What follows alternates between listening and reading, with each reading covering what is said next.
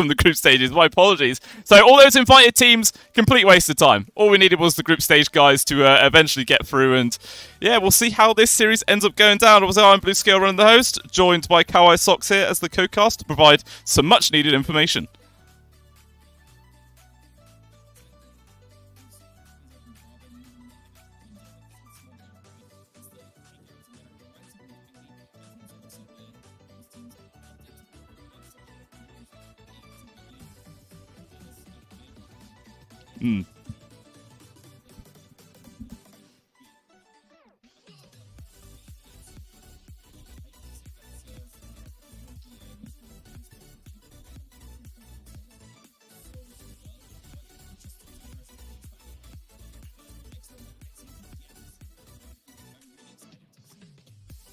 Yeah, definitely. It's always, whenever you see a disruptor, you've got to be careful of the +1.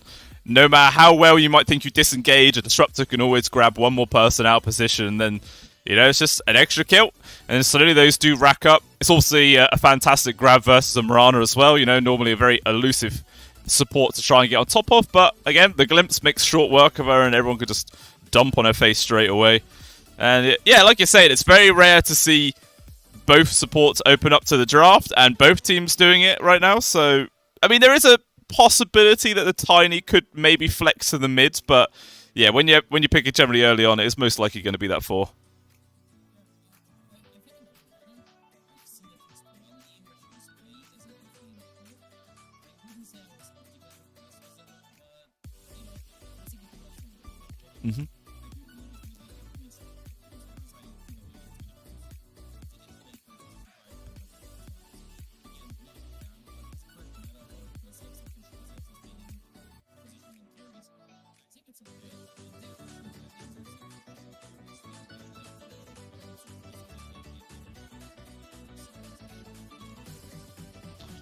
Yeah, definitely could. So they started going for. Obviously, QWE obviously removing the Monkey King Leshrac. Boom taking away Kunkka, Natures, and Bat Rider. So seems to be a fair amount of focus towards the mid lane for now. Obviously, Nature's Prophet, they used to either be first ban or first pick, but he's definitely slowed down a small amount due to some of the minor changes that came through in the patch. Definitely dropped in priority for various few different teams, but QWE deciding to go for the Ember Spirit third, so securing their mid laner right now. And Boom Esports, I imagine, are going to pick their own, because, you know, they know the matchup now. They can try and get a favourable situation there, and maybe Yopaj can start having a dominating lead and run away with the game. 10 seconds remain. 5 seconds.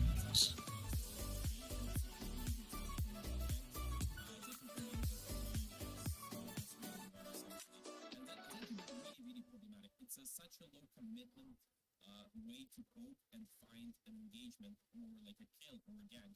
And it's just so easily done. It accelerates Ember Spirit. So you, as Blue, currently in control of Ember Spirit, but you also need to keep in mind that you're extremely easy as well.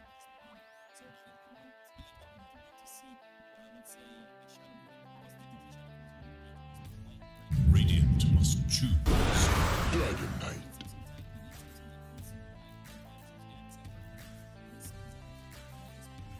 Yeah, definitely is. Not a hero you can really rely on to make rotations to the side lanes and try and, you know, make space for your team, but definitely surviving those sort of ganks that potentially could come in from the Mirana can help him out a lot. And obviously, you know, every single time the Ember Spirit steps out of the lane, you got to be wary that the Dragon Knight could just pop his ult and take your own tower. So it's a good little good start here for Boom Esports. Should have a decent lane and just you know, continuously apply pressure. We'll see what they're going to pick up 4th, which I assume is going to be their off laner here coming out. We'll see what one they decide to go for.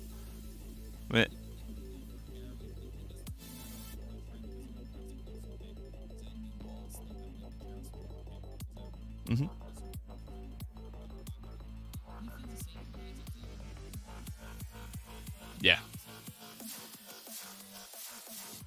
Yeah, I mean, they've got good catch, you know, when the Tiny gets a blink, Dragon Knight gets a blink, Disruptor glimpse. Yeah, they've got definitely a lot of potential to get those initiations. And then a Snapfire also coming out. So there, you know, there is another source of damage there coming out from the ultimate, obviously, of the Snapfire. So that means it is going to be the Tiny or the Snap being the core. seeing as how there's a Dragonite, which is most likely to be the mid, I would then assume it's going to be a Snapfire position 3. 5 seconds. Could possibly still be the tiny mid to then maybe make the Dragonite into the off lane. I mean, like you were saying, the Dragonite definitely has a higher chance of surviving the ganks that come in from the Mirana, but in terms of the 1v1 matchup versus the Ember Spirit, which one do you actually prefer there?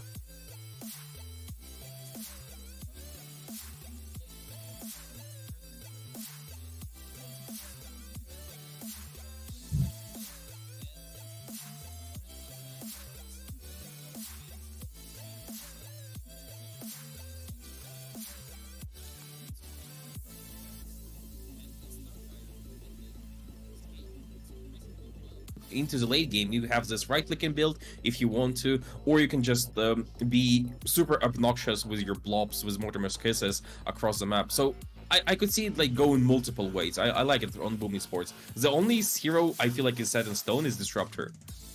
Yeah, definitely. It's like, it's probably the least flexible hero in one of the game. I mean, I have seen some teams play it as a 4, but I say a good 9 out of 10 games, you're going to see this guy as the standard position 5. There's not really too many ways you can go about it.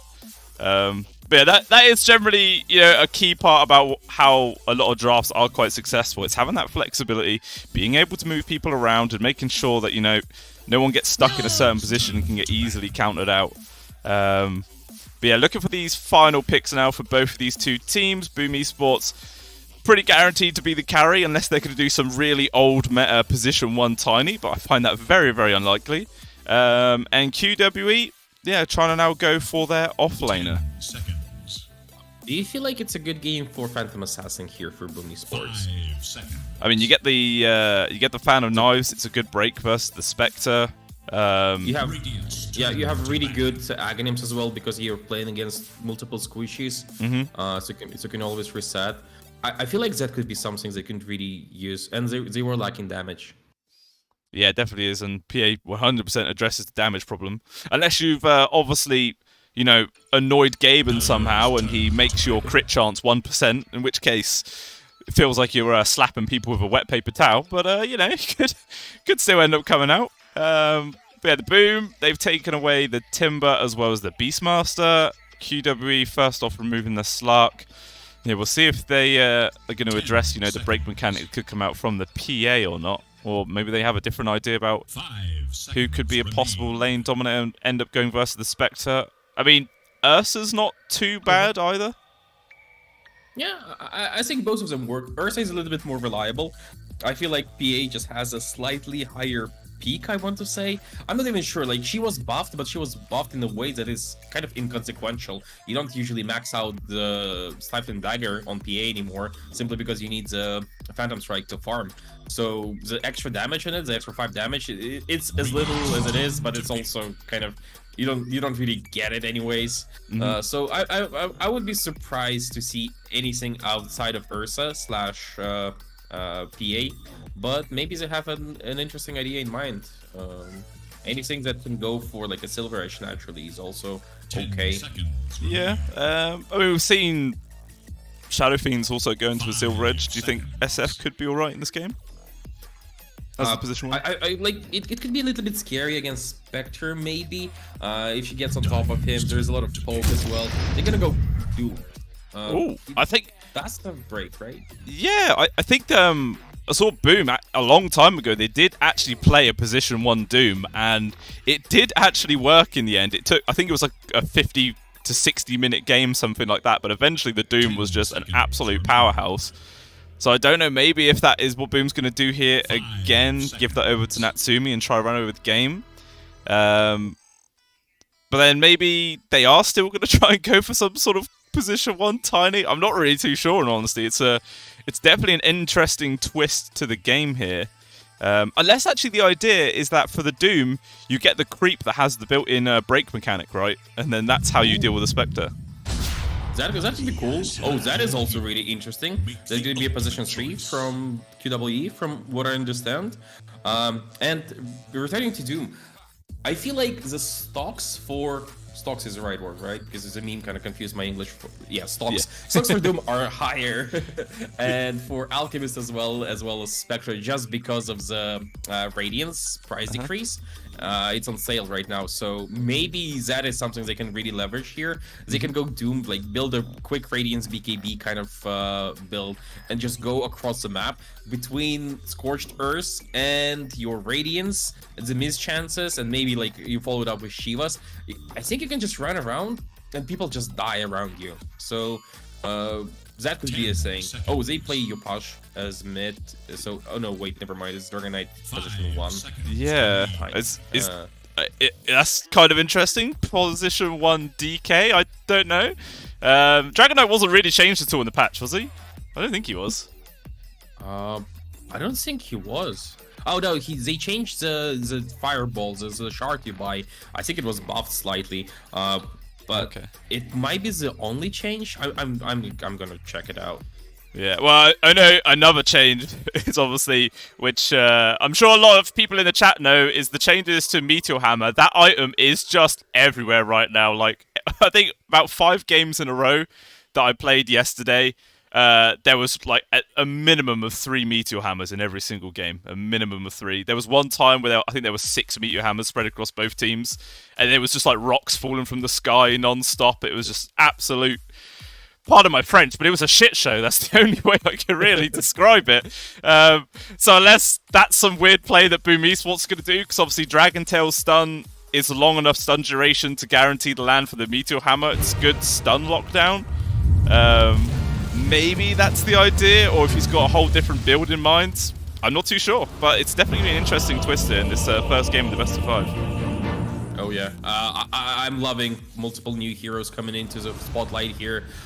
Slightly surprised about a lot of them, honestly, the way they're not about them appearing, but about their roles. So position 1 Dragon Knight, I'm not even sure what his build is, but all in all, I'm really interested on what the teams are gonna show. But I do feel like Boom have a bit of an edge here in this draft. Do you feel the same way, even with this unconventional +1 Dragon Knight?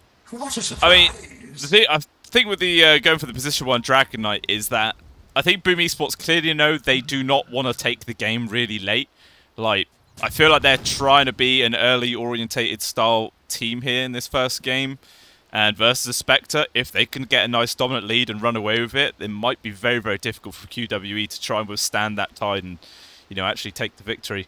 Because it's not like QWE even have like a really beefy offlaner they can try and fight around. They have a bounty hunter, which is very skirmish orientated. You know, you get your level 6 and you try and look for as many kills as possible. And if you fail to do that, your team is going to stagnate, and it's going to be very difficult to make sure the Spectre is able to get the farm going and actually become scary. Yeah, I think they're playing, like, Boom are playing a quote-unquote a death ball kind of draft. But I also feel like they have an okay chances in the later portions of the game. Sure, they're playing into Spectre, but they have Dragon Knight, who is a natural Silver Edge builder, so there is that. Their support scales so much better. Well, maybe not better than Rubik, but, you know, between Aghanim's on Next Nova potentially, as well as the damage coming out from Snapfire, I think their support just scale so well. And on top of it, they have Doom, which is always a -1 in the fight most of the time. I feel like they are better in lanes. They better, maybe not the bounty hunter lane, but I'm not sure. I haven't seen this hero all that much. They're better in lanes. They're better in the early mid game, in the mid game, and for teams that usually means that they get to snowball, they get to accelerate, they get to turn their small advantages into bigger and bigger ones, and ultimately just overwhelm the enemy. You can always win by just buying your way to victory, essentially. Yeah, very true. I already see just at the bot lane, 4-2-3 takes a lot of punishment there straight away. All it takes is one Dragon Tail stun with the Thunder Strike on top, and it's just such easy damage. Like, as soon as anybody steps up in this lane with QWE, they just get bullied relentlessly. Ace has to just run away with a sliver of HP left, and this is only them on level 1. This wants to start getting a couple of points into Thunderstrike and Glimpse. They can actually start threatening kills. And I'm not sure if QWE are actually going to be able to get much out of this lane as a result. They have to maybe rely on a rotation from the mid later on, perhaps. I mean, this Bounty Hunter hero has 9 armor at the start and has a pretty decent amount of regeneration, but it's not saving him against Thunderstrike. He is actually traded a little bit against Natsumi there, but all in all, I think as soon as the wave comes in closer to them, maybe if it comes, they can try and just get to their level 3 to level 4, and then they should probably have good chances against Disruptor, at least maybe finding kills on him. Yeah, definitely. See if we're going to be able to pull that off. So far in the mid as well, Upar's just slightly a lead. Oh, I look away for the... I was literally watching bot lane the entire time, man. I look away for 2 goddamn seconds and someone dies. What a curse. But yeah, okay, first blood picked up there for Natsumi. That's a pretty ideal situation there for Boom. Getting you carry that extra bit of gold, that's nice. And Yopash, as you were saying, he's doing so well in this mid lane. I guess that's the reason they placed him mid. He's decently tanky as is tiny. Should be mostly fine. Surprised he didn't go for 1 ring of protection just against the sleight of his harass. But from the looks of it, he's completely unfazed with his 0 armor. So he's having a field day. Yeah, definitely. You should be able to carry on, really. I don't think there's a power... Oh, until Sanctity gets level 6, your pod should be perfectly fine. That's one thing always funny, you know, this man is literally made of stone, and yet he has 0 armor. And then you've got hero like Enchantress, who's a goddamn deer, and yet they have armor. I don't know. If you look at it that way, it makes no sense, but hey, it's Dota 2, man. This game's not supposed to make sense. And meanwhile, X-Nova looks like he's dead at the bot there. Ace managing to find him in the trees, easy kill. Yeah, I think this lane will progress nicely towards the side of QWE. At least from my perspective, because this bounty hunter, by stealing gold constantly and getting to good regeneration, he should be a-okay most of the time. Though X-Nova, after TPing in, he can go for a kill. Has a glimpse, right? Yeah. Yeah, drag back onto waste, trying to use telekinesis. Does get the stun onto X-Nova, but that's him. He still had the Dragon Tail available. Yeah, ends up being another kill there for the old DK. And obviously he's got the Hand of Midas Q, the pretty staple Dragon Knight item, and you know, feels like they could may as well go for it this game. And yep, Taxi! He gets solo kill into your push mids! Man, I think it's we cursed him, you know, we said he was going to do fine, and then Ember just gets a solo kill on him. That is pretty damn big in all honesty. And especially just before the 4 minutes, so Sanctity might even be able to grab 2 water runes. But actually no, Zephyr's there to secure the top at the very least. I did point out that he doesn't have a ring of protection. I think it really hurt him here because of the sleight of fist. It's a lot of bonus damage. This ability is a little bit overtuned, especially in this matchup. So I do believe that usually Tinies win this matchup handily, right? They just have more damage, more everything. Yeah, definitely. And, you know, normally Yopaj is a very, very strong mid laner, you know. Even when he's had like, poor hero matchups before, he still manages to come on top somehow. But he's actually clearly feeling a bit warmed up. Maybe he went into a, you know, like a AFK lobby, got some last hit in practice coming in. You know, he got his fingers nice and warmed up. And Yopaj just taking a much more lax way. It was like, nah, I'll just rock into this grand finals. Who cares? Practice is for the weak. I mean, he's now getting to his level 6. Once he gets it, it's a completely different story. He just gets 10 armor out of nowhere, so it completely changes. So top lane, Krish was a little bit harassed. FBZ was kind of diving the tower, but decides against it.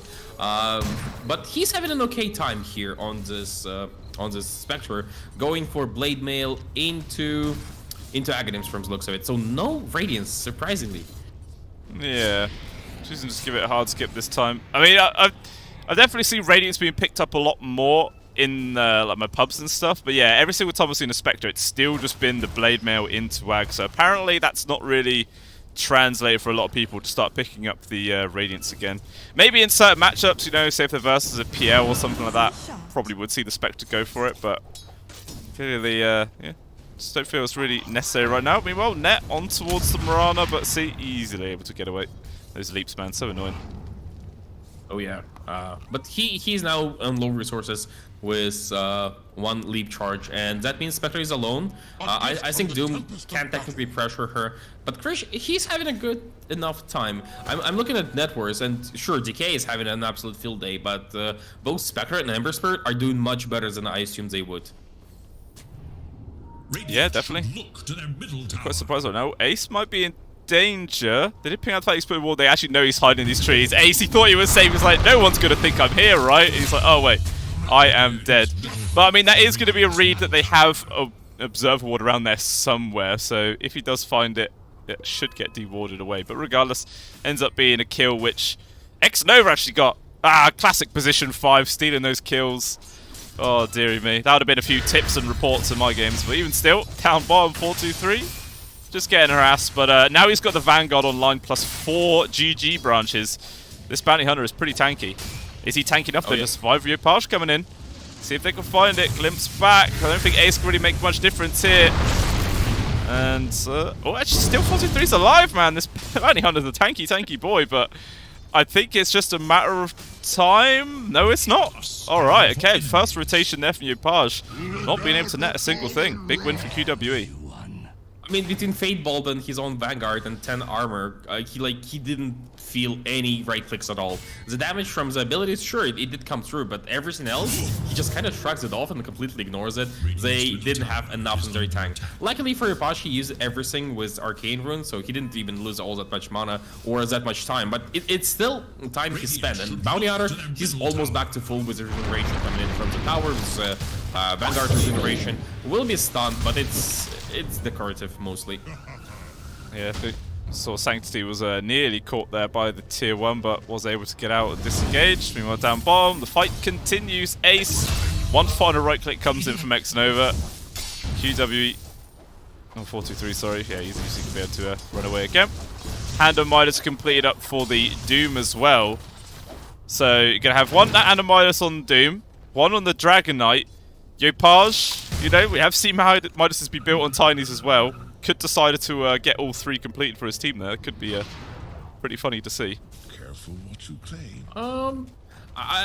It's still a bit wasteful, right? Yeah. I don't know, like, Tiny, the changes to his ultimate, they still baffle me a little bit. I think it's just kind of hard block one whole play style for the hero in a really unelegant manner. So I don't think we're gonna see the Midas on him. He's just going for this blink with Proud Threats, wants to be able to rotate across the map and just kill people. But interestingly, Sanctity is not rotating, and that's surprising me a little bit because he can leave this lane without any threat of Tiny actually taking his tower or whittling down. Tiny is not in a position to do that quickly, right? And he's under-leveled. And in the meantime, he can actually rotate anywhere and do a lot of really good things for his team. He is well ahead of the curve currently. Definitely. Looks like he heard you. Now he's starting to run down towards the bot. Going this way, he will actually run into the observer ward placed by Xnova early on, so this gank will be red. And Xnova plus Natsumi should be able to disengage. I mean, so far the DK is hiding behind the tower. Actually, yeah, the Ember Spirit at Sanctities is like, okay, no, they probably got a ward there. He decides to do a U-turn, go back the way he came.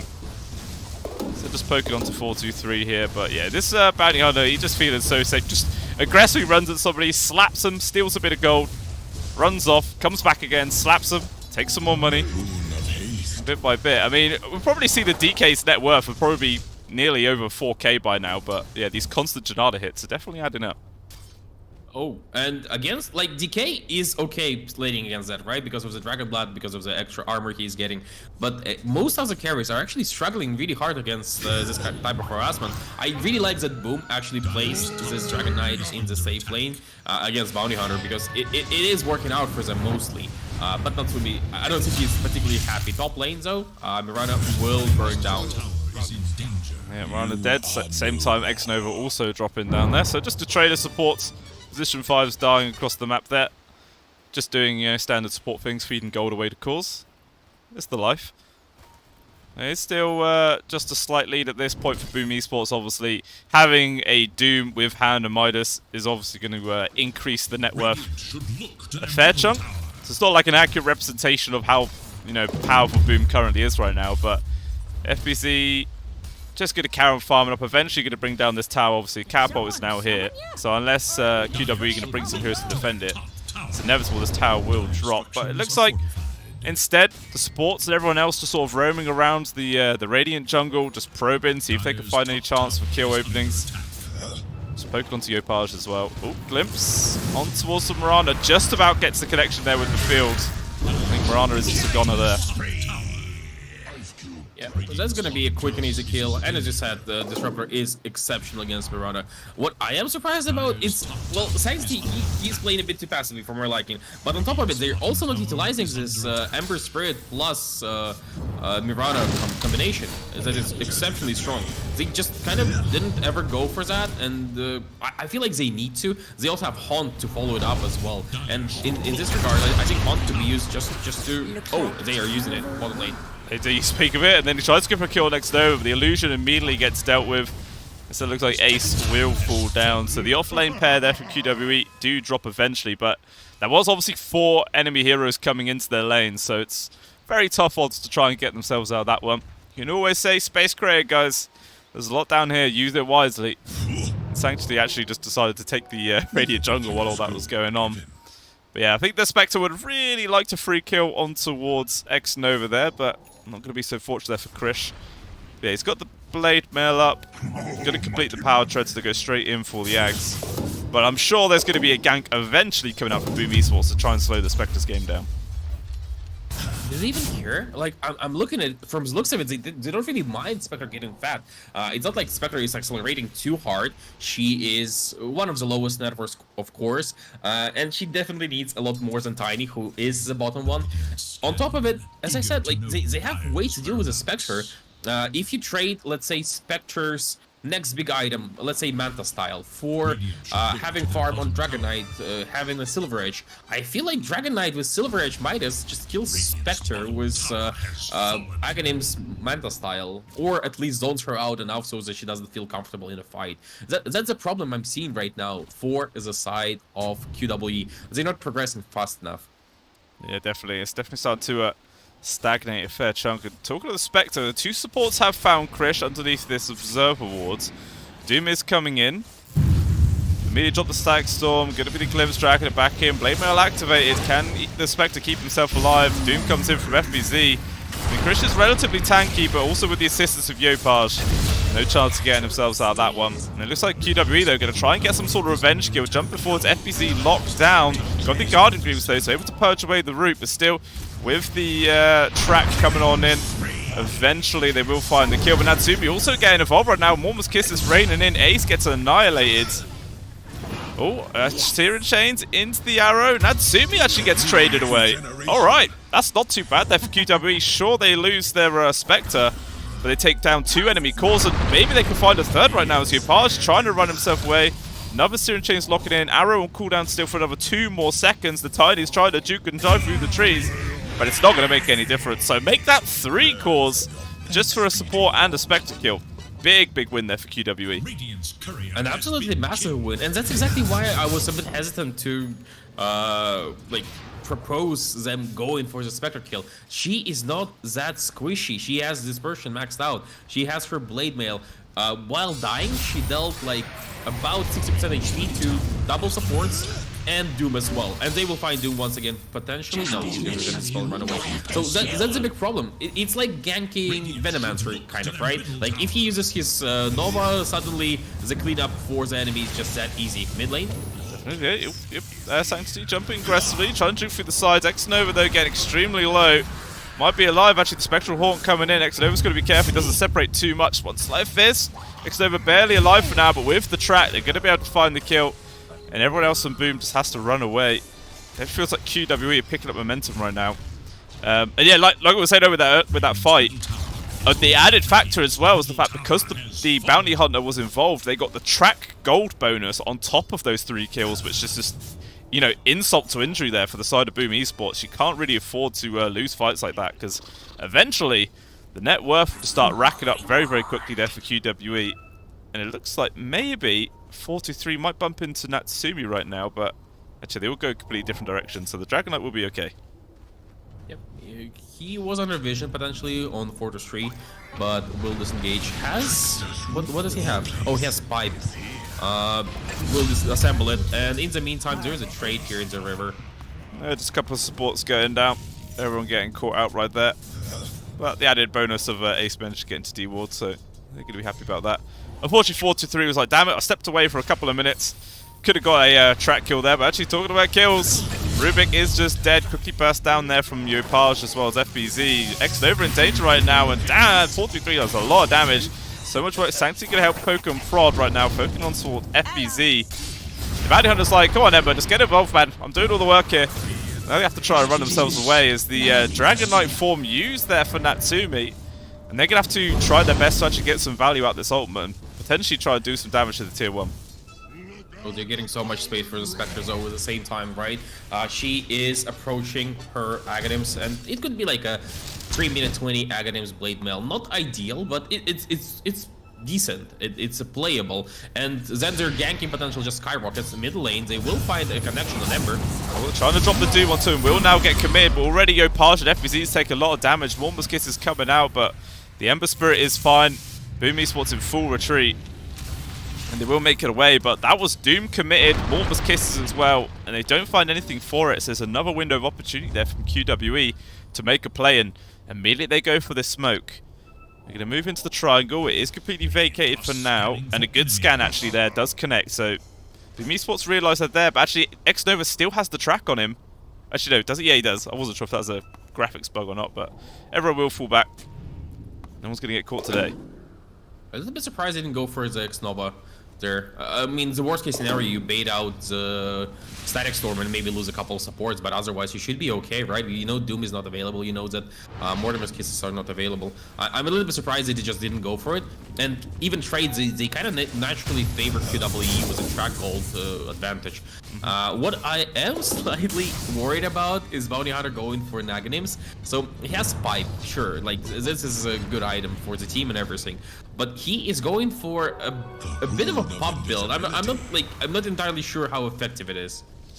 Yeah, like I said, it definitely feels like a pub build, like just throwing those little shurikens around, getting tons of gold steals, but with the bounces that come out eventually as well, it can be pretty damn effective. Helps rack up a couple of extra 100 GPM, I'd say.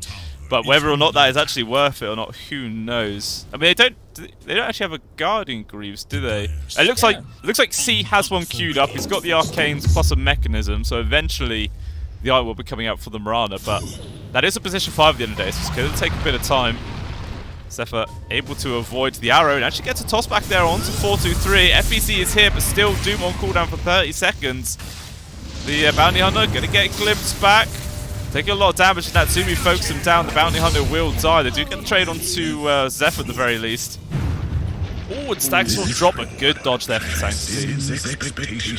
That was an ultimate wasted, and once again, it's a trade. Sure, it's a core for a support, but he also gets the track gold. So all in all, I think they're happy. On top of it, Krish is completely unfazed. He's hitting creeps. He's playing a PvE game for the last 4 minutes, and he's absolutely full of glee because of that. Not necessarily like getting to the top of the network, but with Aghanims, I think they can always just kill Disruptor with Bounty Hunter, right? Like, you can just always start the fight with a support kill that is almost free. Yeah, and you know, most of the time, just getting those number advantages is going to be very, very beneficial at taking the rest of the fight. And yeah, speaking of the Spectre, you know, that does remind me about why I don't want to play position 1s anymore, because you just spend half the game just hitting creeps, man. It's not entertaining in my books, but hey, it is part of the job, and you know, some people take a lot of pride in making sure they get the highest CS possible, getting that gold on the go. And he's definitely doing a decent job here, Christian. Now with the Ags complete, it looks like they get treated to a fight immediately. It's a jump forward there from Yopaj, trying to get the burst on towards C, but he will survive for now. Aaron not going to land, but Christian getting involved there with the Shadow Step. Murano is going to die. Yopaj trying to hide himself in the trees with the attack. Very easy to get on top. Stolar's Warm with Kids is raining through right now. Tiny in danger, will fall down. A lot more globs raining through as X-Nova's all FBZ trying to run away. 4-2-3 though, going to chase after it. One more hit is all they need to kill the Disruptor. They will get it, but Static Storm might secure the kill on towards the Bounty Hunter with the Dragon Tail stun. It will do that. The Doom now wears off there onto Sanctity. It looks like Krish wants to keep going forwards right now. Spectre, he's a tanky boy. Keep doing what they want. Scout Blast also stole away from Ace. It's good damage, but still the TP just barely completes there for the DK. Not going to be so fortunate though for FBZ as he will die. Thinking about going for Zephyr as well, as they are completely on their own. And ends up being a 4 for 2, because I think the Mirana died did the Ruby didn't die. No, yeah, 4 for 2. Big trade there for QWE. He used double shadow steps in this fight on Spectre. Basically, this fight lasted for more than 40 seconds. They waited out, once again, waited out Doom completely on Sanctity. Even though he couldn't contribute to the beginning of the fight, he could still clean up after the fight. It was mostly over. And I have to say, I'm not liking the itemization here on some of the heroes on Boom Esports. Particularly, I'm a bit phased by the Manta style on Dragon Knight. I get that he needs a Dispel, but it feels like he either needs a BKB or he needs some more DPS. This Manta style isn't doing much for him. On top of it, okay, I can't fault Doom, I can't really fault Yopasha. Yopasha just underfarmed severely, so... Yeah. Looks like FBZ gonna die again. Does manage to push himself away actually there with the Wild Ring ability, but unfortunately just not enough as he still ends up getting ran down. They do get trade onto Ace at the very least there in the mid lane, but still definitely be a favourable situation there for QWE. And yeah, like you were saying with the itemization from Natsumi, it feels sort of... I mean, the Mantle style definitely more of a position 1 build, but going in for the Ags without getting like a Silver Edge or any real way of dealing with the Spectre kind of just feels like he's, you know, playing a mid laner again rather than an actual carry. Yeah, I think they're playing a tempo kind of way, but they don't have the tempo, right? Having less than 1k gold lead with Doom Midas, with Dragon Knight Midas, means that you are actually actively losing the net worth fight, the net worth war. So, I don't know why he's going for that. I wouldn't fault the Aghanim so much. I think Aghanim's on DK is just really, really good. Sure. But having Manta for Track Dispel, having Manta for, the Chains Dispel, it doesn't feel like it's worth it, and he's not contributing enough. And he needs to pick up slack because Yopash, he's not having the best of games. No. I mean, he eventually completed that Blink Tag. I tried to go now for the BKB, but he's still a ways off it. Obviously, he can... dismantle the Echo Saber to get the Ogre Club back, which will get his BKB online a little bit sooner, but Tiny's one of those heroes where it feels really rough to get rid of the Echo because he relies on it quite a lot to actually deal some extra bit of DPS in the fights. And it looks like QWE are going to start charging over to the triangle, but okay, they actually decide to put a little bit of pressure on the brakes. Don't want to just run into an area where they have no vision. Just going to chill for now. But yeah, they're definitely just outpacing a less than 1k gold advantage for them when they're versus a Doom and 2 Hand of Midas lineup. That's a really, really nice position to be in. I mean, technically, I was going to think a bit more about it. They have Bounty Hunter, which is also kind of an inflation, quote-unquote, hero, right? Yeah, but he is, even though he's going for this pop build, I think he will be able to at least zone out the backlines. Actually, his damage from Junada with talents and everything, it could be contributing quite heavily. Surprised he didn't max out Curtain Pulse quite yet. Yeah. And I suppose the nice thing as well for the Bounty Hunters, with the track gold, it gives money to your team, not just yourself, where, you know, the Doom is all about himself, the Hand of Midas on the DK is all about him, but 4-2-3 on the Bounty Hunter, definitely sharing it around, you know, giving a little bit of extra to his team, which is always a nice bonus, which is probably a main reason about why the supports are also a bit higher net worth than the Boom side. Just having that track in those team fights is always going to be quite beneficial. And I thought they were going to try and make a move on towards Yopaj there, but he gets out. I think Disruptor would really like to have some extra gold here. I think him getting to an Aghanim since this game could be pretty crucial, though it is going to be delayed. But if I'm Boom right now, I think my idea of initiating is finding Spectre and trying to kill Spectre first, right? Maybe if she's isolated, you get better fight. Because whenever you go for anyone else but Spectre, Spectre is just gonna join. Kind of the same concept as Stonebreaker, with less safe, more hurt. So maybe just finding Spectre first, trying to go on her, could be the way to start a fight. But for that, they actually need a Silver Edge or like a break creep, and neither is being built or is even considered. FBZ could go for the break. I think they can burst Spectre down. She's only 2k HP. Yeah, they definitely could. And I'm sure they'd absolutely love to, but it seems like they haven't really left their own side of the map in like 10 minutes right now. Just QWE have been doing a fantastic job at continuously harassing their side of the map, making it very, very difficult for Boom to make any aggressive moves. You know, they're always like just... There's this constant little front line being made here from QWE, right? They're moving bot to top continuously, and the whole time Spectre's just sat behind them, getting all the safe farm you possibly can. And yeah, Krish is just farming up to become a real monster. Got his own Manta style completed in 480 golds. And then he's going to be even more elusive, tanky, dealing some extra damage.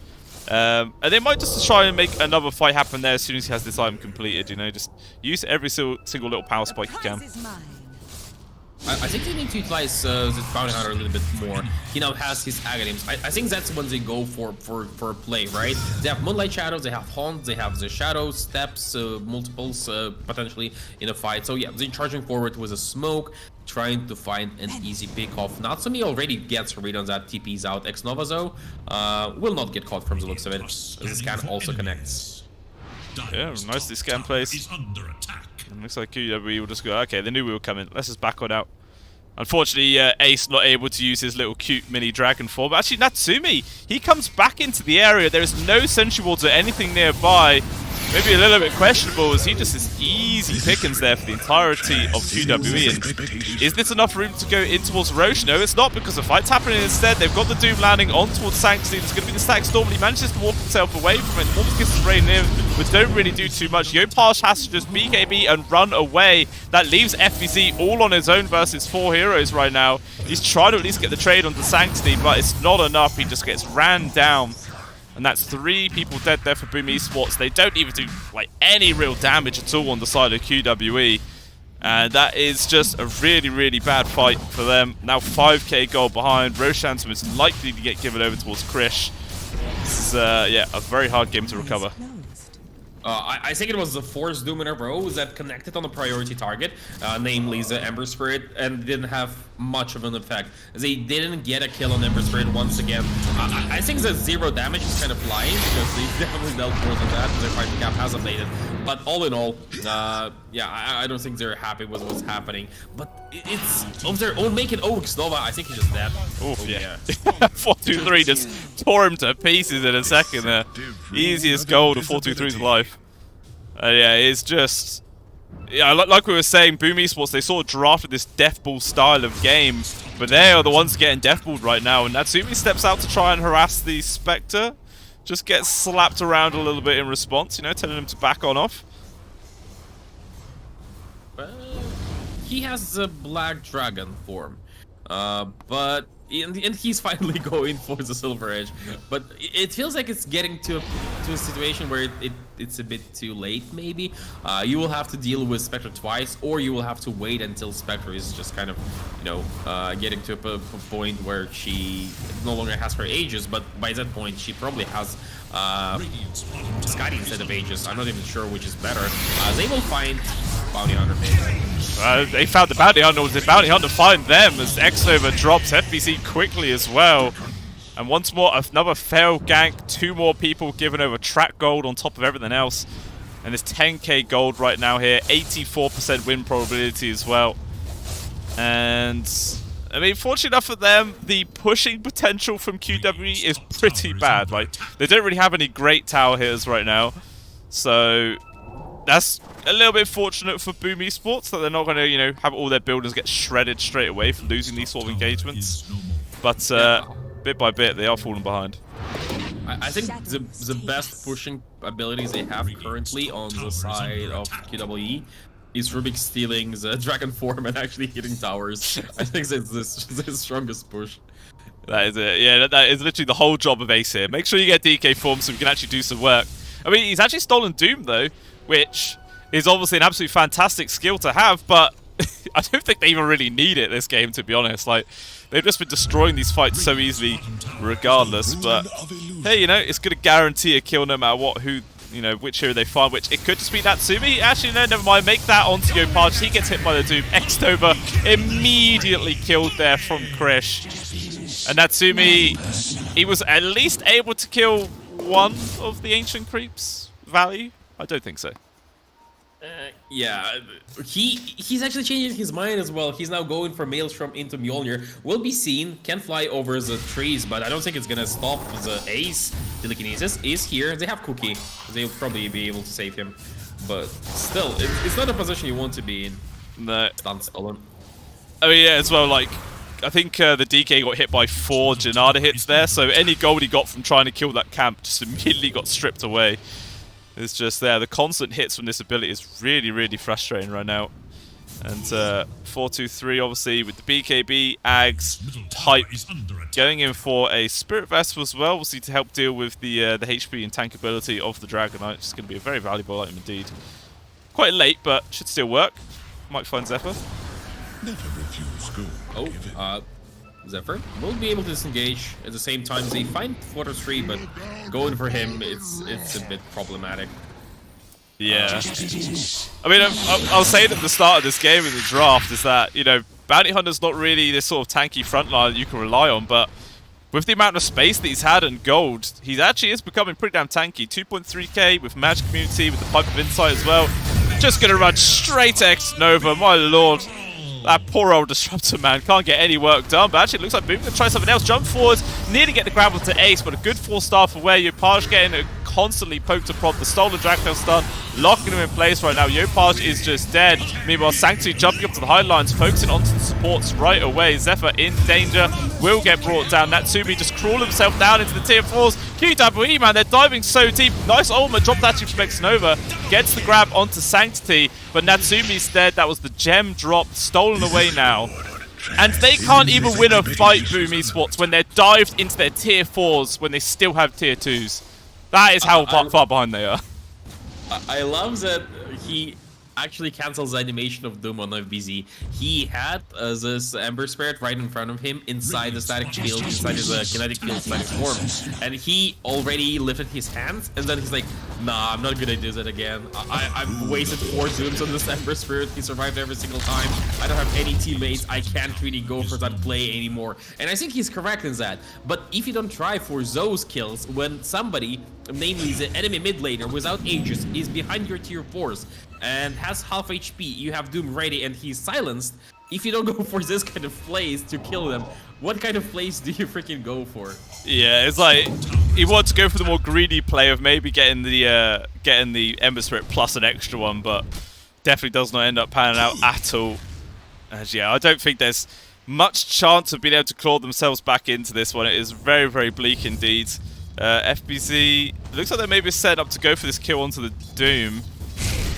Don't know if they really want to go for it. They're waiting for something, not sure what though. Oh, they're just going to wait for him to kill the creeps, you know, letting him get some money, because that is money 423 can steal away. That was the idea, right? Let him hit creeps. More money for the bounty hunter.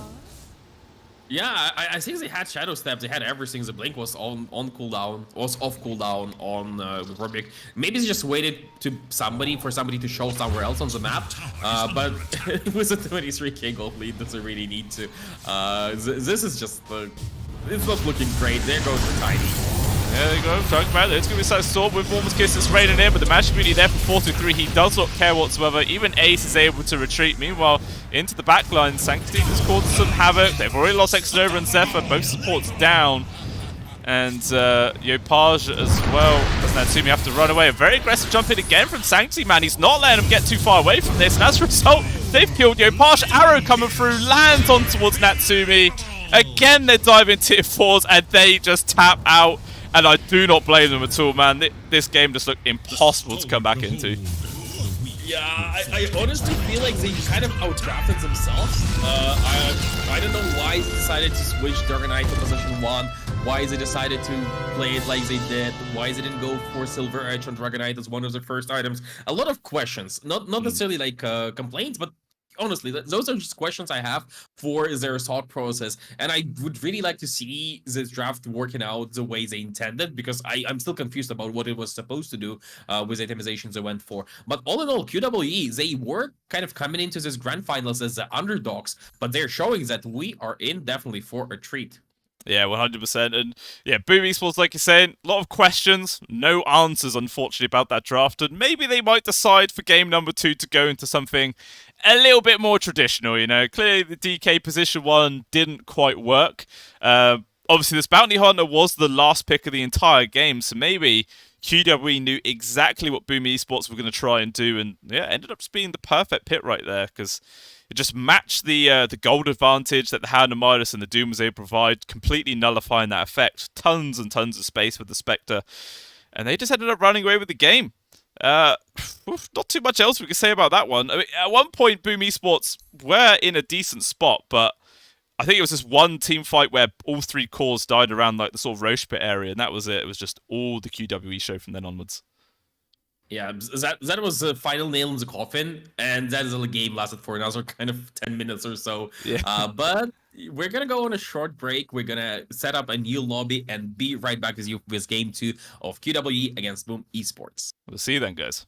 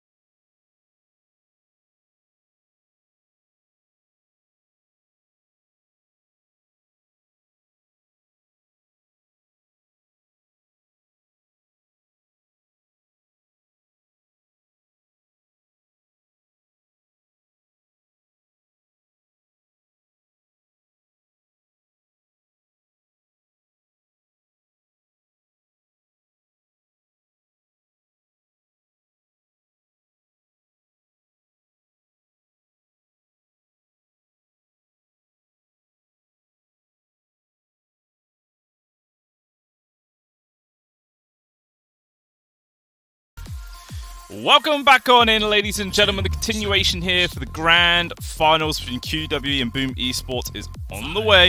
Obviously, QWE able to take game number one, in a very, very dominant fashion there. Boom Esports just got completely outclassed and outpaced. There's not really much they could do about it.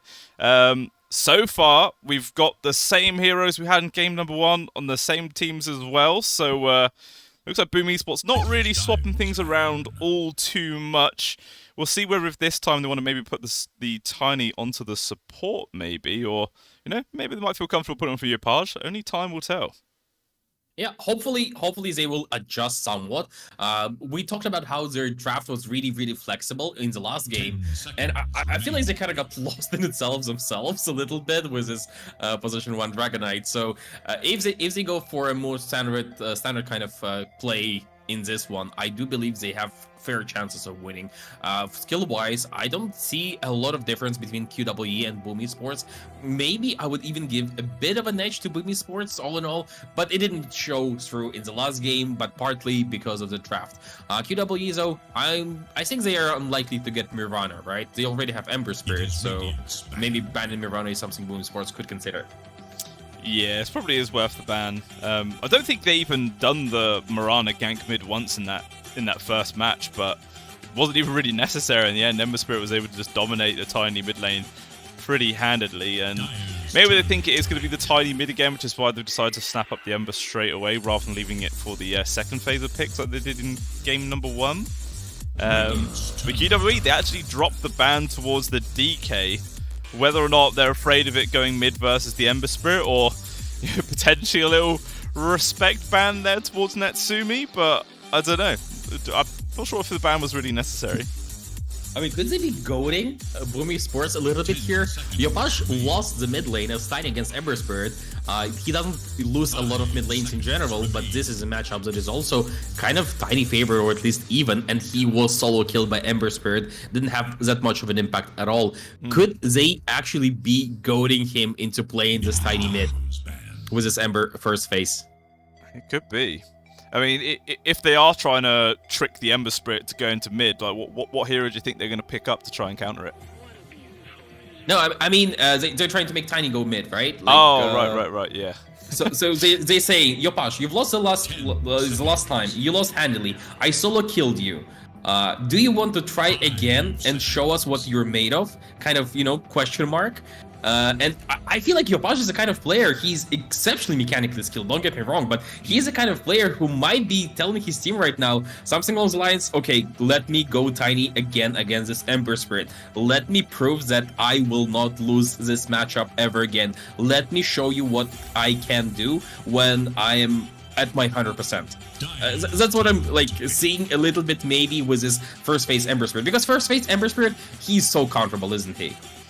Yeah, definitely. It's not too much that the opposing squad can really pick up that makes the lane a real misery for them. It looks like Death Prophet, though, is the choice there for Boom Esports. Could be the mid, could be the off lane. I mean, it is relatively good versus the Ember Spirit in the mid lane, but, as long as if Sanctity does it right, you can actually use the Sleight of Fists onto the creep to break the Spirit Siphon, which is pretty nice. It's kind of hard to pull off because the Death Prophet has to be in the right place as well, but I don't think it's very unlikely to happen, so I feel like that is most likely going to be Yopaj's hero here for the game number 2. You mean Death Prophet? Yes. I felt like ever since they changed the hero slightly, she's actually slightly better suited for the offlane, even more than she was before. There were some changes to the talent distribution and just general ability of the hero to farm up. I don't know, I could see it going multiple ways, but I generally don't want to see Tiny mid in this game, if I'm being completely honest with you. I feel like this hero has kind of outlived his usefulness as a core or as a mid in general. It's just heroes that do his work better. But Batrider coming in from QWE, that is an offlane, right? Yeah, I think QWE, they exclusively put the Batrider onto 4-2-3. They've played it tons and tons of times before in the past, and they've got pretty strong success rate. I mean, so far in this patch, they've played it 7 times. They've won 6 of those 7 games, so definitely is a comfortable hero for them. And they also decided to pick up the Silencer as well. Very strong combination. Whoever the Batrider jumps in gets the Flame and Lasso. The Global Silence follows it, so there's not really any save that can come out from the side of Boom Esports. Like, whoever is caught is most likely going to get dragged to their deaths. But we'll see what Boom Esports are going to pick up. Whether if they can maybe try and grab some sort of counter to that play or not remains to be seen. How do you even deal with that? You need heroes that can build into Dispel super quickly, safe heroes that can build into Dispel, or maybe you just need somebody to jump on Silencer every single time before and force out a bad global quote-unquote. So they're gonna go Naga here, a natural Manta style builder. So you get Dispel and you have the reset. That is a good pick. Yeah, I quite like it. You can either, yeah, like I said, use the Manta to dispel the silence and then either net the Batrider or just drop your ultimate straight away and potentially set up for a good team fight yourselves. Feels like maybe they need... I mean, they do have pretty strong team fight right now. Mortimer's Kisses, Exorcism, plus the Song of the Siren, but I feel like to really bring it all together, they need some sort of hero to maybe clump everyone up on the side of QWE. Like something like a Darkseer or Magnus, perhaps, could be quite good. Oh, I like both heroes, but they also need to have like a strong lane, right? The last game didn't go all that well. They even got their first blood, but their lanes in general kind of went super poorly. So I do believe like they will look at the last pick of the enemy and figure out how to lane their heroes in such a manner that they don't lose. I think Naga is one of the heroes that doesn't really lose lanes. No, yeah, Naga is good. Yeah, like she might struggle a little bit against Batrider, but mostly she's just gonna be able to get her power trance, Yasha, and just go jungle for 10 minutes and be absolutely fine. But they have to make sure they don't lose other lanes. That was a recipe for success for QWE in the last one, and it could be once again. Yeah, thinking about it, I actually quite like the idea of putting the Tiny on Zeph for position 4. You go for the Magnus, and then in the laning phase, you have the Toss Skewer play to maybe put people under tower. And that is a very good way of securing kills and potentially winning the lane straight off that. Silencer will definitely die to that quite easily. Not sure, maybe QWE could pick up a position 1 like a Morphling or something that can try and waveform out of that. But I definitely feel like the Magnus is a strong pick here for Boom. It could be definitely interesting. I'm surprised that Boom are actually banning Timbersaw here. Doesn't QWE kind of lack carry? Yeah. They need carry, right? Yeah, that is interesting ban. Morphling is probably the best one there is. With Aghanims, he just steals a lot of Naga offensive capability. And also makes her a little bit of an easier target. They will ban out Alchemist. Okay, that can stand behind as well. Alchemist could have a free game with super early Radiance. But there is Morphling, or there is like a Radiance kind of carry. Let's say Spectre maybe? Oh, or Pudge, who has a built-in Radiance. Oh yeah. I mean, who needs to waste the gold? I mean, I suppose you still really got to buy the Ags, which is... I suppose it's still a tiny bit cheaper than actually buying a Radiance, but still does a relatively same sort of job. So that'd be Pudge Silencer lane into the safe there for QWE. So what does Boom Esports really want to grab up for their position 3 to go up versus that? I still think the Magnus, man. I don't really see any real issue with going for that. Yeah, Pudge, I think, as a core, hasn't actually had that great success rate throughout this tournament. I think I've seen it played 2, maybe 3 times throughout this tournament, and I honestly don't think I've seen it win a single time as a carry. But I don't think it's necessarily Pudge's fault. The sample size for the tournament in general is kind of like pretty small, right? I agree that the hero was nerfed quite substantially from like about 4 months ago, when he was the absolute meta. But he still has his merits. He's still a hero that has a lot of periodic magical damage around him while also reducing the heals coming in. So he is a counter to Naga, he's a counter to Death Prophet. Might need some help with his armor, but all in all should be okay. And Boom, they're gonna go for Pango. So is it gonna be a Yobash hero for mid lane? From the looks of it? Yeah. Yeah, okay. So FBZ then rolling with the off-lane Death Prophet, then still the Zephyr taking the Tiny onto the 4. Everyone's sort of going the roles you would expect there. And likewise on the side of QWE, Krish on the Pudge, 43 off-lane Batrider, Sanctity taking the Ember Spirit mid. Definitely feels like when it comes to team fight, Boom Esports have got a very strong showing here. Like we're saying, Mortem's Kisses, Exism, Song of the Siren, as well as now the Rolling Thunder. So lots of damage, lots of AoE control. It's going to be kind of difficult for QWE to play versus. While on themselves, they do obviously have the Global Silence, one of the most potent team fight abilities in the entire game. Can really disrupt a lot of initiations. You can either send the Batrider in first, followed up by the Global to get a grab, or if Krish lands a hook, you then just pop Global again, and then that's pretty much going to guarantee a kill onto whoever he is dismembering.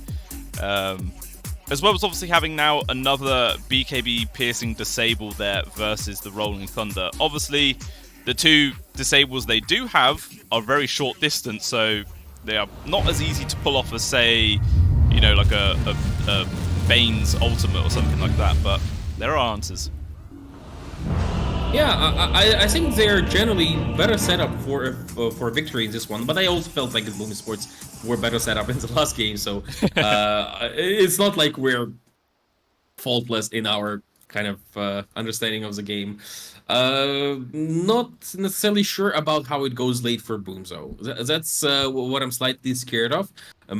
How does he really progress with Naga into late game? Does she get a good matchup against Pudge? Because I feel like if Pudge gets a good start and gets maybe 10, 15 stacks going, he's just gonna get so tanky that he's just mostly gonna ignore Tiny, mostly gonna ignore the Snapfire, and the only hero that's gonna really threaten him in his late game is Naga, but technically he does counter Naga. If he destroys illusions fast enough, the proc on Riptide is gonna be coming out so slow, it's gonna be inconsequential. So a little bit scared for like ultra late game for Boom Esports, but they do have like mid game onwards prowess, right?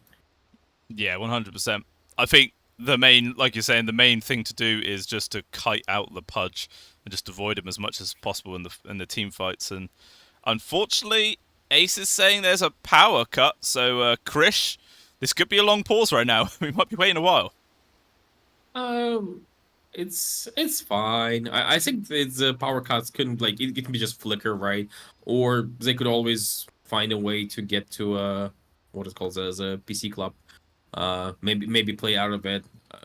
I feel like it's all of that is a possibility. But even if not, usually it's not that long, if anything. Are there any rules regarding the duration of the pause? I don't actually know, to be honest. I mean, throughout this tournament, I've seen a lot of pauses, but they've generally been, quite speedy. Only like 2-3 minutes here and there. I think the standard rules for a lot of tournaments are like 5 minutes worth of pause time or something like that, and then you start to, get into the real danger zone. But I don't think, it's not actually come up yet so far, so I'm not too sure. Yeah, we'll have to wait and see. But yeah, like I would say about the Pudge as well, and how they just want to kite him out. That could maybe be a reason for Natsumi to go for like a fast Ags, do you think? Having the net that can pierce Magic Immunity, so just chuck that onto the Pudge. He's just sat there for like, 5, 6, 7 seconds, wherever it is, and maybe that's enough time to just deal with everyone else on the side of QWE.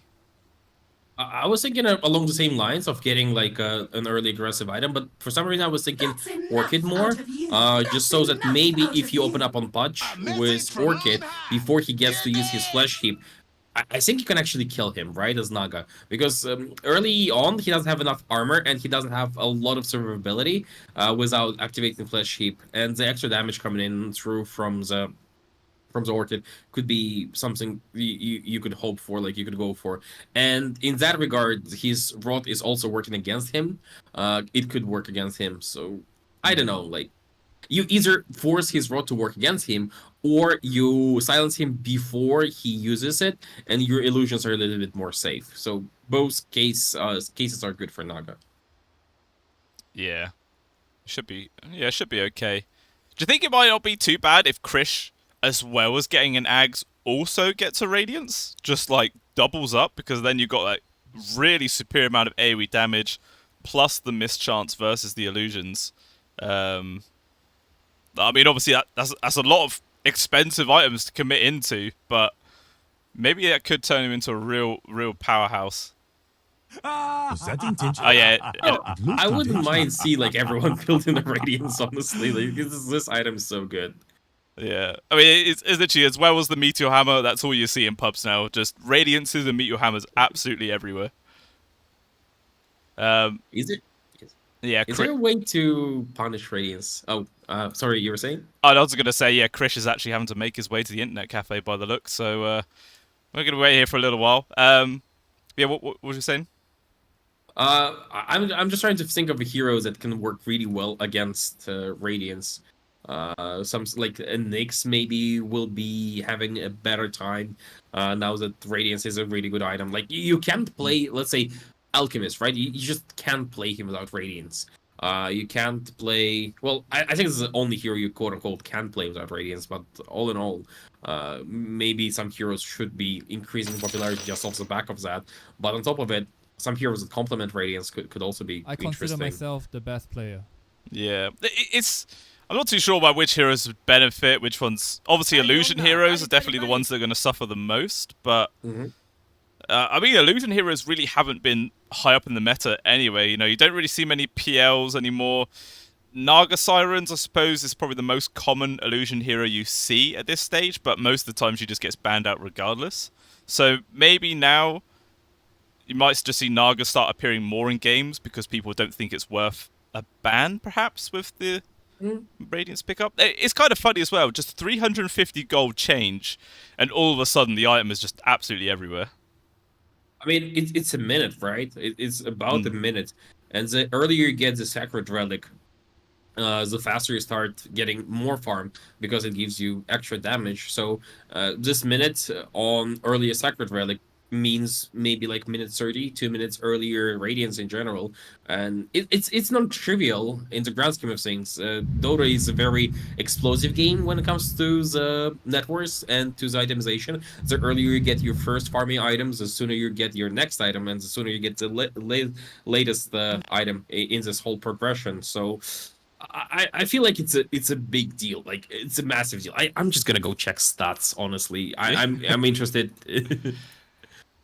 Yeah, see just how successful the item actually is since the little change. It would be interesting to know. Okay, so Alchemist got 4% win rate increase in the new patch. That's just mostly Radiance. Brewmaster is 3% up. I'm not necessarily sure that's Radiance, but it could be Radiance, part of it at least. Yeah. Spectre is 1.5, but she was already at 75%. Spectre is now at 56.5% win rate, but that's just across all the brackets. But she is at 51 in the Divine Plus this week, so you know, like the hero is definitely good. Yeah. I mean, it's funny as well, because like you say, oh, 51%, yeah, that's not really much, only 1%, but when you factor in the fact that that 1% is probably thousands of games, it is a big old difference. Like, just there's that many Dota 2 matches going on that, yeah, every little bit of percentage makes a big old difference there. But yeah, it is very interesting to see just those small changes that obviously changes the actual outcome of the game quite heavily. Still, though, what I wish would come out in the patch is a map change. I'm not saying that this map is bad or one-sided, but I don't know. I just love a good map change, man. It feels like a real breath of fresh air and just, yeah, mixes it up quite a lot. I love the support confusion because it supports by the end of the week in the new patch. You usually kind of have a feel for the wards. Maybe something creative comes out like a couple of months into the patch, but what? 9 months into the patch we are in, everyone knows where wards are. Like, people just smoke for the mid lane because they know exactly what's gonna happen. They know exactly they need to go here to block something here, to check something here. And this dance is just a little bit too tiresome at this point. So a new dance introduction could be cool, and map changes definitely give you that. I also would really like for them to do something with neutral spawn blocks. As a support, it just annoys me so hard that every time you come into a lane, you start with like double sentries, and it's you and the guy on the enemy team just throwing gold at each other to make sure that this camp is blocked or not blocked. It's just making supports poorer. That's the only consequence of the neutral blocking. Well, not the only, but you get the idea, right? Yeah, it's like the cores were like, oh, it's only 50 gold for a sentry. What are you complaining about? But for a support, 50 gold, that's AFK in 50 seconds. We don't hit creeps. That's a long time. We need every little bit of gold we can get, and yeah, it definitely does rack up. Especially like you said, you just have to buy more and more and more, and then you've also having to buy tangos and extra clarities and stuff for the lane as well to give over to your core. Just poor old position fives, man. It's the roughest position to play for sure. It's not for a weaker part. I think it's also the most fun. Like, just because you play Dota from the get-go. Like, you start the game and you play in Dota. You're playing a game against other players. Because carries, sometimes they play PvE. We had it last game, right? Karish, he just spent... The match lasted for like 35 minutes. Out of those, I think 20, he never saw anyone on his screen. Or maybe not on his screen, but like in general, right? Like in his general vicinity. He was basically playing an efficiency game. And it's not fun. It is fun, but not for everyone, I would say. So as a support, as a 5, I think you get to play the most Dota per amount of time spent in Dota. Yeah, 100%. So I remember back in the day when I used to play core, I couldn't understand people who would play support. I was like, man, it's just depressing. All you do is die all the time. You never have any money to build items. Like, it looks so rough. But then you start playing support and you're like, oh, it's a completely different game. It really is. Like, you don't just do the same sort of carry stuff on every single game. It's always different. And there's a lot of variations as well. Especially when you can play pretty niche sort of core heroes as a support as well. That's just extra fun. Oh, I love the patch where Death Prophet was really good as a position 5. Back when she had percentage on Spirit Siphons and the slow on them as well. Oh, that was such a godsend. Like, this was my favorite hero to just abuse. But they quickly made her kind of only usable in a core position. Yeah, I didn't actually play... In that patch, I didn't actually play Death Prophet support a single time. I'm not quite sure why, whether if I was distracted by something else. I don't really know. I think that was actually the same time when Hoodwink came out, and I think I just spammed Hoodwink to hell. And I just never really got around to playing DP all too much. I mean, Hoodwink is great. I do wish they changed something about the Bushwhack. I feel like maybe it continues the stun even if the tree's cut down could be or if the tree's cut down by your team or something like that, because I've seen so many times how accidentally somebody just jumps into the same area as Hoodwink and they cut down the tree and suddenly Bushwhack just cuts short, and it's already an unreliable skill shot stun, and there is a counterplay against it on top of it, which is just making the hero... she had like a 38% win rate in Lima Major. So, like, I'm not saying she's bad, but and the sample size is small, obviously, but I feel like she's a bit inconsistent. Yeah, it definitely is. I always hate as well when like you pick Hoodwink position 4 or something, then your offlaner decides to go Timbersaw, and it's like, dude, that is like the worst possible hero to go, man. You can't stun anybody. It's just, yeah, it feels really rough. Oh well, it happens. You just gotta make the best situation out of an awkward time, and hopefully it's all fine. Yeah.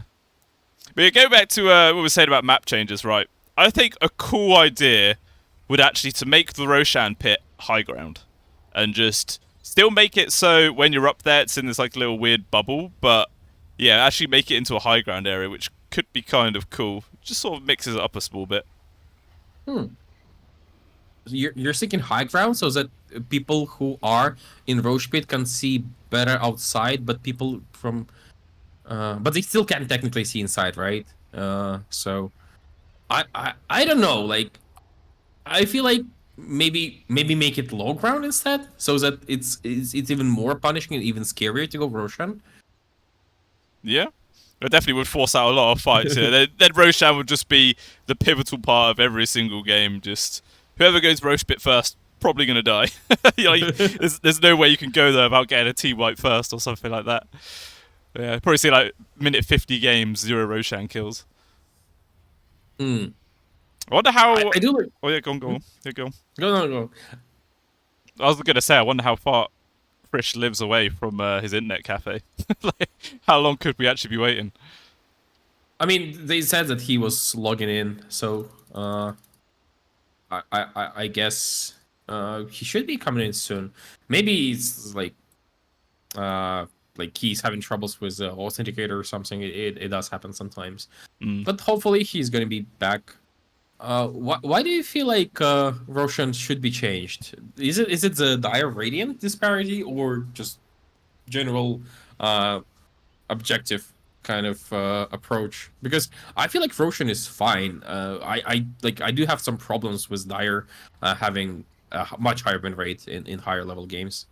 Yeah, I mean, I think no matter every single patch where there's been changes to Roshan pit, it's always favoured Dire. Like he was either on their side of the map, actually like into the low ground by the tier 1 or something. Like it's always favoured them. But maybe just making it so whoever goes Roshan first has a clear objective might actually, or clear advantage. Sorry, would actually maybe balance out a bit, because then it might not be too bad for the Radiant if they manage to get there first, despite the fact they have like a worse TP location or something like that.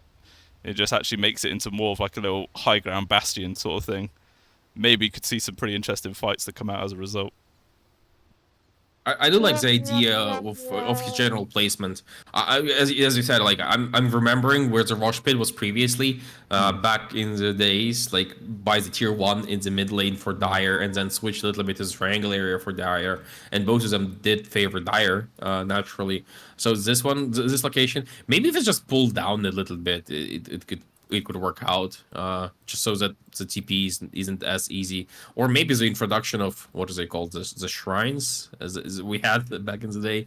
That could also be something. But then the shrines were kind of, I mean, they were removed for a reason. Yeah, I mean, just having that like extra bit of heal, like activatable heal, was pretty damn strong in a lot of situations. I mean, probably the most insane comeback as a result of those, I think, was TI. Was it TI9 or TI8, where it was the OG versus LGD, and then they managed to get like a shrine refill on like on Anna and stuff, and they just retook the fight and then won.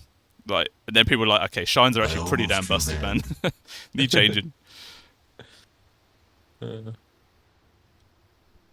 Maybe extra objectives could also be a thing, right?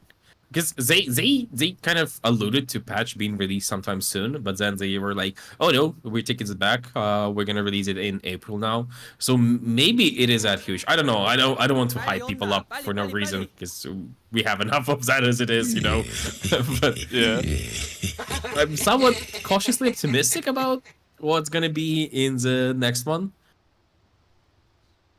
Yeah, I mean, it's that's always the exciting thing about Dota, right? Sometimes a patch comes out and it's amazing, and then some people love it because their favorite hero gets buffed, and then some people absolutely hate it because their hero gets nerfed to hell, and they're like, well, this feels rough. But regardless of who gets screwed over the most, it is always a nice little refreshing bit of a change going on. What hero do you want to see buffed the most? Ooh. That's a hard question, man. That's a very hard question. What hero do I want to see buffed the most? I mean, to be honest, a lot of the heroes I spam are already pretty good. So maybe it's just a hero which we do not see anymore. Maybe something like Meepo. I don't play Meepo myself, but whenever you see a Meepo game, it is always really, really entertaining. And the hero is just non-existent because it's so easily countered. Oh yeah, I agree with the counter. I don't agree with the buffs. I feel like Meepo is one of those heroes that get spammed by a really small subset of players with a really small subset of goals, and usually just ruins pops for anything that is below the highest level, because then you know how to deal with it, right? But Meepo is just a bit too strong for, like, in the right hands, he's just a bit too strong for everyone else. And it's not like, so let's say somebody is a good Meepo player. Let's assume he came from StarCraft or like Warcraft, and he knows how to micro Meepo well, and he knows how to play it well. And then because of that, he gets to like 5k in Dota playing Meepo, because if you're good at micro, you'll just naturally gravitate towards high MMRs, and Meepo is a hero that can overtake the game completely. But then, does he really know Dota at this point? Or does he just know Meepo? The Batman effect. Yeah, it's like when you come across someone who's like level 30 on Nature's Prophet, and then you look at their account and they're level 0 on every single other hero. It's literally the only thing they ever play. You ban it out, and it's like, well, I may as well just go AFK. But yeah, definitely is. Like, it is one of those very, very niche heroes. You need to put a lot of time into learning it, and I think I've played it. I think I've played Meepo like 5 times in the history of my Dota 2 experience since 2012, and I think I've only won 1 game of it. It's just not really my hero, you know. Micro isn't my thing. I never really got heavily invested into a lot of RTS games. I did used to play a bit of StarCraft 2.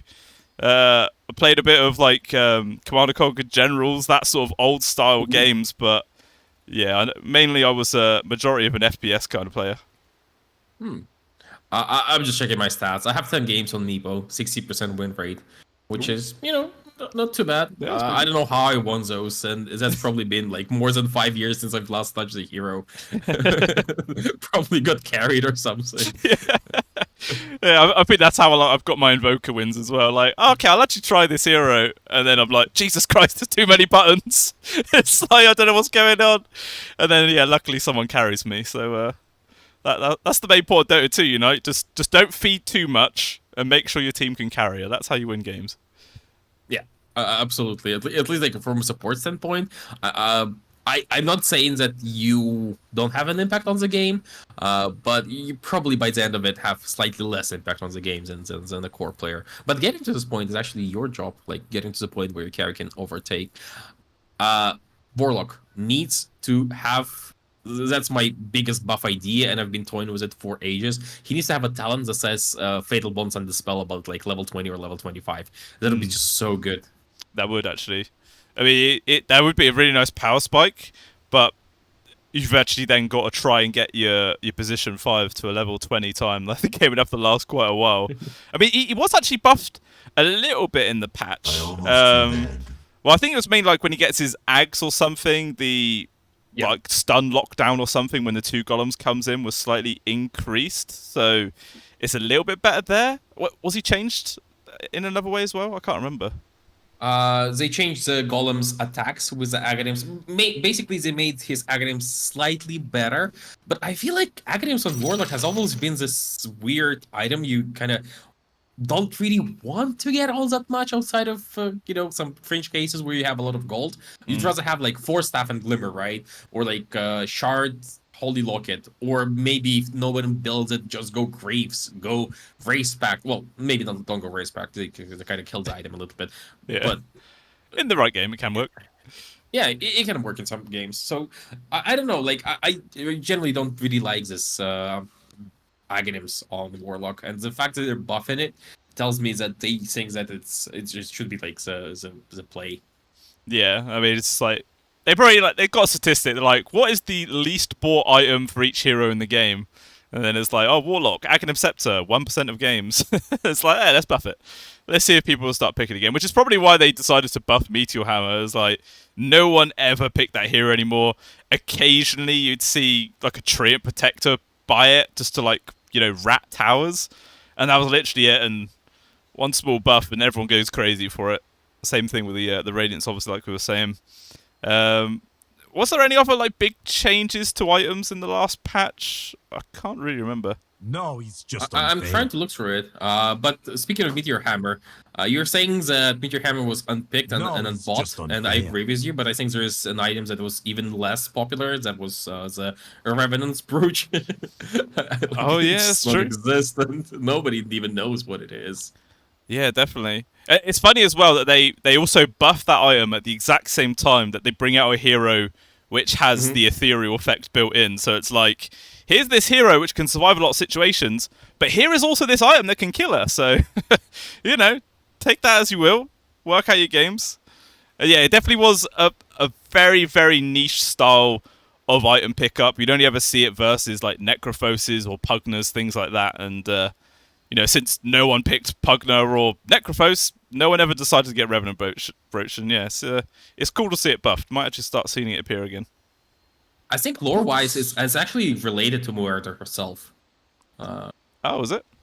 Yeah, I think so. I think I saw like a Siri or at least something along the lines of Remnant's Brooch being a Moero's item, or like mechanically it is the same, right? It allows you to attack somebody in ethereal form, like Moero's ultimate. So it's kind of, you know, on one hand, if an item that technically should fit her because it's her item, quote unquote, lore wise, but it also so redundant for at the same time. So Yeah, a bit weird. it is quite odd. There's a, talk about lore. It was only last week that I realised that, I heard in a game that Snapfire is Timbersaw's auntie. Like I did not know that. Like there's a voice line or something that when Timbersaw kills her is like, I didn't mean to do it, auntie, don't blame me, or something like that. But yeah, they are actually related. Didn't it have like a massive fight in the trailer where she was just spitting molten lava inside his armor or something? Like, I'm trying to remember the trailer, and I definitely remember like a big fight between them. I can't actually remember, to be honest with you. It might have been. Yeah, I remember once upon a time, like a year or so ago, I tried my best to go through all the lore of Dota 2, man. I was going through hero to hero, reading about their backstories and stuff. I think I made it like halfway down the list, and I was like, Jesus, this is taking a long time. And then I got distracted by something else and never actually finished it. And I've forgotten pretty much everything I learned about the other one. So it really was a waste of time. I mean, there are cool things in Dota lore in general, but yeah, I feel like it's way too wide for somebody to just get into it straight away, and it's also not really being forced all that much. The most we get is just some flavor text here and there, maybe some responses, things like that. I think the PA persona is somewhat related to Muerta as well. I'm just rechecking it. So there is that bit of information. Yeah. I'm pretty sure we've been paused more than 5 minutes, so I'm going to say 5 minutes was not the maximum pause time. I mean, they said that he's nearly there twice now, but he's still yet to appear. This is where he's like made his way to the LAN cafe, and then he realizes that they've also had a power cut. He's like, well, what can I do now? I don't know. Oh, he's joined! He's in! Ooh. Oh my god! We're ready! Dota 2, guys! We are back at long last! It feels like... Oh, we immediately paused again. Oh, Lord, no. Sick. What? No. I don't know what that was about, but it doesn't matter. We're going. Alrighty. Oh my god, it feels like we may as well have like been in intermission going into the third game or something. That was a long old time. I mean, we barely avoided talking about Dota lore. That's how close we were to madness. Yeah. Balance. Oh dear, you know, give it another couple of minutes, we'd have started talking about the political climate of the world and everything. Start getting real deep. But fortunately, it does not come to that. And yeah, both teams just started off with the smoke to get down the wards. Nothing crazy there. Oh, it looks like Yopaj's ward did just get spotted out. So that one will get dewarded. Oh, and a ward also gets spotted on the left side. So I think both observers here are going to get either denied or just taken away here from Boom Esports. Not great. Yopaj? He's leaving it at extra 8 hit, right? Like, he can deward it if he wants to pretty quickly, but at the same time they see where enemy is. That's what I'm talking about when I say that we need a map change. This dance is just so tried and true. It is just like the big game, who can get to the D-Wars the most, and yeah, they even take away the top one. So at the start of this game, literally zero vision on the map there for Boom Esports, which isn't really ideal. Meanwhile, QWEs, they do actually spot both FBZ and Zephyr there in their own jungle. Hook leading up there with Krish. So Tiny in some danger. That's going to give FBZ the space to at least secure the rune. Is Zephyr also going to be able to get away with this one? Hook's back up in 5 seconds time. I think it's just a matter of time here until the Tiny is just dead. I mean, actually, Arcane Curse still on cooldown for another 5 seconds. Hook's going to be there. A few more right clicks. Looks like C will have to get it. I mean, the Tiny could have popped the Fairy Fire then, but I think he knew he was dead and he just didn't want to bother wasting the gold. Yeah, and it's not like it's that big of a deal. Actually, maybe is he getting the first blood is a bit more of a deal because it gets him extra sentries for dewarding his bottom camp and warding his own and all of that. But all in all, I think it's mostly inconsequential. You'd rather have a way to survive next time than waste a fairy fire on a moment like that. Yeah, definitely. There's like see using all that lovely first blood gold just to get a nice magic stick. Good quality of life increase there for a position 5. Being able to get those items online pretty damn early. Always nice. Yeah, let's see how this mid lane goes. Do you think Yopaj is going to have a better time in this one rather than versus the rather than as the Tiny? I think Pango is just generally a really good mid laner right now. Between the damage from Shield Crash damage was nerfed at level 1, if I recall correctly, in the latest patch, but it's still enough and it's still maxing out the ability regardless. So you always have ways of not necessarily winning the lane, but at least ignoring the lane. You can just use your abilities to quickly destroy the range, to get a couple of clicks onto the melees, and just leave the lane after that. Go get some runes, go stack something, you know. All in all, I think this is just generally a comfortable lane. Yeah, it should be. Unless Sanctity is going to surprise us again and get another solo kill out of nowhere. That does remain to be seen, but I imagine we're going to get some more kills and action in the side lanes before then. That being said, I'd probably have just cursed, but it doesn't even matter. That's why, you know, drop the intentional cast to curse to force action. That's what it's all about. You know, at the top? I mean, how do we avoid pauses with the caster's curse? Yeah, literally. Cast to curse ain't going to do nothing there. 43 was taking a bit of harassment up top, but he's going to be fine. Huge wave as well coming onto tower with tons of napalm stacks, so he's just going to soak up so much money right then. That's going to be nice. Thinking about going onto X-Nova, but I mean, these guys don't actually have much mana to work with, so I think the snap is fine. Yeah, Firefly is running out. He's at level 3 for a Flame Break play. I don't think he really wants to skill Flame Break at level 3 regardless. Oh, he might be going down. He's in danger right now, slowed up. And there's the final right clicks to come in. Natsumi getting a kill on towards the Bat Rider. And that's pretty damn nice, but at least on the side of QWE, you can say that 43 was completely out of mana anyway, so he couldn't really do what he wanted to do.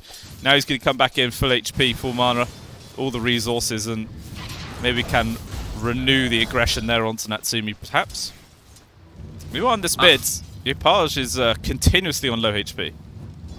Yeah, he's not having fun. He's being outplayed by Sanctity from the looks of it. And once again, it's a matchup. I'm not 100% sure, but I feel like it's a matchup that should not be that Ember Spirit favored. But maybe he'll recover from it. The runes are gonna come out in like 30 seconds. He will get a refill. Maybe he'll ask somebody for help, and all in all, that should be a-okay. All in all, the lanes are kind of awkward for now. Like, they're quiet. Yeah, they definitely are. Start to see some action. I mean, now level 3s are coming out. Imagine we'll start to see increase in craziness soon. Ace does actually get caught there underneath the tier 1 tower. Nice grab there from X-Nova. Getting a little solo kill onto the enemy support. And he's also going to be able to secure the top rune. Actually, I don't know if he's going to get there in time. He doesn't even have enough mana for a stun. But regardless, the X-Nova will grab it. So that's definitely going to be a big help there for Yopaj to start coming back into this lane. But actually, never mind. Ace just TPs in mid, so Sanctity gets the refill anyway. Not that much of a big difference. That's a good read, understanding that you need to keep up pressure here in the mid lane. You can't really play without bottle charges at all, so you need either a TP to refill or some help with a rune control. In the meantime, top lane, Natsumi did go for an early level of Ensnare, so it tells me that they can and want to play aggressively. I'm not sure how well it's going to work out for them, but for now, so he's doing really well in this Naga. Ahead of the curve by a slight margin, and it's a hero that just farms naturally so well. Yeah, it definitely does. As well as obviously, you know, you pop your illusions, and then you also purge away all the napalm stacks as well. It's just a really nice situation to be in, and yeah, shouldn't really see Natsumi slowing down at all here in this game number 2. Meanwhile, the bot, Krish, also doing pretty good. 25 and 3 on his CS. Went for the 1-1-1 builds.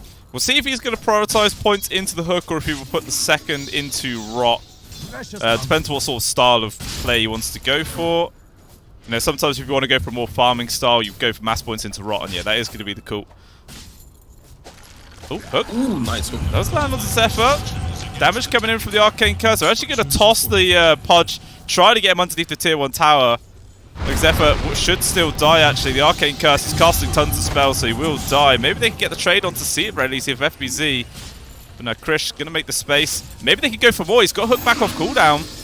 FBZ Daichi knows that he can't step away from the creeps. And as a result, he just gets ran down. Double kill there for the Silencer. And I'm sure he really wishes he had Glaives of Wisdom leveled up, you know. That'd be some free intelligence. I don't think he minds it all that much, honestly, but I also feel like they are letting this bot get away with a little bit too much. He's already a good counter to Death Prophet for multiple reasons, and he's also a good counter to Naga once he gets his Aghanim's, and he is approaching that timing in a really kind of spectacular fashion. Getting 2 assists, it's not getting 2 kills, right? But it's still extra gold going his way, and extra levels, more importantly. Yeah, 100%. Every little does help. We were up top, 4-2-3. Actually gets a rundown there onto Natsumi, abusing the fact that he saw X-Nova, moved into the mid to help secure the runes, and yeah, perfectly capitalizing on that situation to find a free kill.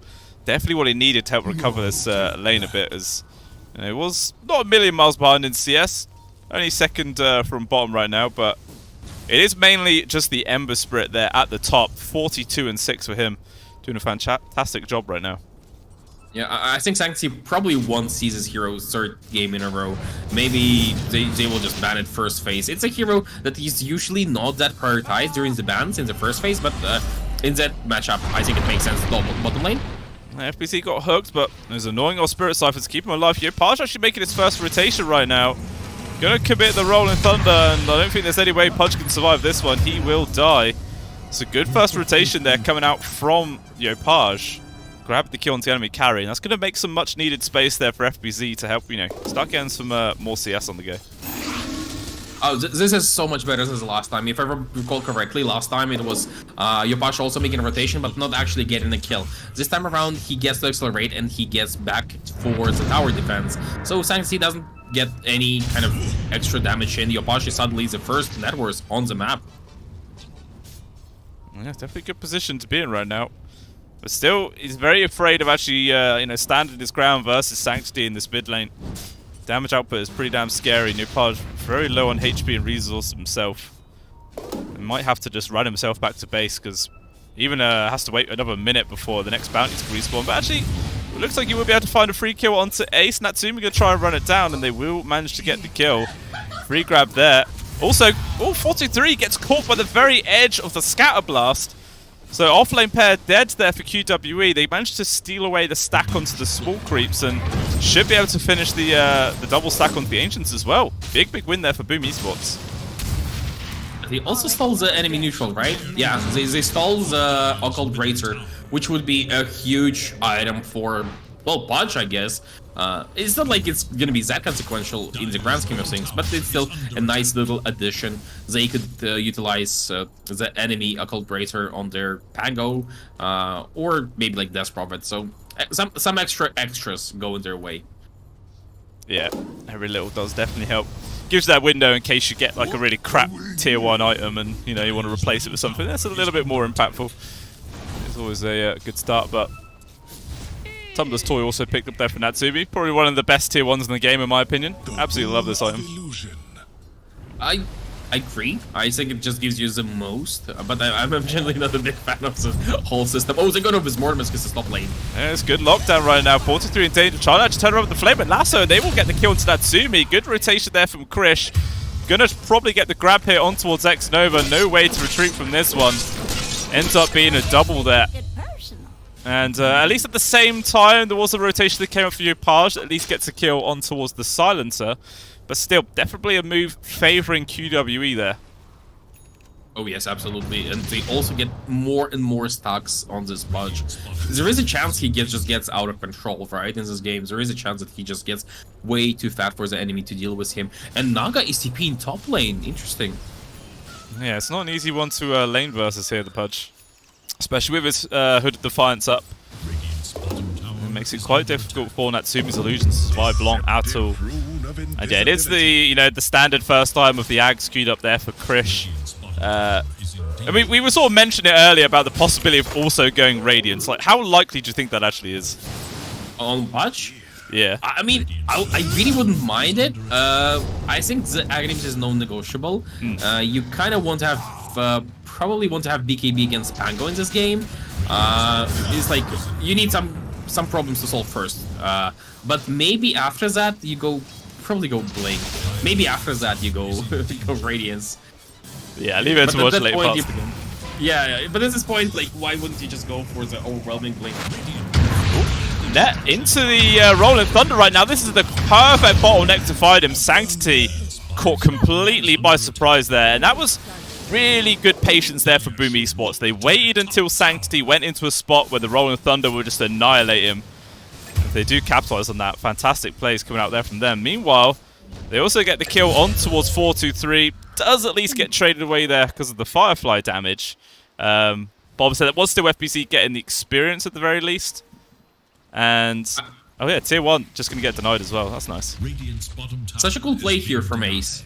Honestly, like, I saw this telekinesis, I was like, okay, he's fine. He's just gonna disengage. But he actually telekinesis him inside the Firefly, and that was the last straw that broke the Death Prophet. They will get it denied, they'll get a return kill. Still a 2k gold lead for the side of Boom Esports. They have Naga accelerating with her Yasha, that's just regular stuff. Yopash is doing so much better than the last game. He is a recipe away from Diffusal Blade once he has it. I think he's gonna be really threatening. He's actually threatening in the mid lane already, but Sanctity should be fine. Oh, jump over towards Xnova, trying to secure the rune. Will he die? Actually, he'll come in from the mech. Should be enough to keep him alive right now. Very close, though. Actually, never mind. In comes a haste Rubik. They're going to be able to kill. Even the Batrider coming through right now. Global Silence trying to make the space. I don't know if FBC is going to be able to survive as Flame and Lasso actually gets committed onto Yopaj. He is able to disengage, but with the Arcane Curse, he's in danger. Rolling Thunder also stolen away there from the Rubik. Avoiding the Rolling Thunder as well, the Sleight of Fist. Ends up just being a couple of free kills there for QWE. They're going to be able to get the tower as well, plus the stolen Rolling Thunder stolen away. Fantastic turn of events. Sanctity, like, I love how clean his Dota is right now. It wasn't that great when he was stuck in the ramp, just being Rolling Thunder, but this time around he just played everything perfectly, just slowly baiting them in, getting them out of position, and then launching multiple spells with Sleight of Fist just to make sure that they get disengaged. They will be rewarded with this tier 1 most likely. That's the first tower on side of Dire that is going down. It might get denied. No, it won't get denied. So they still have the top ones they can take for quote-unquote free. Usually people let it go away, but surprisingly so, Budge is not actually pressuring this Naga all that much. But Naga is mostly jungle, right? Yeah, looks like that's going to be the job of Ace and Sanctity. Do manage to fire them. There's going to be the Rolling Thunder. Unfortunately, the Song of Siren not doing anything against that. Ace can't keep... Oh, does actually telekinesis drag it back in. Even steals the Song of the Siren, man. Ace, he's just getting all the ultimates this game. What a baller. He mostly just wasted their time, but I think in the grand scheme of things, it's fine, right? All this time, Budge is farming, he's pushing into top lane. All this time, you have Sanctity. Well, most of the other guys were in the vicinity, kind of helping him out a little bit, but that was just such a cool play. Oh, wrong Hunter.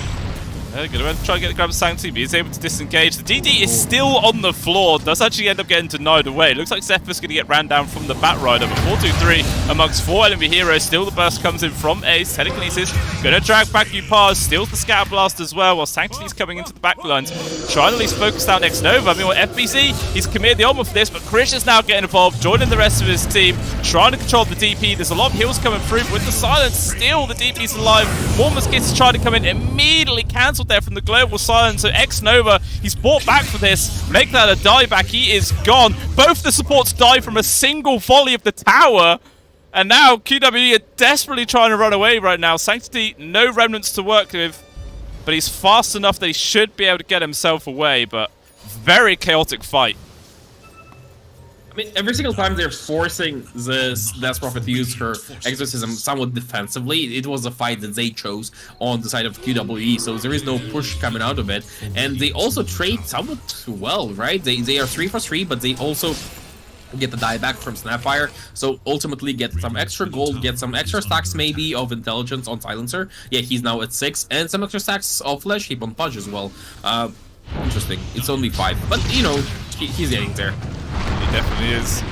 You know who isn't getting there though? That's the Silencer. He just gets picked off. It's because you mentioned him, that's why. The curse is real.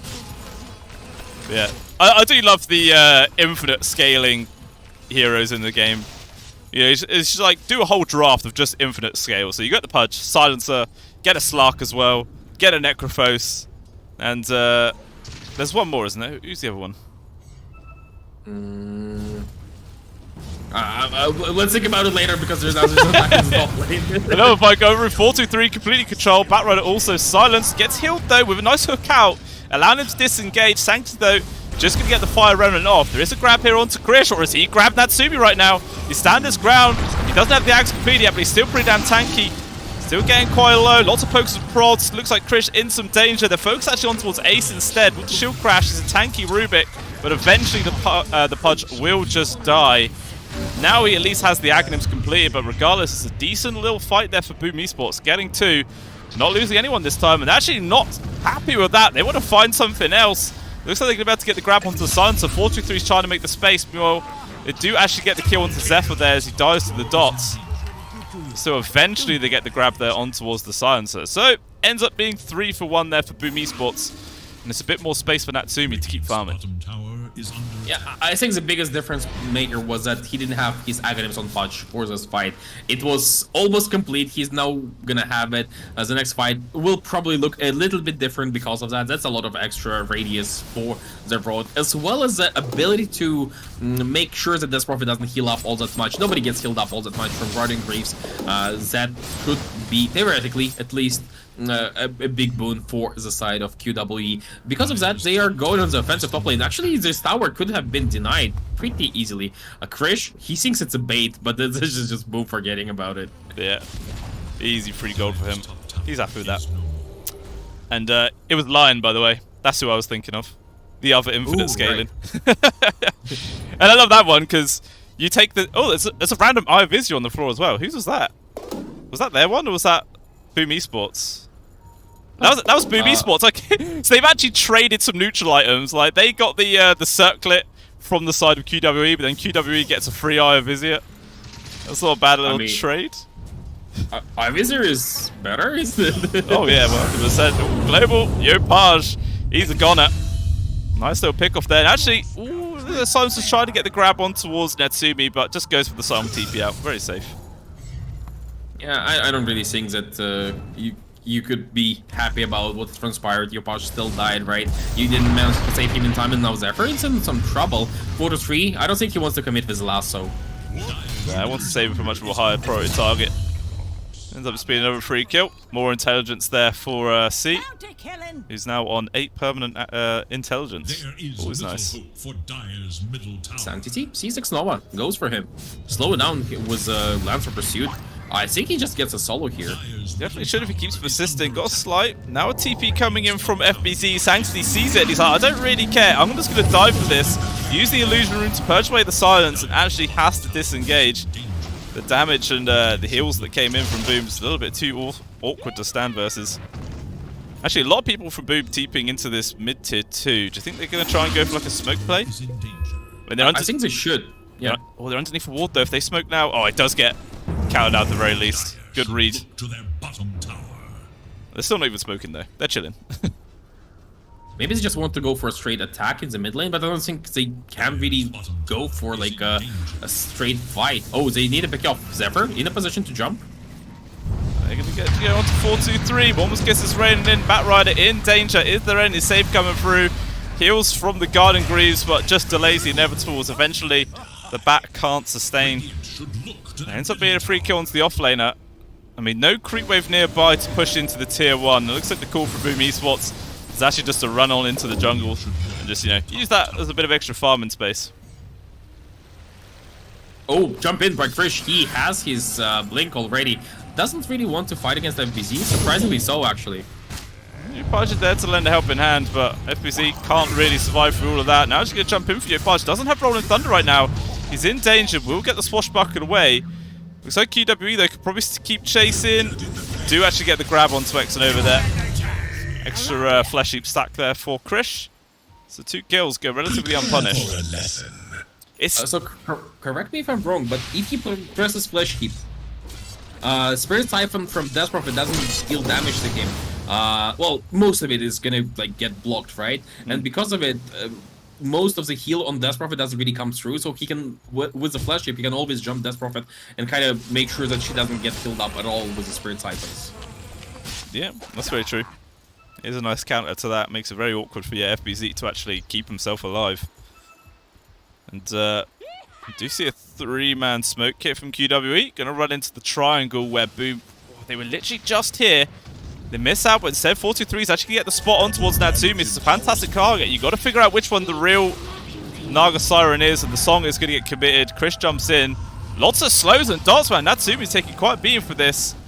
Actually tosses Natsumi off to the side there. Good little play there from Zephyr to make the space, but guys, another little ultimate forced out at the very least. Maybe that's enough for QWE to, you know, just go for an immediate second aggressive play.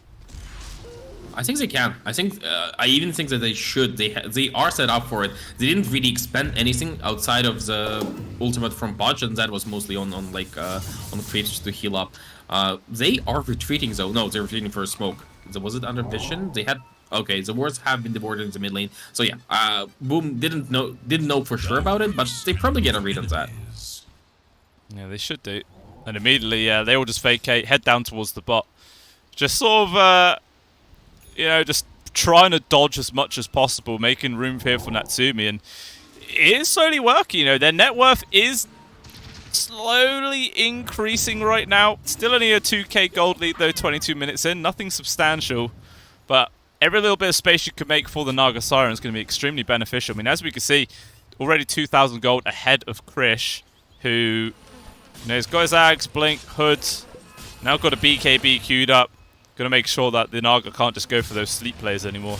Probably still would just get a ran down here from the Pudge. I mean, Natsum did go for the Orchid. I was thinking he might go for, but he's not playing aggressively because he had a sense he can't really. The timings are just so much better on the side of Pudge. What I'm thinking about is that maybe if he had what is it called, the Mage Slayer, it would probably be better. Having Mage Slayer and Heart would keep him very much alive. And it's still an option because you're ultimately going for this Bloodthorn, right? And it is one of the better items against Pudge. Maybe this matchup is just isn't as one-sided as I thought it might be. He's getting there, absolutely. Yeah. I mean, I definitely, yeah, this little lull period in the game definitely going to be benefiting Boom right now. As obviously we know, Naga Siren's going to be probably a bit scarier than the Pudges of the later parts of the game.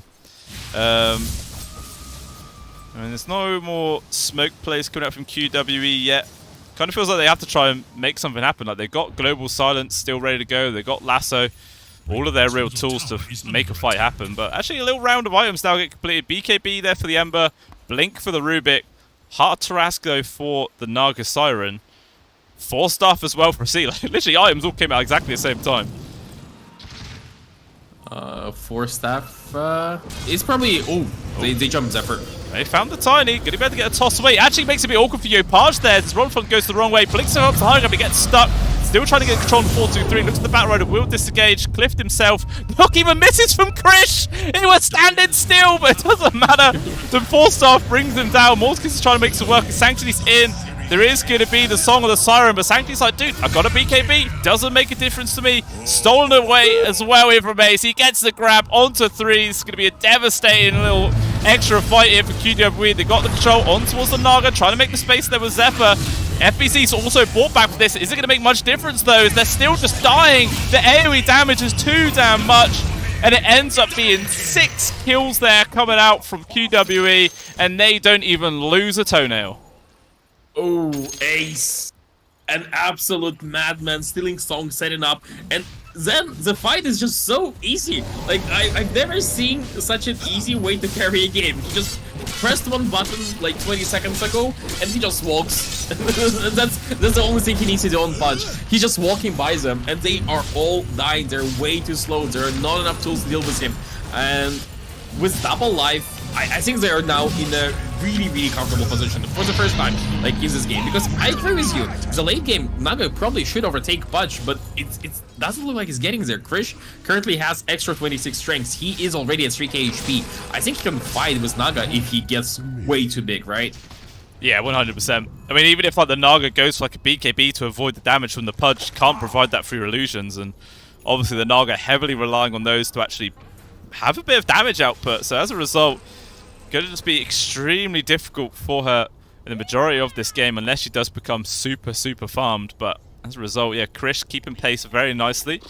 Got bots as well as a Shiva's guard queued, so still not really thinking about, you know, deciding to go for that Radiance. Maybe he's just going to skip it entirely. I mean, is there a point where Radiance just feels bad, like if the game goes on long enough, or can he still buy it even if it's like, you know, 40 minutes in? I feel like Radiance is kind of if it goes too late. I feel like it just kind of has its stocks up because of how much earlier you can get it. Oh, they will find Snapfire, and also you can rebuild it into Butterfly, you can rebuild it into the Nullifier. So on conventional carries, Radiance for acceleration into, like, let's say on Spectre, right? Into those late game items in Butterfly and Nullifier, it makes sense. On Pudge, if he doesn't go for it this early, I think he's just gonna skip it. He's gonna go Shivas, he's gonna get his Boots of Travel, he's probably going to get Overwhelming Blink at some point. Maybe then he considers Radiance, but probably like a Hex at this point could be more beneficial just to keep Naga, well, not threatening. Yeah, 100%. Just gonna, just keep doing what he's doing. Seems to work out nicely. More Sanctity has popped his BKB bot, just trying to run at the Nagasai right now, just wasting as much of Natsumi's time as possible. And yeah, just trying to reduce the amount of impact and value that the Naga Siren's getting out of this map, and it is working. But I mean, it's just so easy for Natsumi to get his farm back online. You know, it was pretty much even between him and Krish a couple of minutes ago, and already he's got pretty much a 3k gold lead. Oh, Ace did find FBZ, but the silence and TP away can't really stop that one. But does Naga really, like, is she the carry of the Easter year? I feel like all the hard carries, the quote-unquote, of all the hard carries that are left in the game, only Void is kind of 1v5 kind of guy. Medusa is not at this position anymore. It hasn't been for many years now. Naga isn't the same as she used to be like 5 years ago. Spectre is definitely a lot weaker. I feel like it's Naga going super big isn't even gonna guarantee too much. X-Nova should be going down. Yeah, he definitely should. So 423's hunting to see if he can get a +1 here onto FBZ. Does find him underneath the tier 2. Yeah, Flame and Lasso going to guarantee the kill right now as Krish getting involved. Another 2 Flesh Heap stacks there for the Pudgeman. Very nice. She's getting way too big. Now BKB ready on Naga. BKB means she gets to survive, but does she still get to kill people? I'm not entirely sure about that. Maybe if they cut down supports first, maybe deal with Ember somehow, maybe deal with Batrider first, they get to then kind of poke down the Spudge. But while this is happening, this Spudge is still rotting in your face. It's still not a pleasant feeling at all for Naga or anyone involved on the side of Boom Esports. So getting, like, I agree with this BKB, but I do feel like maybe going for a Mage Slayer could be open up more roads for you to kill the Spudge. Like, this next fight is going to be really hard. It's only like a 3k differential.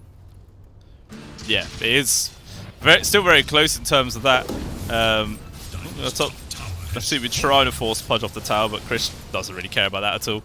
He's still big and scary. But yeah, it's pretty much the only reason it's not worse is the fact that Natsumi is still up there. I mean, Page is only 1,000 gold behind Sanctity.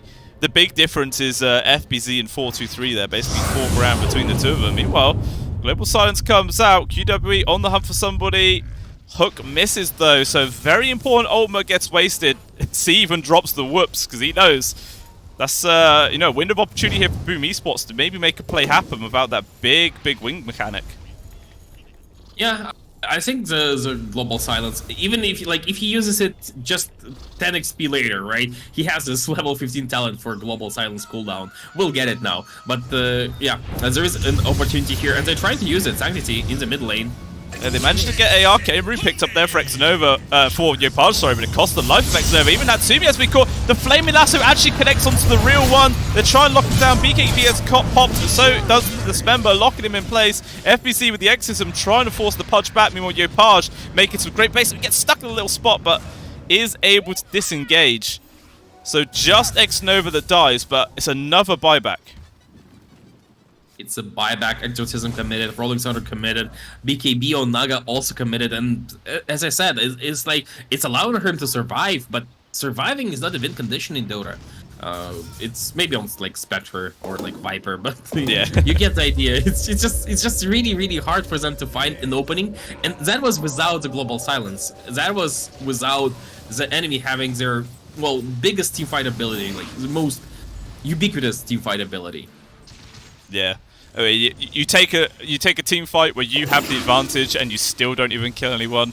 That is not only bad for the game, but it's probably also bad for, you know, the team's morale in some way, because that would have been a good window to get a victory, even with a arcane rune on top of Yopaj as well, but still just not able to find a single thing. Meanwhile, QWE, they have found the Snapfire. It's going to be a technical dieback here from Xnova. No chance to survive. They're trying to hunt for more, actually. Sanctity, big jump forwards there. Going to find exactly on FBC's face. The silence misses.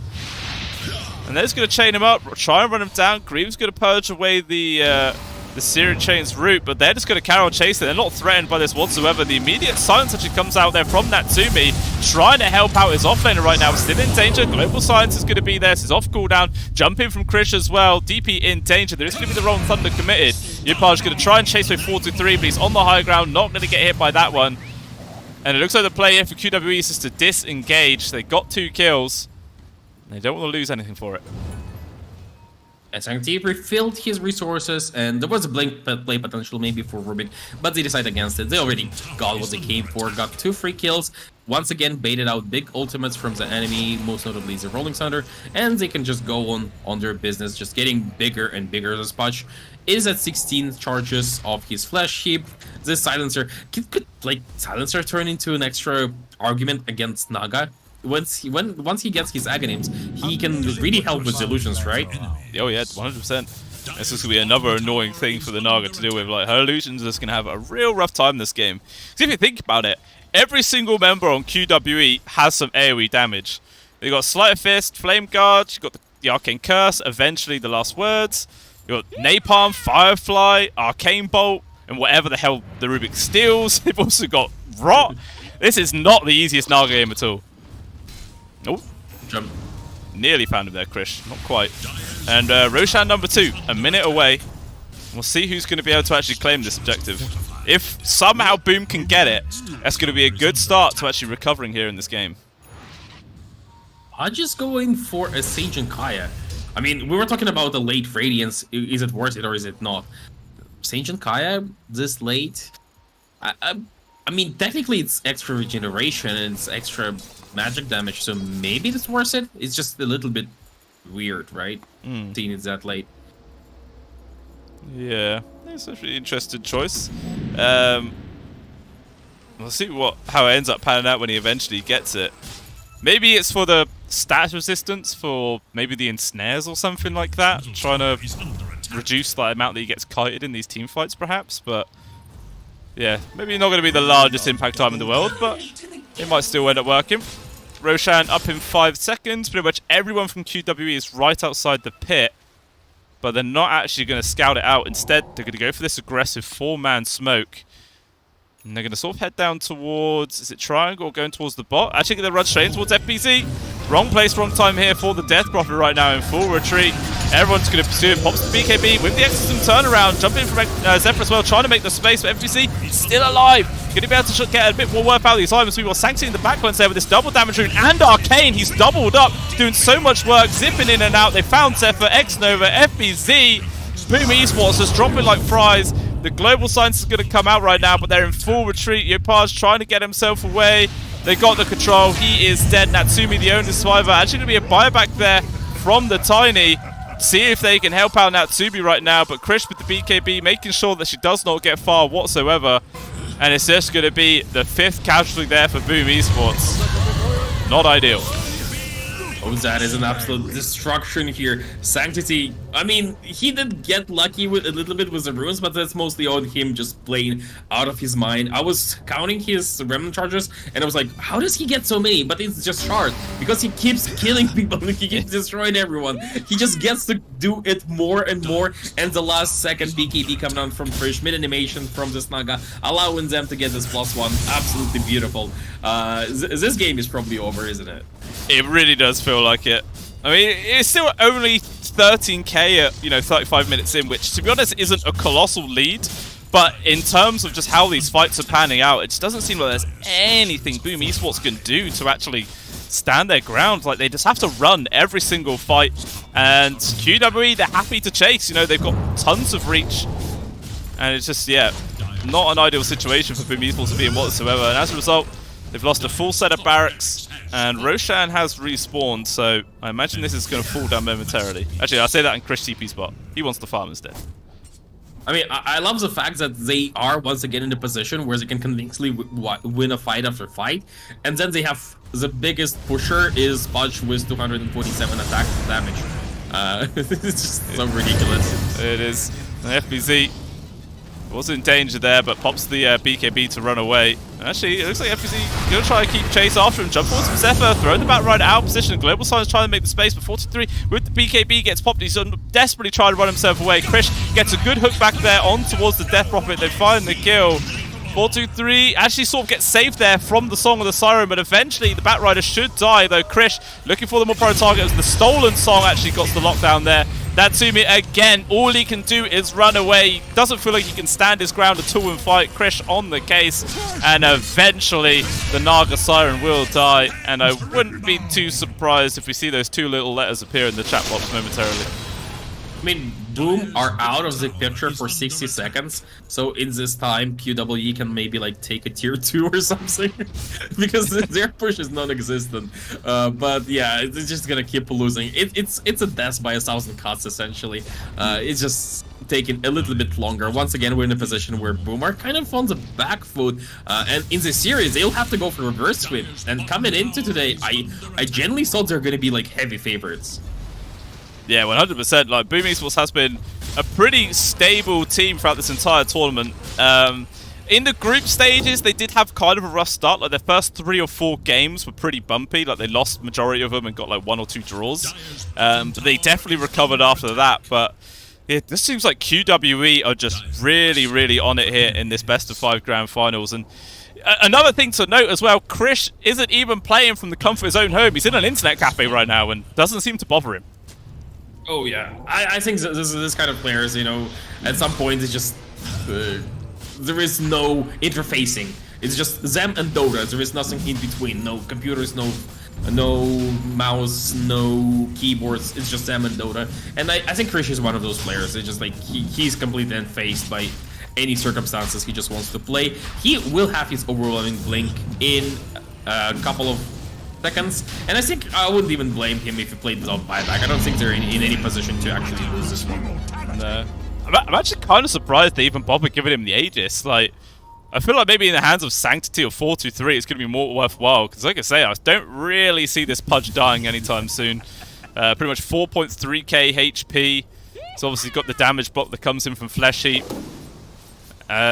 Yeah, but, regardless, they just want to maybe make him into this complete massive body, just chuck him up to the high ground and hit buildings, because Boom Esports are going to be forced to try and take a fight, and, yeah, could then just be QWE catching him out unprepared. Ew, actually, just immediate jump to the high ground. Krish trying to find the kill on towards the Death Prophet, jumping away, but still the damage is coming through. The Spirit Siphon keep him alive for now. Looks like FBC, the invisibility ends. Sanctity going to be able to finish him off with one more jump forwards. They do get the kill. Pudge was at least holding everybody else back, but it's still just a death onto their offlaner. Sanctity just TPs back to base. He's going to be able to come back in fully HP, full mana, and the push continues. The push. This is so derpy. They was able to find battle here. But yeah, this is just GG's called. Yeah, I think they just got tired of waiting. Yeah, I mean that game was just pretty damn rough, man. No matter what move Boom Esports tried to make, the perfect response was just coming out there from QWE. I mean, at one point, they were making some good moves, Boom. Like, they were avoiding fights continuously. There was good farm being found on the Naga. Like, they were 4-5k gold ahead, I think, at one point. But it just didn't really matter. When it actually came to those 5 versus 5 fights, it was just always QWE, despite the fact that Boom had, you know, the spells to make good team fights themselves. Like, as I was saying earlier, Mormons Kisses, Rolling Thunder, Exo, Song. With those 4 abilities, you would think that, you know, those 5-on-5 engagements would just be really, really easy. But I feel like the global silence was just that impactful. There was nothing really they could do. Yeah, they picked this Pangolier specifically to maybe get on top of this Silencer at the start of the fight, but it never happened like they wanted. And even if they used the Song to set up or disengage and re-engage after that, it just didn't work out because every single time you had this Ace Rubik stealing the Song and then initiating the counter initiation. That was just crazy how well this Rubik played. Sure, it was a Sanctity Ember Spirit, we're not gonna see it. The punch was just amazing, but a lot of it was allowed by this Rubik who constantly set up fights. Yeah, 100%. Ace was really on it, stealing so many ultimates. The Song of the Sirens that he stole were more impactful than the ones that Natsumi was actually able to do as well, because all Boom Esports, like we said, all they could do was run away. And they couldn't really stand their ground and fight, and yeah, just really fantastic plays coming out there from QWE.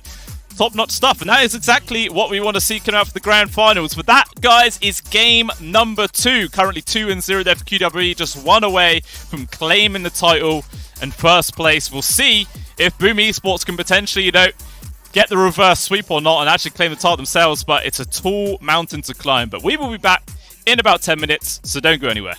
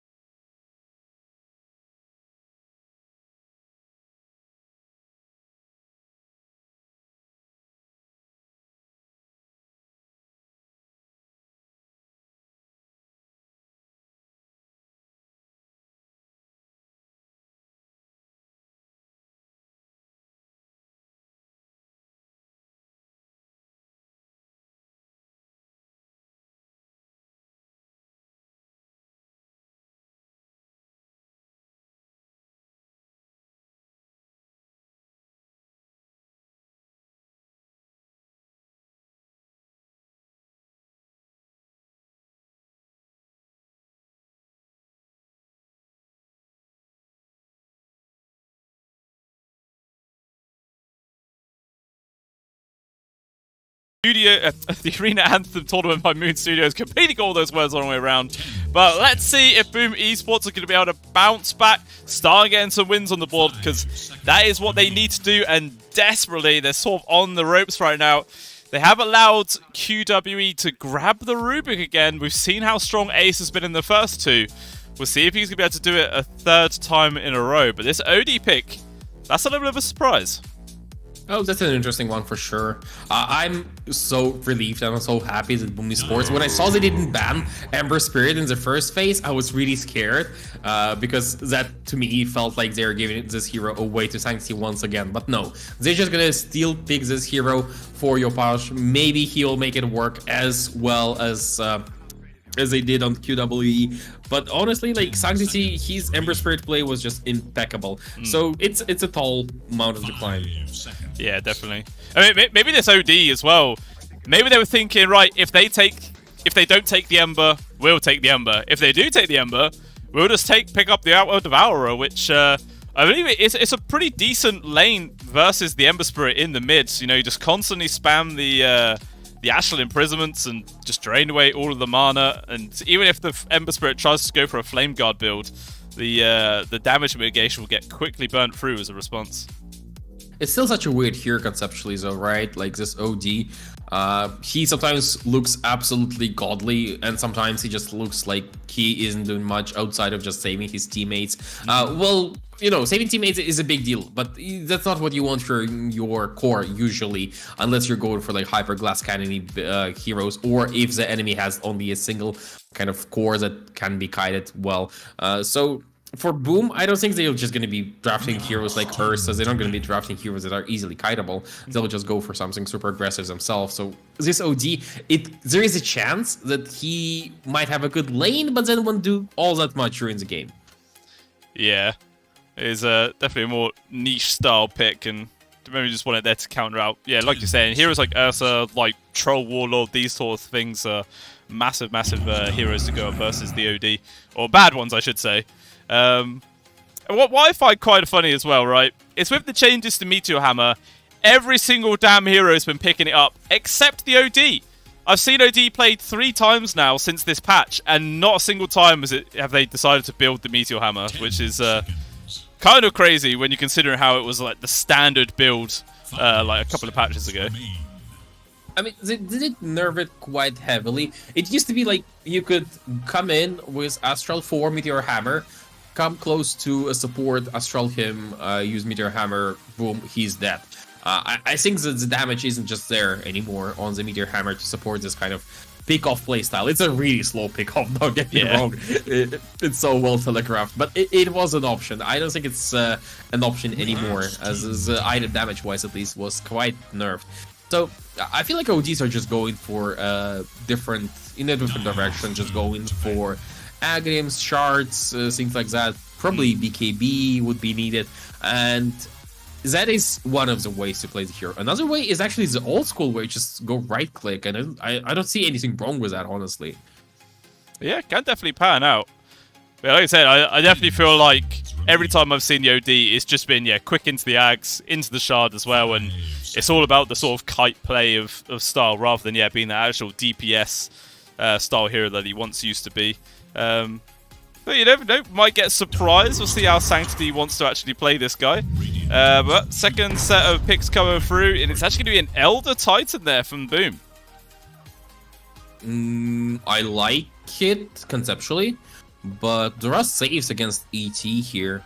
But it does give you some ways to find something interesting here, right? Like, you have all the damage from the splitters, you have setups from Ember Spirit / Mirana, so you're not even all that reliant on hitting the stomps. You can just follow the arrow, basically, as long as it's connecting. And it's a lot of damage, even in late game. Percentage-based damage on supports is always super nice, super clutch. So this Elder Titan, he just needs a good lane partner, something that will be okay having a melee support that isn't Treant Protector or like Undying. Yeah. I feel like it's going to be like a quick Ags for him as well. Like, it's really decent Ags versus the OD and Rubik. Just get their magic community and just run at people constantly. But the hero of choice for QWE though is actually going to be the Beastmaster there to put into the off lane with the Clockwork, which I assume is going to be their position 5, to go with Natsumi eventually. Not Natsumi, sorry. Keisha. Got the name. Keisha, yeah, the names just completely left my head then. Which is an annoying thing, man. All these nicknames that people put in their lobbies and that, it completely throws me off because it's like I just forget what their actual names are for a second. It's very annoying, man. I wish there was a button where you could disable nicknames. Yeah, just reading them already kind of pushes the name out of your head, right? Like that's the biggest problem. Like if you kind of instinctually want to watch it, see what they're called, and you have a quick look, and then it's just wrong, and then you're just confused, and it's lagging you even more and more. But I do like this Clockwork pick. I think Clockwork is just super good against this Elder Titan. Is actually pretty decent against Drow as well. She will go for like a Hurricane Pike eventually. Drow into Bruzo, like how value is that? Like you're gonna be spending most of your time in Cyclone. Yeah, maybe the idea is to maybe try and get the silence off onto him first before he can press his ult, because I guess Brewmaster doesn't really want to build a BKB because you don't get a huge amount of value from that item in the team fight. So maybe the idea is to force him to buy the BKB, which could either delay out the Ags, or at least just eventually force him to spend that gold into an item he doesn't really require. Can he just go like Greaves and yeah, Radiance? Yeah, the Radiance. Go for the classic build. Why not?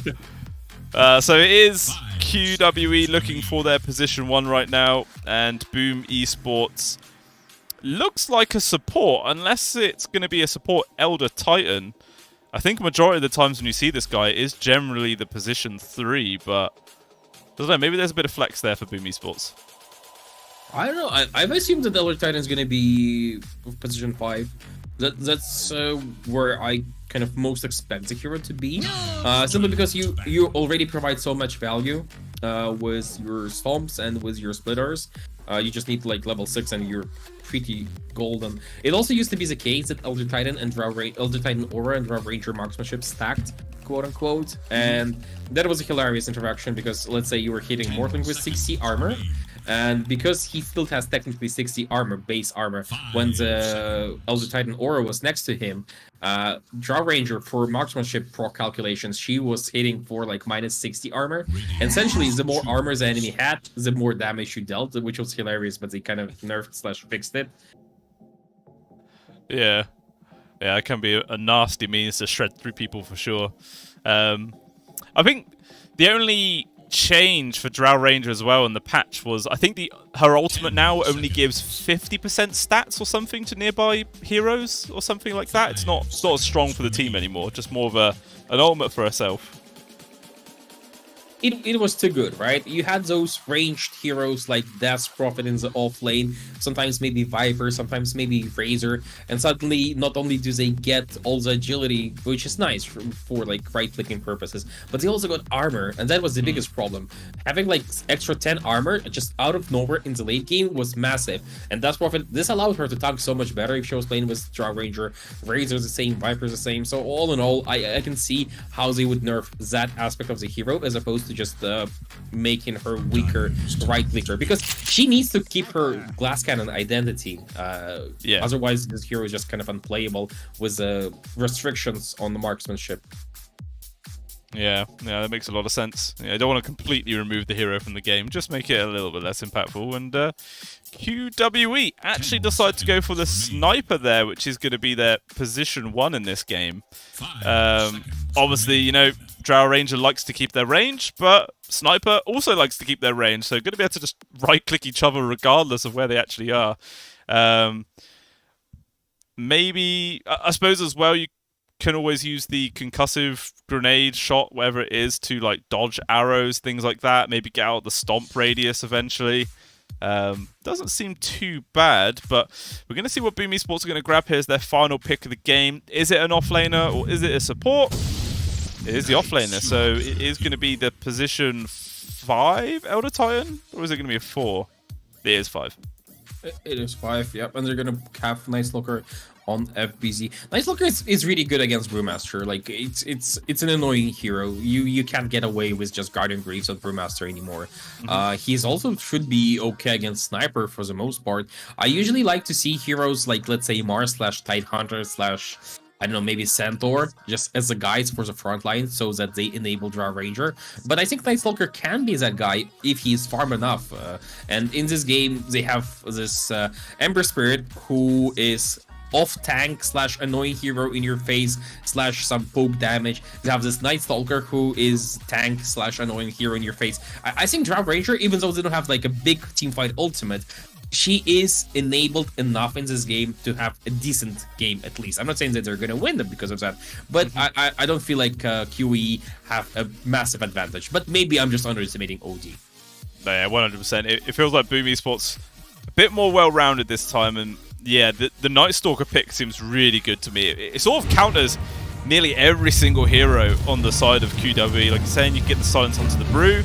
Even you get on top of the sniper really easily. You can't get trapped by cogs because you fly over the top of it. If you get on top of the Rubik as well, there's pretty much no chance he can survive. That's just going to be a free kill every time. Yeah, it seems like a really fantastic final pick of the game here for Boom Esports. We'll see if that is actually going to be enough to carry them through the game and maybe push this to the game number 4 rather than getting 3-0'd, which never feels good. I mean, I refuse to believe that it's going to be a 3-0, and I feel like Boom have all the tools needed to actually do it this time around. They didn't smoke up, which is surprising to me. They have the advantage of night vision on Night Stalker, and you don't really utilize it all that much with the smoke, because FBZ can just stand here, right, and he'll just sees everything up to here, and that is usually something that you leverage this early advantage with, but it's okay. Like, I don't think they've scouted the ward, but their own observer ward is not within the range, so no extra information go in either direction. No, yeah, I think the only thing FBZ saw was the smoke end on 423 just about. So they knew they did go for a smoke straight off the bat, which maybe they could use to deduce the fact that there's going to be a ward already placed on their side of the high ground. But it would just be a 50-50 guess about which side, so maybe we'll just end up wasting a sentry, perhaps. But it looks like maybe they're actually going to try and set up for the top river bounty. Depends if QWE are going to try and contest them for it or not. Can they actually go for it? I think the Brewmaster will see it and will just go away. I don't think they realistically can or want to fight right now. They're just gonna go for a quick split. Everyone is gonna be happy. Natsumi is absolutely fine going top on his hero, and 4-3 has a courier by the side shop. What is he going for? A Vanguard? Interesting. Yeah. Okay. I suppose it's nice, you don't have to spend the 10 seconds to run to the shop right behind you, just leave your courier there, just to, save that tiny bit of walking, because Brewmaster doesn't like exercise, likes to just sit on his ass and whack creeps. I'm just still baffled slightly by this Vanguard. What is he gonna do with it? Like, you don't really need a Crimson in this game. You don't really utilize it all that well into brew form. Maybe he goes Vanguard and then he disassembles it into something, right? Like, you can always take the Vitality Orb for Spirit Vessel, I guess, or like Eon Disc, and then you use Ring for the pipe. Okay, yeah, this is probably the play. Yeah, it definitely makes sense. We'll see how that obviously ends up panning out, but so far, obviously we've already taken a decent amount of harassment damage. Ace is trying to drag the wave, but Nova, with the good read, basically blocks it out, so now we've got the new mid lane here in the river. A couple more creeps in 4-2-3s is going to add to the party. A little creep fest going on. But it's very hard. As soon as he steps up, he takes a few right clicks from Natsumi, and all they can do is fall back. Until they start getting a few levels on them, it's going to be a pretty easy lane for the Drow Ranger. And there is an extra lane. It's now Dota with 4 lanes, and the creeps are dying on both sides. But I don't think anyone's particular phase. They want to fight for those creeps, and they will goddamn fight for those creeps. Such a weird concept. Honestly, I think something can be done about it in an elegant manner, because I didn't like that you can no longer pull the first wave, because it sounds like and it feels like a bit of a crutch, right? But I also don't like the idea of just constantly not ruining, but like breaking the lanes every single game. Yeah, I mean, it's like if you know you're going to have a terrible lane, an awful matchup, you sort of have to do it by default. And It does feel kind of weird. So maybe, do you think maybe that could be changed in some patch or not? Or actually, maybe up top, 423, he might just be dead right now. She's pretty speedy, but it's not speedy enough. First one picked up there for Natsumi. So yeah, the good start for the Drow Ranger just gets even better. But yeah, like I said, do you think there could be like maybe a patch to change the sort of pull-in mechanic, or you sort of have to leave it as is? Maybe just reducing the amount of times the creeps follow you, like after aggroing, so that it is still possible, but a little bit more punishable. You know, something along those lines could be a solution to that. So I don't want them to remove this completely. It just feels, maybe it's just because it's the end of the patch. Everyone knows what the matchups are. Everyone knows who goes where and who wins what lane, because everyone's been playing the same thing for, well, ages. And so maybe it is just that. So maybe it doesn't need this. The problem doesn't need a solution. Maybe the problem is just non-existent. It's just a function of having the same game for a bit too long. But all in all, Ace, will he find the courier? He will not. He'll find the creep waves though. Yeah, gonna get another pull off here. We'll see if Nova's gonna be able to do another play, but actually the creeps are occupied already, so this wave should go uncontested. Gonna drag it behind the tier 1, and could be a whole entire wave getting denied away there, which is very, very nice. This is gonna be a hard question, right? But do you know the amount of small patches that is on average before there's a big patch? Oh, never mind. Sanctity gets free kill mid whilst I'm waffling on about that. So yeah, good kill for Sanctity. But yeah, do you know how many roughly? Like, maybe we could use that as some sort of indication about when a bigger patch is coming. I mean, they did say that it's going to be end of April, right? Okay. So they kind of announced it, but I mean, it's super vague, isn't it? End of April. For all we know, with Valve, it can be like May. Yeah. And it's so weird because it's like in the middle of potentially the DPC and or major. So, you know, let's just not think about it. Just get, keep working with the patch that we've got until then. And yeah, we'll try and occupy our mental space too much on potential future patches. Who knows? So far, I've not really touched on this bot lane, but right now, Sniper's doing pretty damn fine. 24 and 4 here for Christian.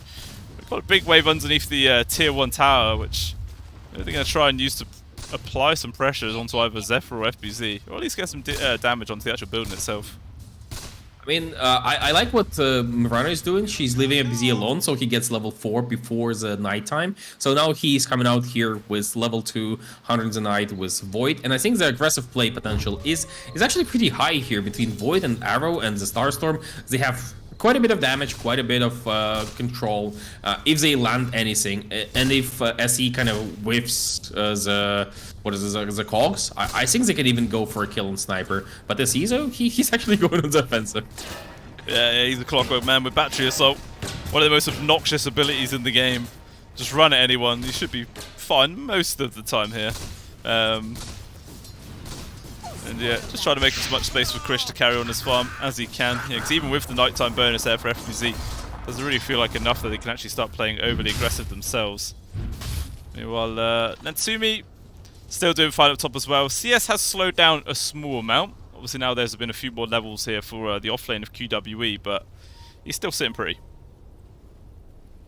I'm interested in the build on Sanctity. He's destroying this mid lane, but he will get arrowed here. Is there a follow-up potential? No chains on Yopash, right? Yeah, no chains on Yopash, so no follow-up. Yeah, can't go for any sort of extra kill there. Meanwhile, the rune did spawn up top, which was a haste. Ace is going to be able to find a courier as a result, and just going to fly away. Yeah, I mean, it's kind of weird to go for the 0 points into chains, right, when you do have that Mirana combo, but I suppose your verse is an OD, so he can always just Ashel himself to avoid that stun connection, so maybe it just feels like it's not even worth the skill points. Just leave it as is. Yeah, like, it's just, I don't know, this mid lane, Yopash kind of doesn't look himself. Is this a matchup that's supposed to go away? I'm looking at this mid lane and it's just looking so poor for Yopash. I genuinely feel kind of bad for him. He got his level 6 at least. Yeah, he does have that, which is gonna, get him that regen going on. Meanwhile at the top, another kill for Natsumi against 423. But yeah, I'm not too sure just how badly the OD's meant to win. I know it is favoured for the OD, but this seems extremely favoured. 37 and 17 versus the 25 and 4 there of the Ember Spirit, which is absolutely massive. Already translates to 1,000 gold net worth advantage and an entire level as well. So big start here for the OD. Does he scale as well? He's going for Blink from his quick buy, so he's going to be the blink and setup kind of guy, or like blink in and save. In the meantime, though, top lane, that's me in some trouble. He is, but here comes the rotation from Yopaj, trying to make the space here for his carry to get on out. Also, the stomp coming through, lands onto the two, but actually, the multi-shot gets rid of the sleep pretty quickly onto 4-2-3. Natsumi's going to be able to survive, and instead, it's going to be Yopaj or Xnova actually getting the kill. Does get the one onto the ace at the very least, so off-laners die there from QWE. Natsumi survives, and that is a very nice little play. He was so lucky that his Infused Raindrop came off cooldown. The Fate Bolt, the last one, left him with 70 HP, and that was with Thingy proccing, the Infused Raindrop proccing. So that thing just literally saved his life. Sanxi rotated to this middle, to this top lane, wanted to finish off what his teammates started, but he was a little bit too late. Had Sanity's Eclipse, could use it, but didn't get a chance to. Yeah, I think there was this the high ground ward on the Radiant Triangle, which spotted the rotation, and Natsumi knew not to hang around too long, didn't want to risk it. Meanwhile, another rotation here from Yopaj. You know, he realizes he can't sit himself in the mid lane, so has to just continuously look for kills in action. Jump falls on top of Chris, the sniper's in danger, Seeds can try his best, but actually he's like, nah, my carry is dead, I am gone. And he just legs it. But again, another successful gank there from Yopaj, gets the kill on the enemy carry. And look at they were thinking about trying to go on towards the clockwork, hide himself in the trees with the flying vision. Easily going to be able to find him right now. He's sort of pinging out. It's like, does anyone want to TP and help out? FBZ's getting pretty damn low. Finally, the OD will do it. But it might just be too little too late. Or is it? The hammer drop annihilates on towards the Night Stalker, sorry. And Yopaj TP's out. So at least Sanctity does get that return kill. But still, it is a 2-for-1 trade there for Boom. I'm not sure what happened to his TP, like, was it on cooldown or did he just not think that he can actually get away with a kill? But if he gets there earlier, I think he gets more kills or saves his clockwork. Maybe he was just having like a good time with a creep wave or something. So all in all, a bit of a miscommunication, misplay maybe by Sanctity, but he is having a decent enough time. Actually, Sniper, despite having low level somewhat, he is also keeping up in the net worth department pretty well. Yeah, that is. He's got quite a lot of items queued up there. Looks like it's going to be the Maelstrom first item, followed up by the Hurricane Pipe. Probably just go for the 4-staff component rather than going complete Hurricane. Or well, I just think he actually needs to complete it quickly for, you know, versus the Night Stalker. He needs some way of making space.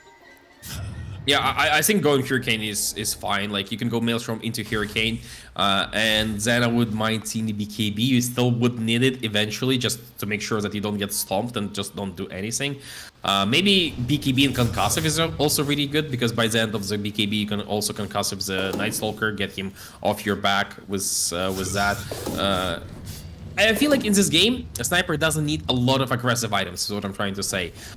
They, like, as long as he's safe, they should have enough damage against squishies like Drow Ranger, Mirana, somewhat squishy Ember Spirit as well. I don't think he needs to like commit to, let's say, a Mjolnir super early. He just needs to stay safe, needs to stay alive. Yeah, that makes perfect sense. Like I said, I mean, Sniper is one of those heroes where it's really easy to build for safe items. Like you were saying, Hurricane, the Shard, the BKB should make him near on unkillable. Especially with heroes like the Clockwork, they could just run around, make space for him as well, with every catches like with the cogs and stuff. So Chris should have a pretty damn good game here. Obviously, it depends whether if Sanctity carries on having a fun time himself here on the OD. As if maybe Boom Esports can find a couple of grabs on towards this guy, slow his game down. Maybe they could start taking the lead themselves, but it looks like their call was actually go for a gank onto 4-2-3. Brewmaster caught into the arrow, going to be a silence on top of that, so no chance to pop his ultimate. Unless he can survive long enough, he is still going to make himself away. Will commit his ultimate. Maybe can get the kill onto Xnova, but actually no, he just has to use it to run away. Running away with too many of them. Like, he can still keep farming while keeping the Earth for a while.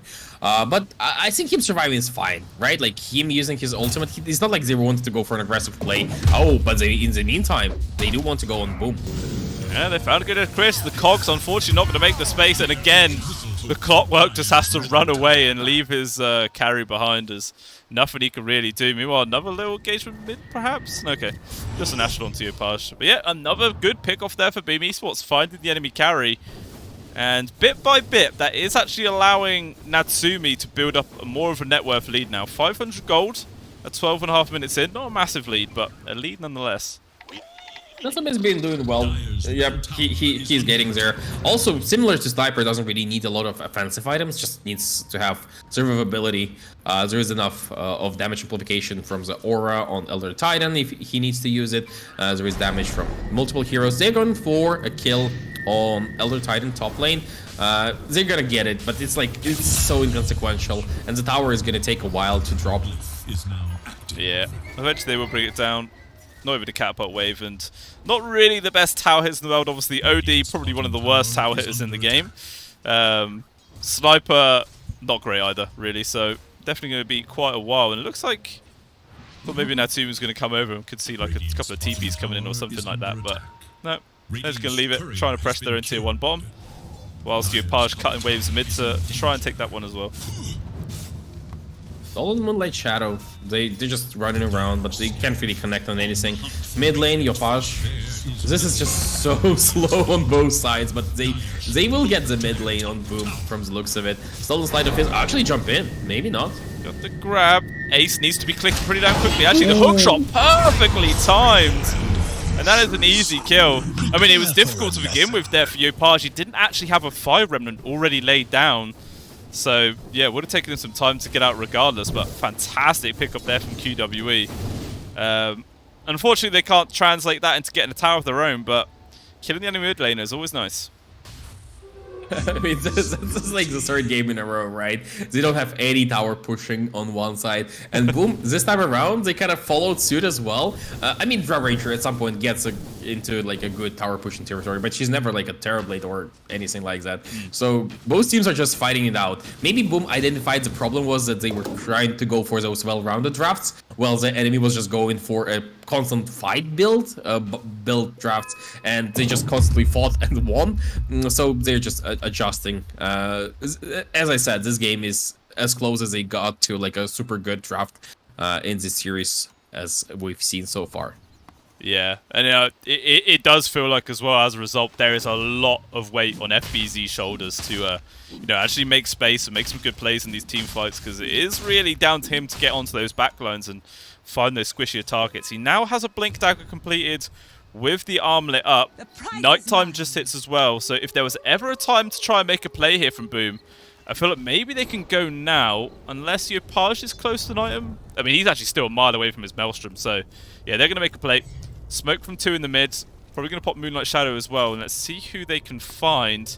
423's in the area, but he's actually already TP'd away. So unfortunately, not going to find a single thing. They'll probably concentrate on the tower. Night Stalker Dust push needs to be fast with an armlet.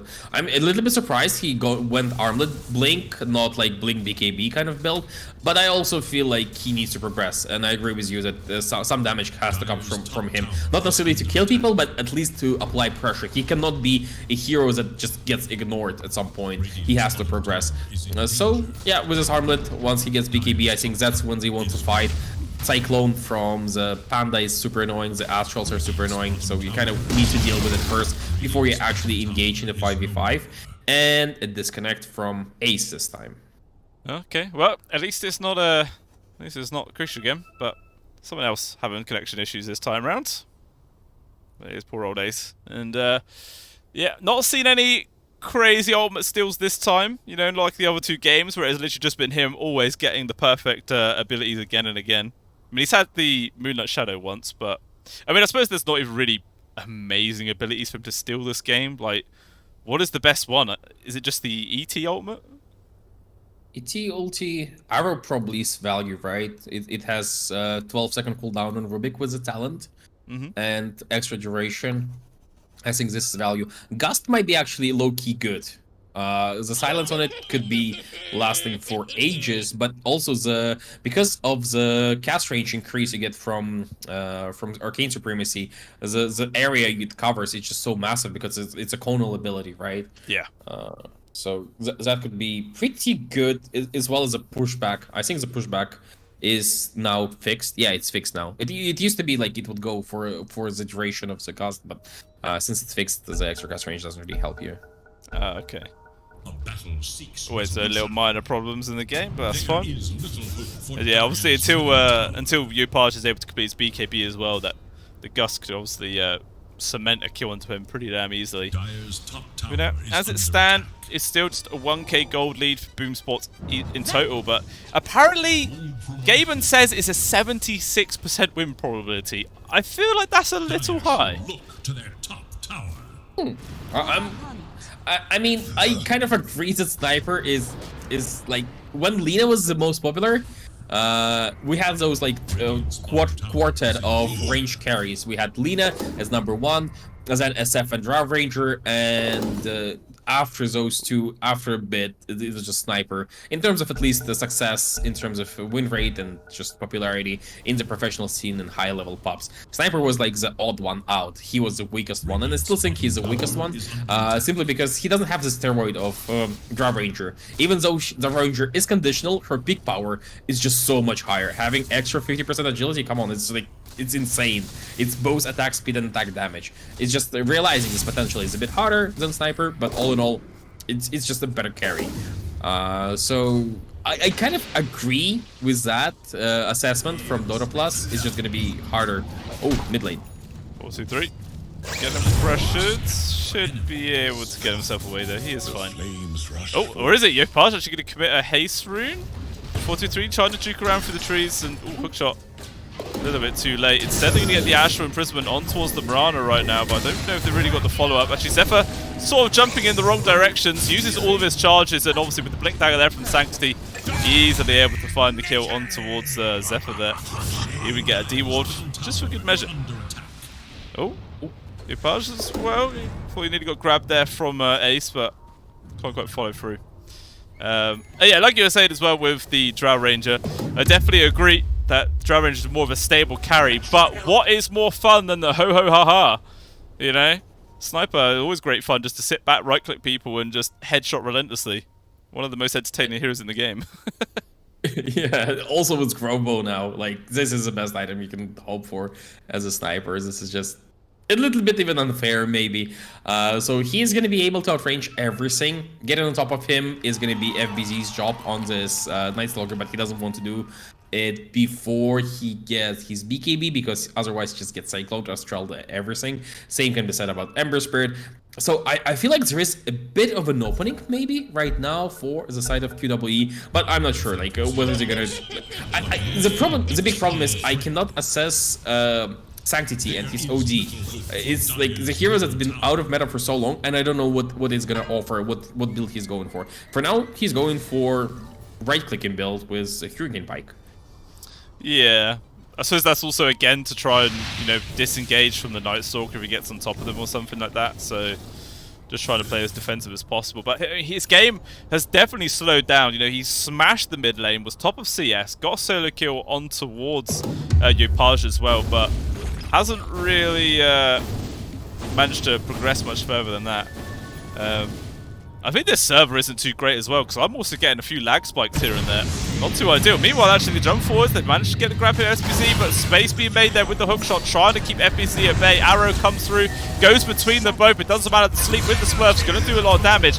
Hammer gets dropped from Sanctity in the backlines. They found the kill on towards FBC. So far, just a trade for the clockwork.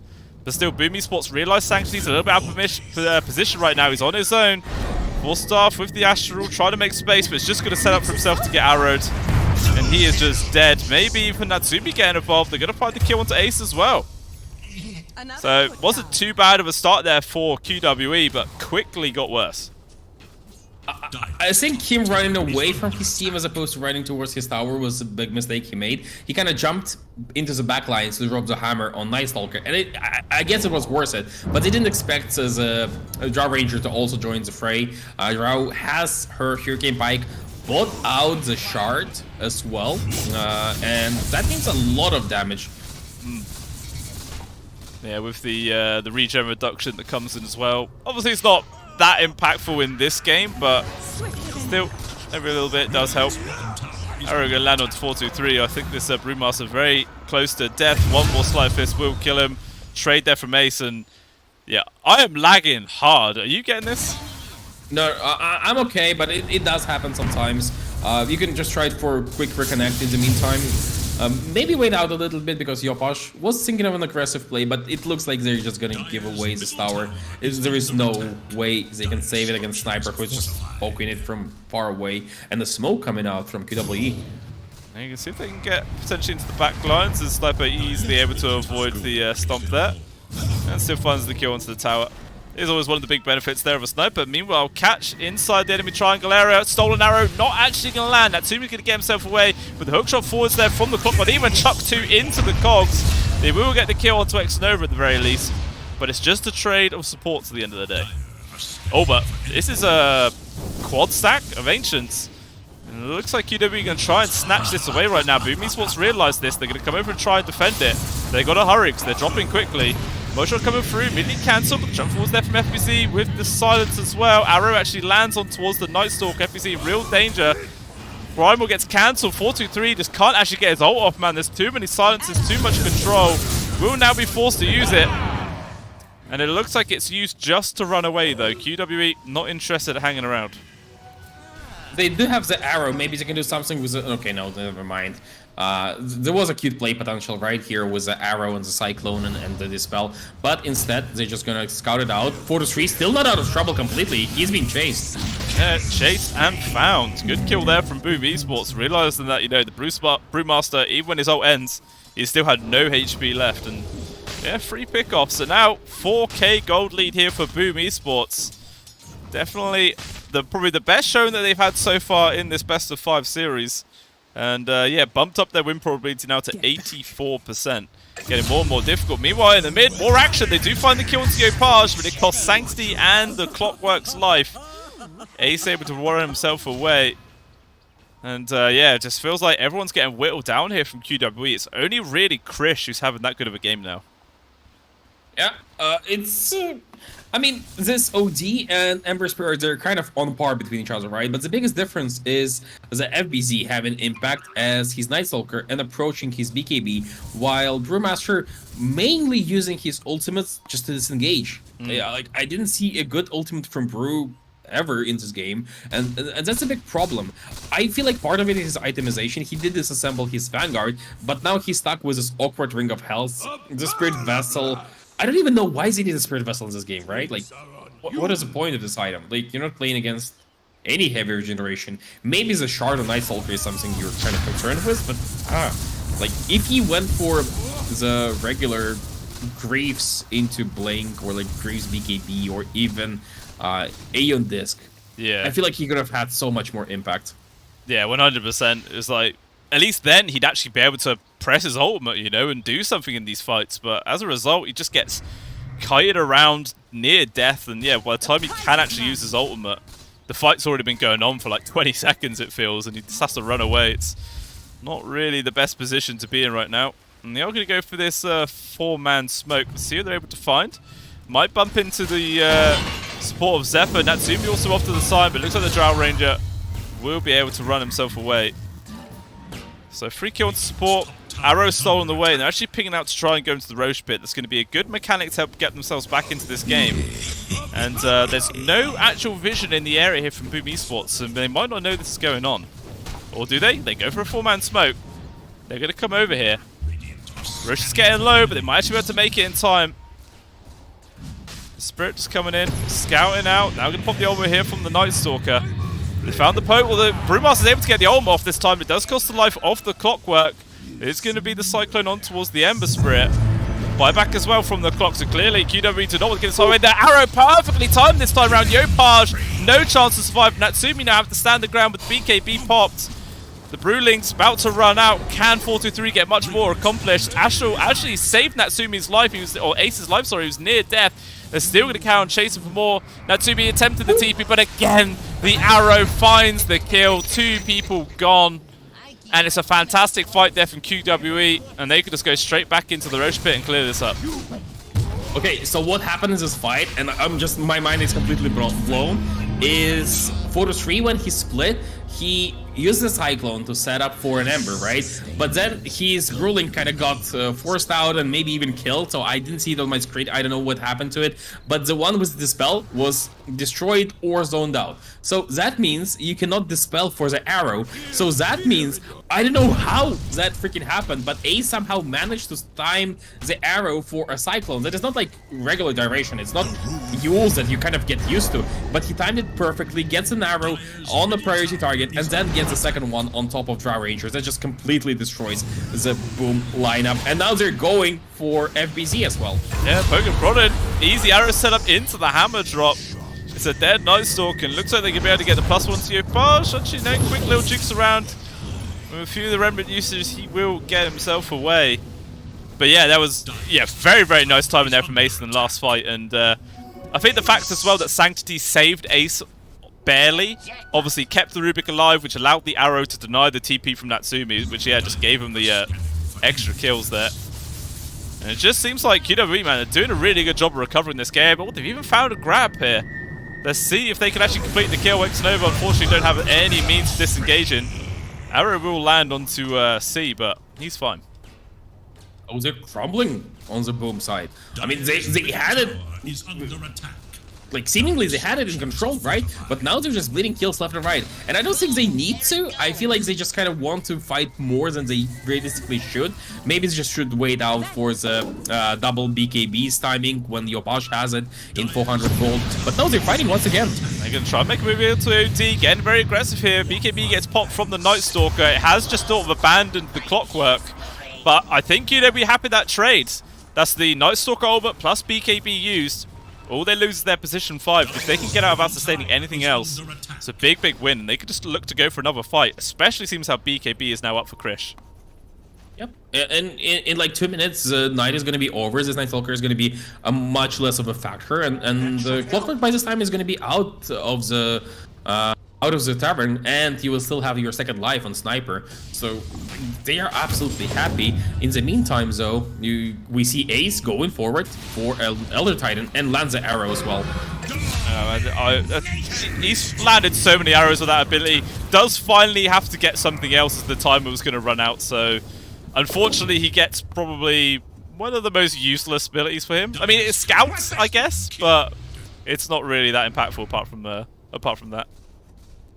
I mean, if he ever gets to like Aghanim's, it could be cool, because having spell immunity on supports is kind of nice. And you kind of get it for free, right? Aghanim's is a normal item on Rubik. It's really good, maybe a bit too greedy. So yeah, but like all in all, definitely not the best of items for sure. I think he just wants the next arrow. This just was so much value from him. Yeah, I mean, since he stole that ability, they've taken tons of successful fights and pickoffs. And I mean, it's what you were saying earlier, you know, that is the creme de la creme of this game, which, you know, the skill that he wants the most. And yeah, getting the ability definitely has been proven to be extremely useful. And I think it's going to have to be down to the Mirana making sure they don't give that away anymore. Really interesting. He went for the telekinesis lead duration talent at level 15. So he thinks that there are not enough good spells or like super strong spells that can really use cooldown reduction. Huh. I actually tend to agree with him on that one. Yeah, that does make sense. You know, it's not a game where there's 1,000,001 spells that you really want to steal. Like, there's only a couple, so yeah, definitely getting that telekinesis talent feels like a good shout this game. And we'll see how it obviously ends up panning out for him in the end. It looks like the rest of QWE are going to try and shove into this tier 2. We'll see if Boom Esports are interested in defending it or not. 20 seconds till daytime, but Night Stalker Ultimate did get off cooldown. Still has his 8-second BKB. Yopaj should have his 9-second one. And I think with those two items and Ultimate on Night Stalker, they can actually fight. They finally get this tower killed in the mid lane. I think they started working it. Yopaj started working it like 7 minutes into the game, and it falls at like 30.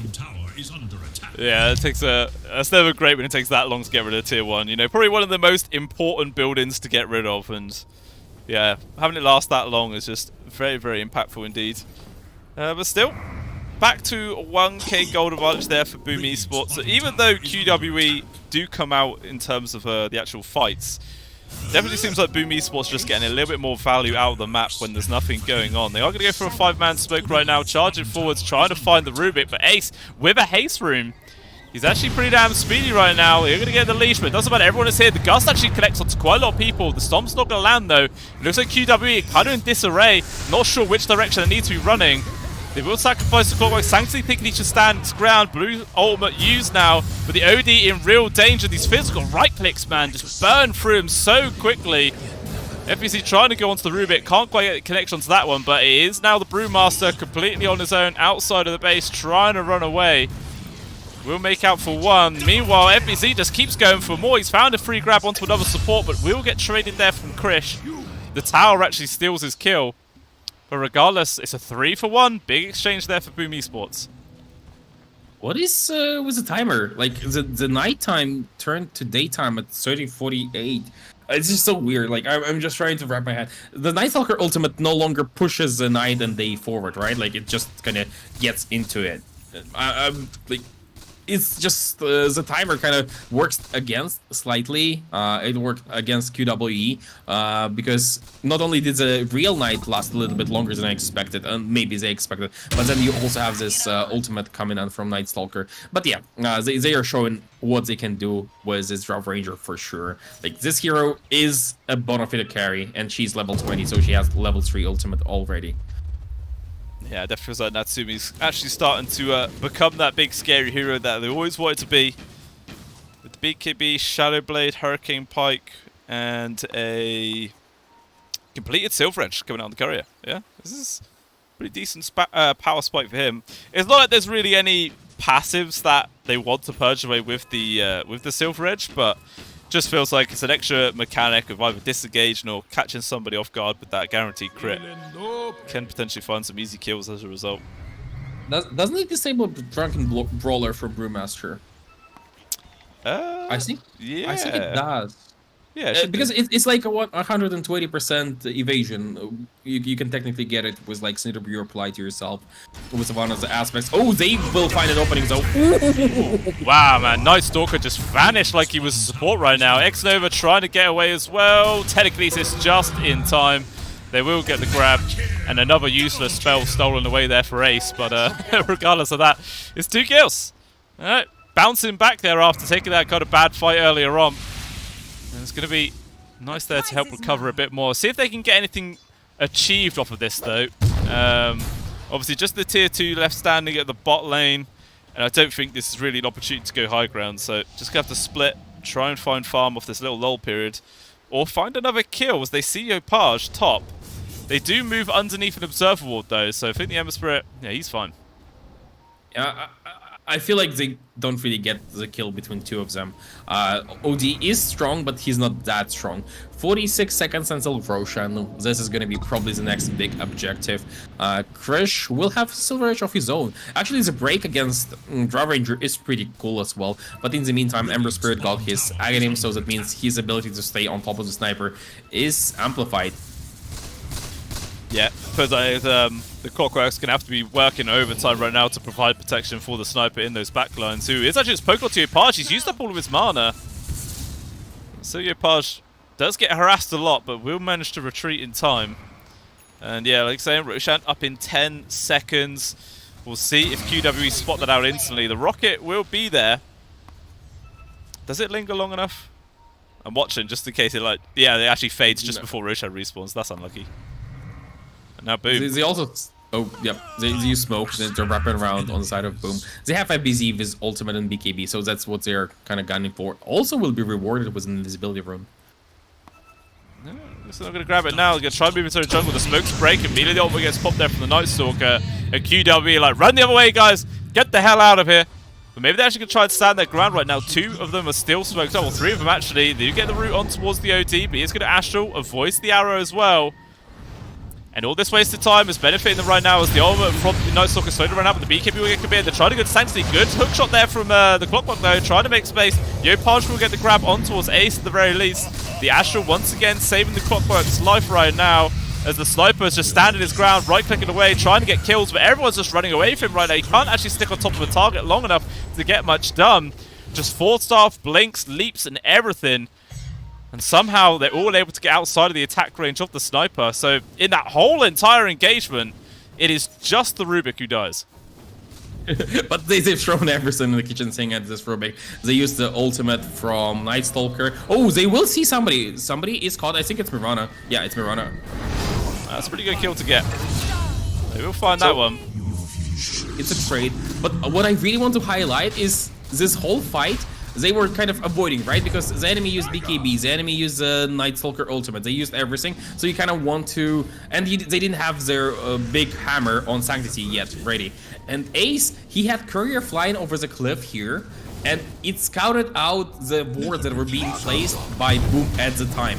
And that's what ultimately allowed them to disengage from this bad fight and kind of make it prolonged, make sure that they actually get out with most of their heroes. And his career was just flying back home actually, and he just kind of, you know, casually put him there just to make sure that it is a possibility, just to check for it. And it just so happened that the Boom were unlucky. Yeah, it was. I mean, sometimes that is a factor of Dota 2, you know, just being lucky or not can be pretty damn impactful. And unfortunately, Boom Esports got the short end of the stick there. Now, I've seen 423. He has this gem, and he's ran past this observer ward once, and he's going to do it again, man. He literally, like, walks right on top of this ward. He sees it. Does he hit it? Come on, hit it. He does it hit again! It's I don't know what 423 is looking at, man, but that ward, getting huge value. I mean, it looks almost exactly like the torch next to it, right? Maybe it's like a next level play, a pay-to-win mechanic. Yeah, I suppose, yeah, no, it could be. There's a fair point. Yeah, it definitely works tricking 423, that's for sure. But still, though, Aegis number 2 into the hands of Krish. Who did they? I guess they gave the shard to the OD? No, they didn't give the shard to the OD. Who did they give the shard to? I gave it to Rubik. Okay. Yeah, that's fine. You get some save, maybe get people out of bad position from Night Stalker. They don't need to commit with BKB. It's essentially like an extra 4 staff, a half of 4 staff. Oh, jump in. Yeah, he just jumped high ground on Rubik with telekinesis. That was really ballsy, and I was really surprised about this kind of play, but they didn't follow through. That's what they say, you know, fortune favors the bold, and Ace trying to get that on the line. I mean, they did actually immediately force everyone from Boom Esports to panic TP back to the base, which I suppose made a bit of space across the map there, just in that one little move, which is kind of nice. As it stands, though, still not really any big net worth lead being built up right now. And now the the telescope picked up for Ace as well, so that's more attack speed for Krish in these fights. On top of everything else, man, he's just going to be hitting you off the screen at this point. He is currently at 1,050, which is insane, and it can go even further. He can go like 1,200 range on attack, basically almost outraging the Blink Dagger. If it ever gets to this point, getting on top of him could be quite problematic for Night Stalker, honestly, just because he can be plopped down with a couple of clicks before he gets to use his Blink Dagger. Yeah, makes it even more difficult. And now Skadi also completed for Krish, so another big power spike, sat at now 2.7k HP. With the slows as well, makes it a bit easier to you know, kite people around and reduce the actual effectiveness of the Night Stalker in these fights. It's going to be big, but still, like I was saying, man, just 2k gold advantage. This game still feels incredibly even, but still a favourable win probability at the moment here for Boom Esports. Not as big as it once was, but still 63%. I still tend to agree. I feel like the draft is good. They just need to wait out the ages and then they can fight. We've seen it repeatedly that whenever they have their ultimate on Night Stalker and whenever they get a good jump, they can just go forward from it and just kill people one after another. Maybe this Hex on OD is going to change the mathematics a little bit, because now OD can jump in, Hex one, Astral the other, and go forward. But ultimately, on their own high ground, they can now fight. Probably? They don't want to. Interesting. Like, I get the ages part, but you can just kill the backlines, right?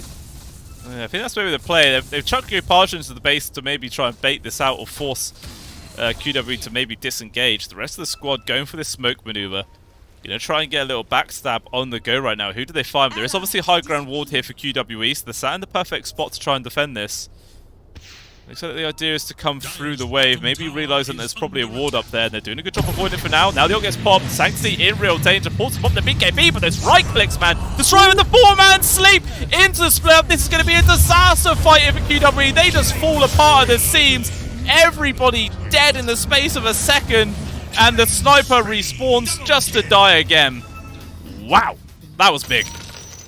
That was insane, honestly. Like, this sleep, they were set up for a good fight, as you said, and I agree with you. They were on the high ground, in a decent enough position, but because they wrapped around, and because they attacked this OD, and everyone started panicking, moving towards the D to save him, they kind of clumped up really in a really undisciplined manner, and got punished by a single stomp. That was just a jump of 8k, right? Yeah, it was like 2k, 3k for Boom, and now it's 12k. Yeah, that is huge. And yeah, the win probability now just plummets down back into the favor of Boom Esports, and might be an entire set of barracks going down right now. Obviously, the support's respawning soon, but there's nothing really they can do on their own without just, you know, getting jumped on and feeding away another kill.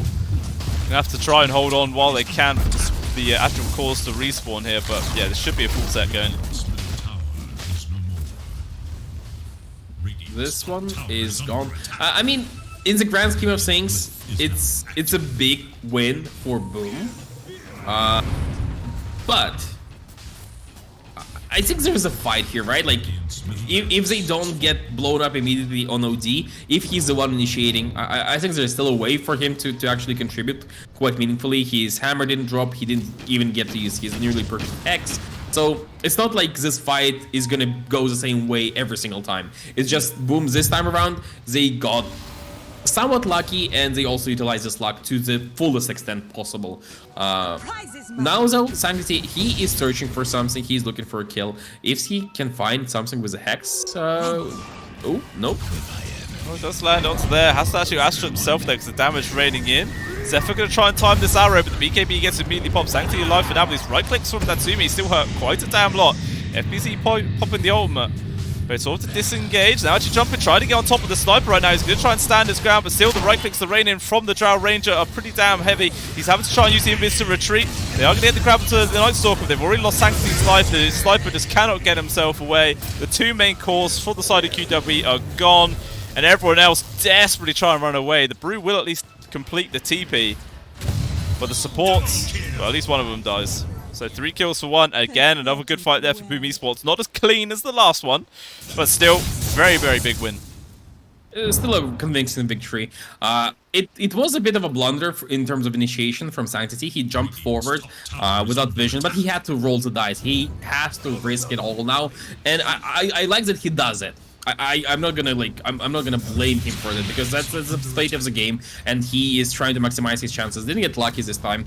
Did get the Hex off, but then had to scramble for his own life.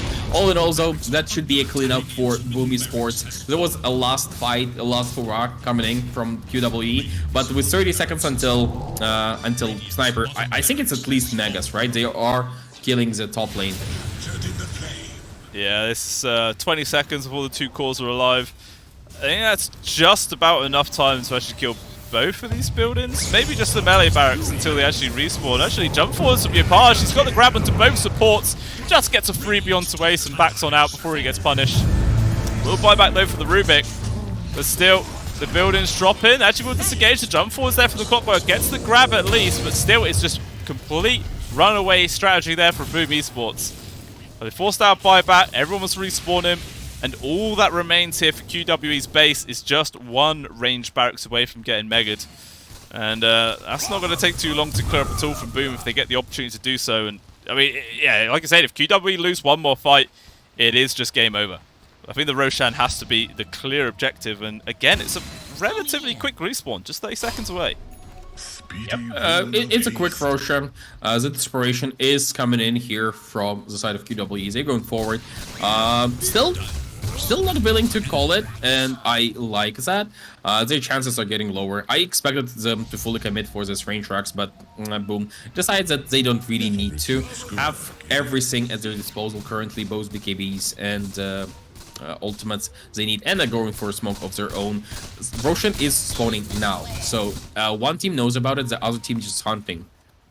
Yeah, going for the smoke. It's actually going to be smoke or smoke right there. They all break. FPC immediately with the ultimate jumps up to the high ground. Now Tsumi's also there with the BKB focusing on towards Sanctity. The OD, he can't get anything done. He just gets Gatlin down. He is dead. Ace also dropping. Chris trying to do what he can, but his own BKB is now over. The bruise into the backlines there, trying to get the grab on towards Zephyr perhaps, and Natsumi just trying to disengage. Chris desperately just wants to hit people, but he's just too damn kiteable right now. It looks like QWE gonna try and back on out. Sleep not gonna land onto anyone, but still we're gonna pick up onto the clockwork. Now they've got the grab on towards the sniper, and the damage just rains in. He is dead, and there is the GG call. Boom Esports able to clear game number 3 and push it to a 4. I mean, I guess that's a big difference, right, between Star Ranger and Sniper.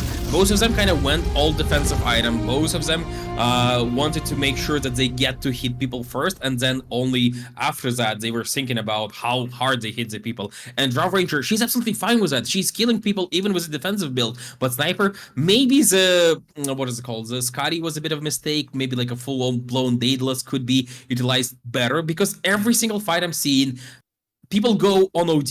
Maybe he does something, maybe he doesn't. Sniper, all this time, he's hitting people who are trying to hit OD, and he just doesn't punch through. It's just not enough every single time. And yeah, the real carry wins this time. Yeah, definitely did. And yeah, like you said, I think the Daedalus definitely would have been a good shout. Just actually increase their damage output. Because we see, like, every team fight, he was just stood still, hitting people, but no one was really dying. He couldn't actually dish out the hurt fast enough. And as a result, Boom Esports able to come out on top. And yeah, poor El Sanctity. He had a good start. He was doing relatively well in the fight, but as soon as like the Drow and the Night Stalker got on top of him, he just got punished super hard. And I do think, and this last pick, Night Stalker, was absolutely essential here for Boom Esports, and top-notch shown from FBZ as well. But yeah, that is obviously just game number 3, guys. Game number 4 will be coming up in about 10 minutes' time. And the dream is still kept alive here for Boom Esports. They have the possibility. 2 more games to go. Can they cinch them and actually manage to claim the title for the grand finals here in the Arena Anthem tournament? Only time will tell. But like I said, 10 minutes' time, guys, and we will be back. So I'll see you then.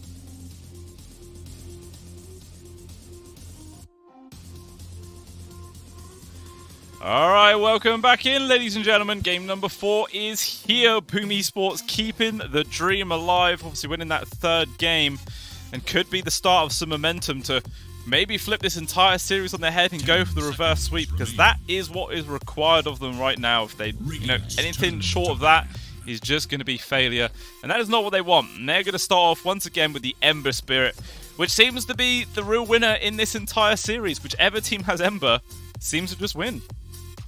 Yeah, I wouldn't be surprised if he's going to be like the first pick. Not the first phase, but the actual first pick material in the next game. If there is the next game. Nobody's taken away the possibility of QWE actually winning it here.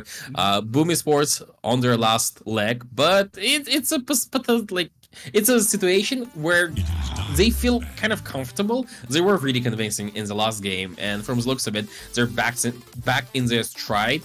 And they really want to win. Stopped experimenting, just getting regular drafts, getting regular heroes, and just out-executing the enemy. Yeah, that is the main point. It's just all about those team fight situations and make sure you jump on the right target at the right time. And that is definitely what they were able to accomplish here in that third game. So QWE starting off with the Bat Rider Tiny, which, again, very likely to be the offlaner there from 4-2-3. Could decide to put that mid versus the Ember Spirit. Like, it's not too bad of a matchup, to be honest. Obviously, a few points into the Flame Guard will mitigate some of the damage that the Bat Rider is able to output, but I still feel like it is going to be slightly Bat favored. So we'll see if maybe that's going to be the idea and they might put in the Hands of Sanctity. But like I was saying, I think 9 out of 10 of the games, they always put it on 4-2-3. Yeah, but it's also dependent on what kind of type of carry the enemy is going to go for.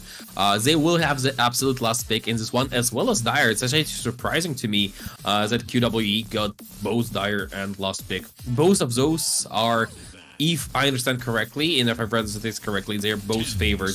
Dire is slightly better than Radiant, and second pick is slightly better than first pick, at least as far as the professional scene is concerned. So QWE in a good spot. Yeah, definitely feeling like it's a good way to start this game. Help maybe recover a little bit of confidence, which they may have lost in the end of that last map. Obviously, they had a pretty good time on the OD at the start of the game. The sniper was getting farmed, but they just couldn't really translate it into anything really, solid. And yeah, I'm sure they're going to try their best to make sure that does not happen. And with these second phase bans, Boom Esports removing Silencer, Monkey King, and the Rubik. So it's going to be the first game of this entire best of 5 where Ace is not on the Rubik. He actually has to play a different hero this time. We'll see how he ends up panning. I mean, given how well he played this Rubik, I'm not even surprised. I don't even mind them actually banning it out in the second phase. He's just way too good. This is interesting. This is Enchantress coming in for QWE. Not a big fan, honestly. Like, outside of like Beastmaster Lycan matchups, I don't think this hero is that great. No? Well, it might be able to harass out the Mirana quite well in the lane, perhaps. Maybe that's just a general idea. It does trade pretty well, especially once you get a creep on top. Yeah, I feel like maybe it's a comfort. I think they have played the Enchantress quite a few times in the past there from QWE. Well, according to the stats that I've got, they've played it 7 times in this patch, and they've won 4 out of those 7 games. So it's not like it's a massive, win probability or chance to them like on the history of this hero, but we'll see how it ends up panning out. The problem I'm seeing right now, what is she dealing with currently? She's not dealing with Beastmaster, maybe preemptively just blocking the pick. She is a Dispel for Flame Guard, but yeah, it's like it's a non-factor. And at the same time, Ember Spirit doesn't care about your untouchable. He will kill you with his right clicks, with the use of Sleight of Fist. Mirana is primarily magic damage. She will punch through the untouchable. Usually when I see Enchantress and the way she's been utilized, especially like if you remember from last year where DY was playing her, is that he would tank up as a position 5, just with impunity run forward, soak all the damage with his Hood of Defiance, and between Untouchable and Hood of Defiance and his own heals, he would just survive for so long. And that worked. I don't think it works like that anymore. The hero got nerfed, and there is a lot of damage just random magical damage flying out from Boom Esports, as well as physical non-right-click damage. So it's not even a good like Enchantress game. That's what I'm worried about. Yeah, we'll see how badly it does end up getting pressured out, or if it can even amount to any real, you know, solid advantage in the laning phase. Will remain to be seen. But Boom Esports, they do actually go for the Abaddon as well as Brewmaster, quickly followed up by a Timbersaw there from QWE. I have actually seen a lot of Abaddons starting to appear now. The only change he got was like his attack point got increased by 0.2 seconds or something like that, so it's a bit easier for him to secure last hits, which has actually meant, even in my pubs, I've seen quite a lot of position 1 Abaddons coming out. It's not really looked too great, in my opinion. Like, it feels like it's been losing more games than it's won, but we'll see how Boom Esports are going to be able to come out this one.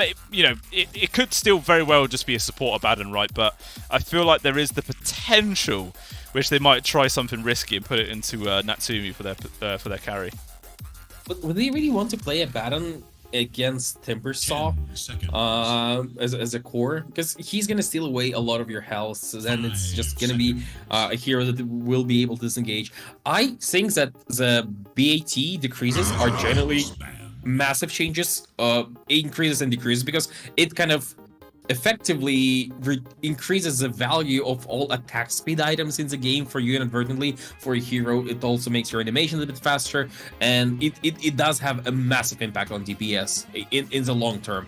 But as a Abaddon, do you really want to be right-clicking DPS? I think it's just going to be like a support for somebody, because there is debating between, let's say, Omni Knight and Abaddon and Oracle, and decide, okay, Abaddon is probably the best for these spells because he also deals with Batrider, because the enemy has a lot of pure / magical damage, so Omni Knight isn't that great. So we just pick Abaddon. Maybe at some point he gets his Aghanims, and then there's heals galore, basically. I don't think it's going to be a core.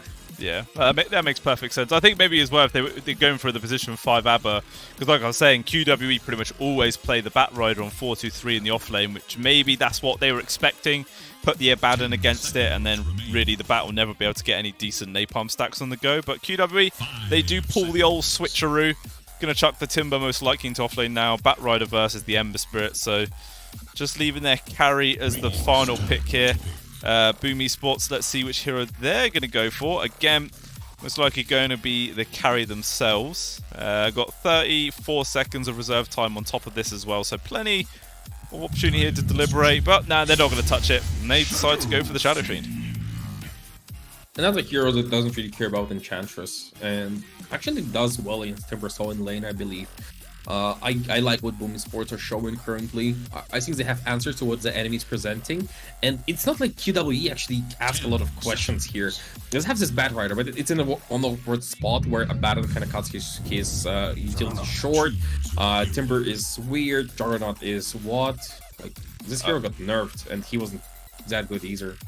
Yeah, I don't really know about the Jug pick there, in all honesty, because I mean, if the Jug spins right, Natsumi will just right-click him, and the Jug will just die, like, and he has to run away.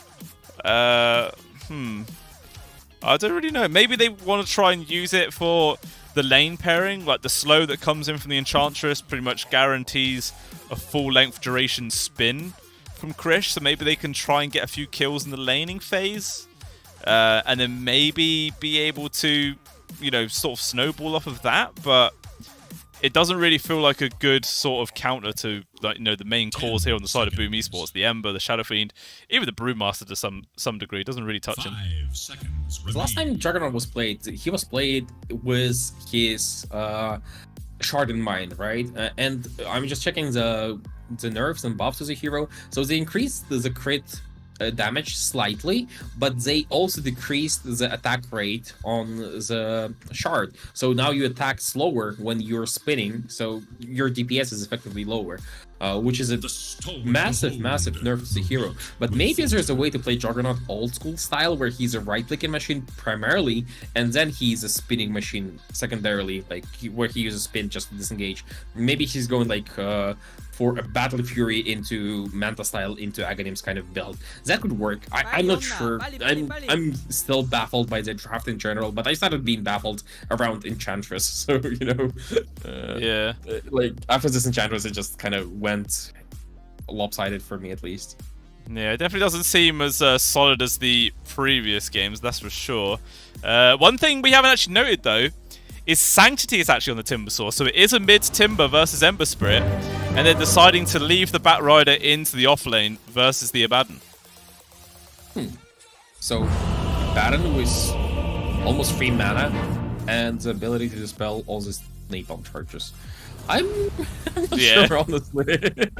It seems a very odd choice, doesn't it? Like I was saying, the Bat Rider would have had a good lane versus the Ember Spirit, and the Timber Saw would have had, you know, an okay time versus the SF. But I don't know. It feels like rather than having the two okay lanes, they're sort of deciding to maybe win the mid and just sacrifice the off lane, like there from QWE.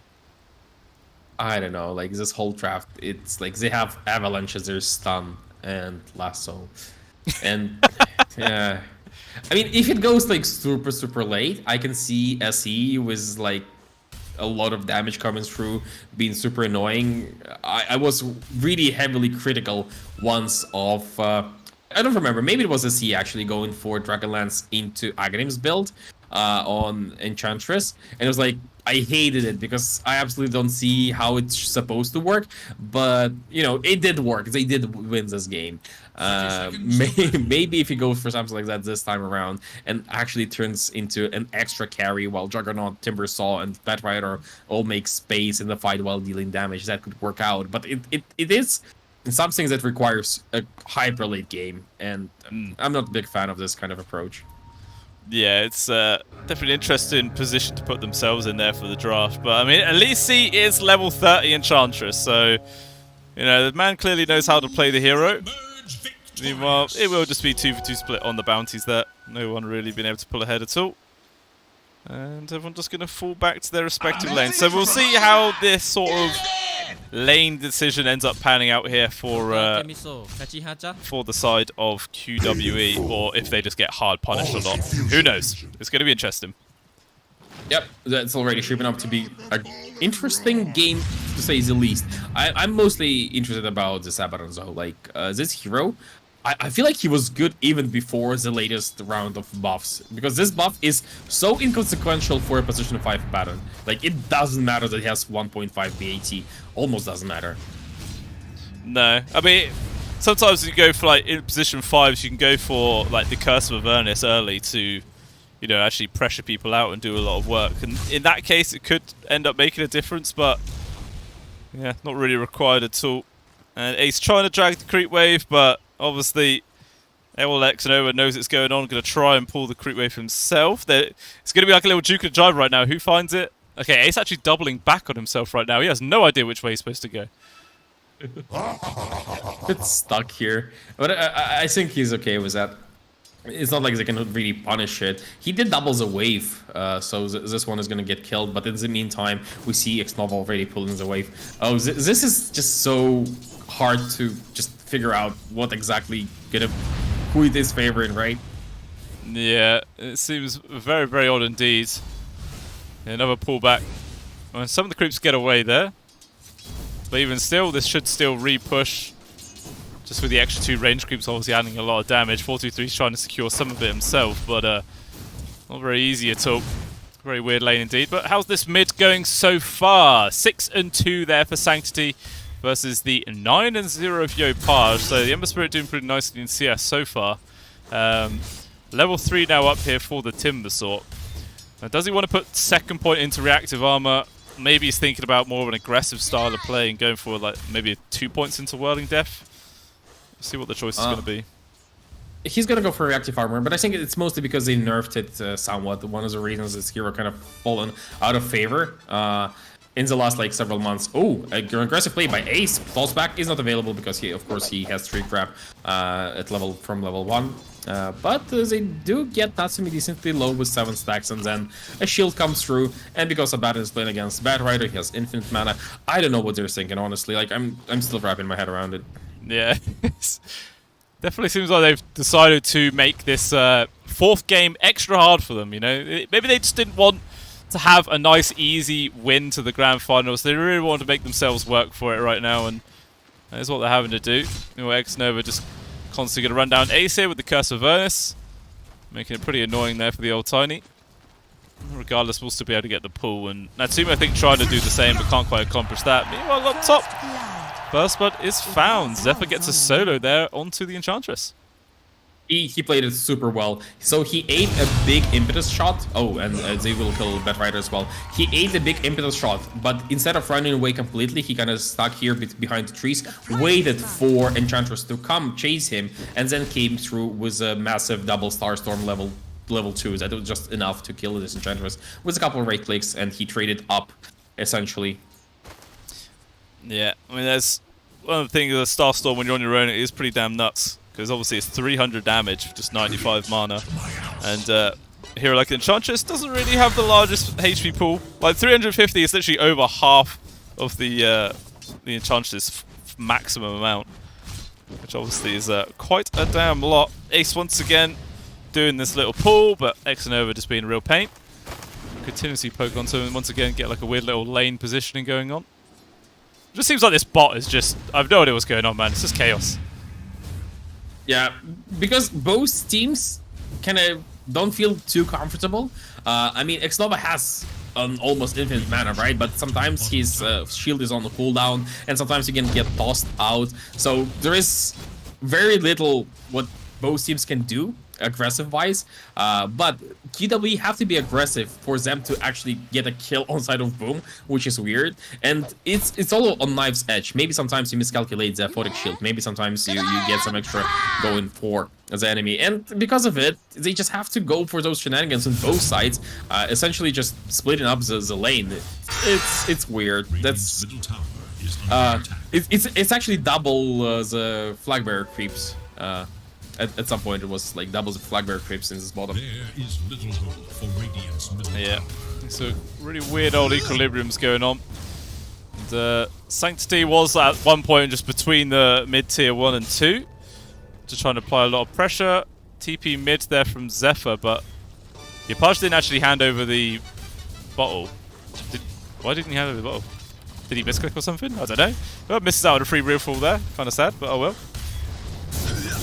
And they also know that Anthem is alone. I don't know why they're not going for him. They should have had information on X-Nova. Maybe? Oh? Yeah, they're picking out now. Abaddon is missing, but maybe too late as he is coming in, but still 4 napalm stacks now on Natsumi into the Avalanche. Can't survive that. Too much burst, and yet X-Nova just gets there way too late. That was so weird, right? Because X-Nova, not only does they not get a refill on the mid lane on Ember Spirit, but they also lose SF because of it. I like this lane because, well, SF is essentially unkillable in it. The only thing that threatens him is a lot of sticky napalm charges, and they get dispelled immediately by Aphotic Shield. The problem is, once Abaddon is out, SF is just dead. And that was a big mistake, honestly, by the side of Boom. Yeah, I mean... SF is one of those heroes which, you know, you get a few kills on top of him and you really do slow down his game quite a lot. Even in the early parts of the game, you know, every little bit on him is definitely a quite a larger impact towards the later stages of the game. And, I mean, there's not really been much action top either, you know. Apart from that one kill that the Rana was able to get on the Enchantress, that has been it. It's just been a slow, steady farm between, you know, FBZ as well as the Juggernaut just trading away. But it is actually so far the Jug at top. Krish 38 and 10. With top net worth of the game. He's sitting pretty right now. I mean, Chandra is just jungling as well. Because Mirana is rotating around, right? So that means you don't really need to be in the lane. So both Mirana and Enchantress are essentially jungling, just getting some farm up. And he is queuing up a Power Threats build. So I guess it's gonna be one of those Hurricane Pike Aghanims throwing Enchantresses once again. Maybe it will work out. Yeah. Hopefully it will. We shall have to see. Obviously, it's you know, pretty expensive items that you have to try and get just for your position 5. And yeah, gonna take a while to get that. I think as well, like Sanctity actually bought a bottle. It's not really an item you see too often, even on mid Timbersaws. Most of the time, it just gets skipped, right? Because you get the sustain that comes in from your reactive armor. But I guess he just really required the mana regeneration, and he's just constantly running at you, Page right now, being a real nuisance. Yeah, he won 3 out of 3 previous mid lanes, right? I want to say. So he is still continuing this dominating streak of his, but I feel like the impact of his hero is kind of limited. Maybe I'm wrong. Xnova will burn down to Firefly, and Natsumi will be okay from the looks of it, being chased slightly into his own area behind the tower, but should be fine. Does Timbersaw scale well? I think he could do in the sort of mid-game. Eventually he will start to drop off. It depends what he's able to do with the sort of early farm and how much he can actually get done.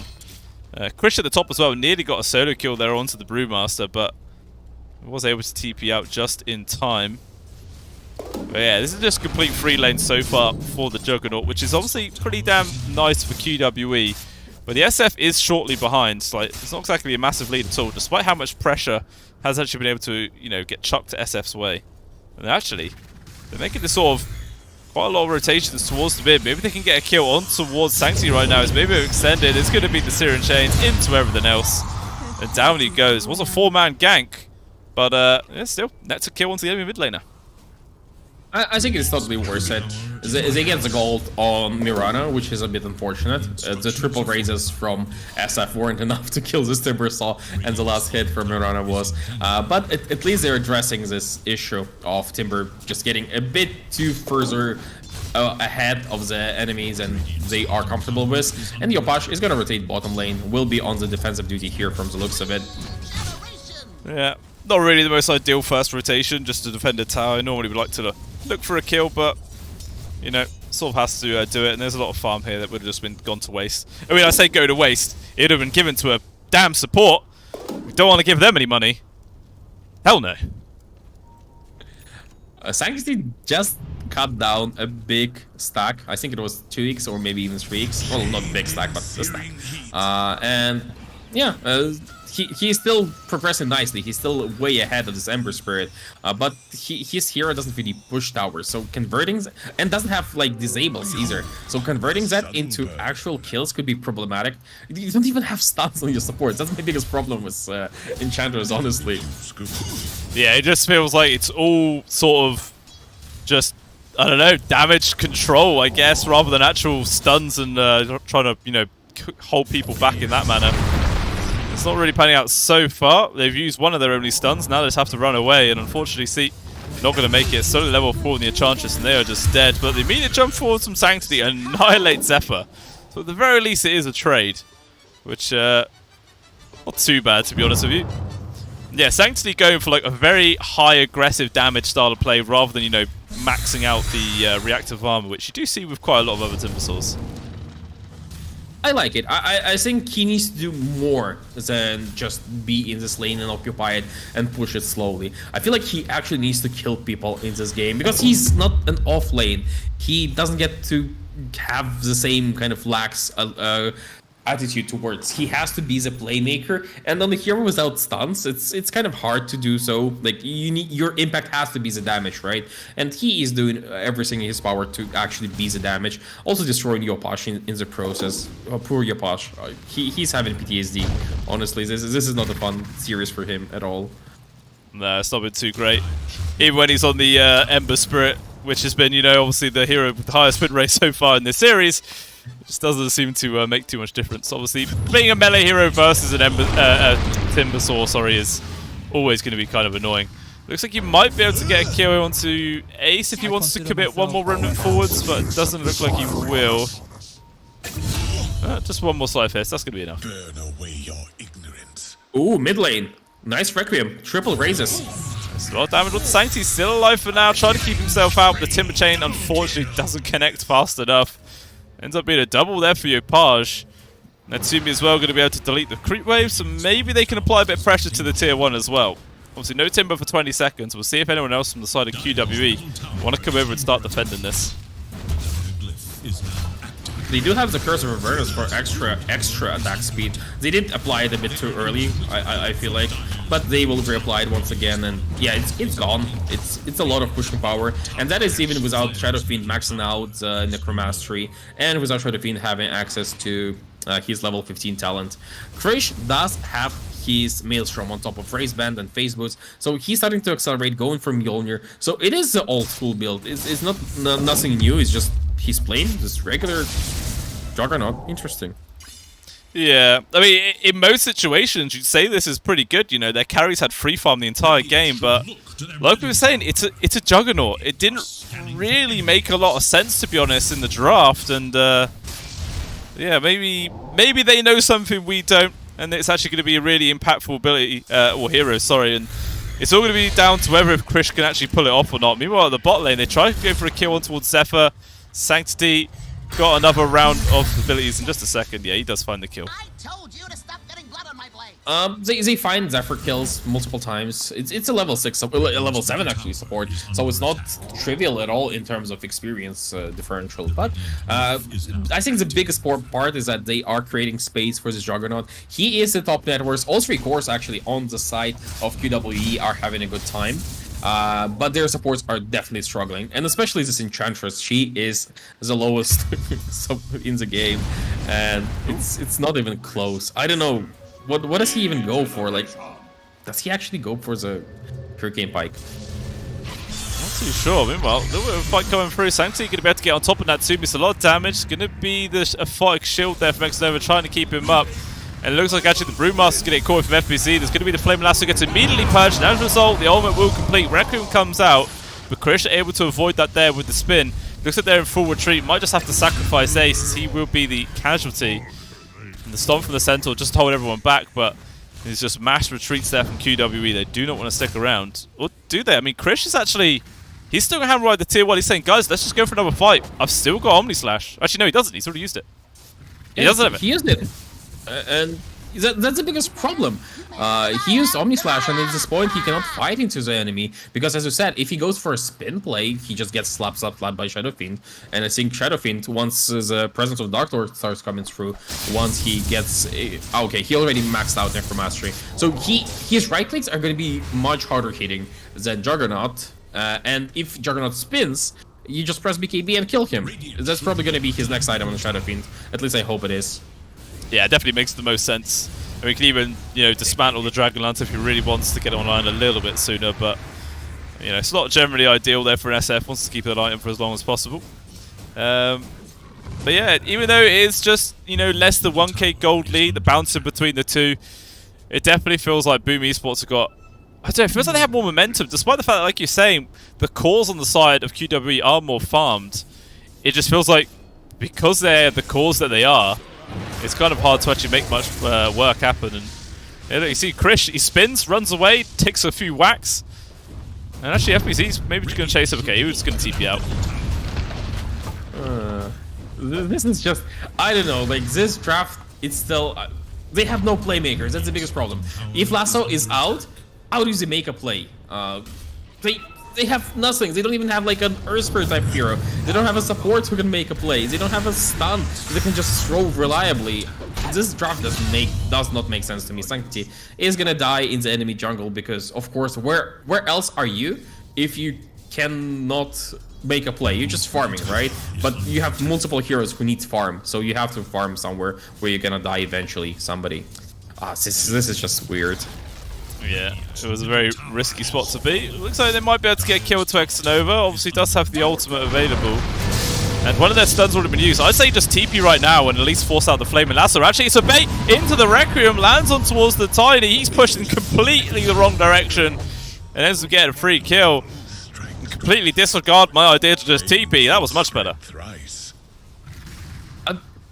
What changes? Like, I'm just trying to figure out what changes later on. Okay, so let's say Juggernaut gets his Mjolnir. Maybe like he places Mjolnir on Sanctity. If they try to kill him, they just take a lot of magical damage on top of all the pure damage, on top of all the nukes and everything. Maybe they get a blink on Batrider, but that's coming in, well, eternity, because he is still gunning for this Garden Greaves. Maybe they get a like a golem stun from Enchantress and just time it so that you get like 1 stun, then you split and 2 more stuns. I don't know, like I don't see how they play Dota in this one. Ace K getting blink could be the biggest factor, right? Like maybe that's what they're relying on, but it's taken a while, and he also made a pit stop at Phase Boots for some reason.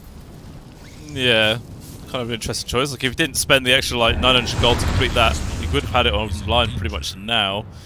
And they're just getting ran at, having to fully retreat. Yopaj and FPC keeping chase. Looks like they would manage to dip out in the right direction. Maybe they're thinking about trying to go for a counterplay themselves. Scan connects F and Yopaj, who sees, well, he knows Ace is up there. He actually doesn't have any remnants, but he's got one coming up in a second. Should be enough to allow him to get on out. Arrow even lands onto Sanctity, but maybe they don't want to get baited into this one. 423 going to show himself. The Remnant actually gets dropped, not very long distance away, and jumps it right into way over to Yopaj. I mean, 423 did actually use his Flaming Lasso for about 0.1 seconds there. Maybe not necessary, but regardless, they get the kill. Even on the hunt for more. They see the TP out there from the SF. Xnova trying to do it. Cancels out there though from Ace.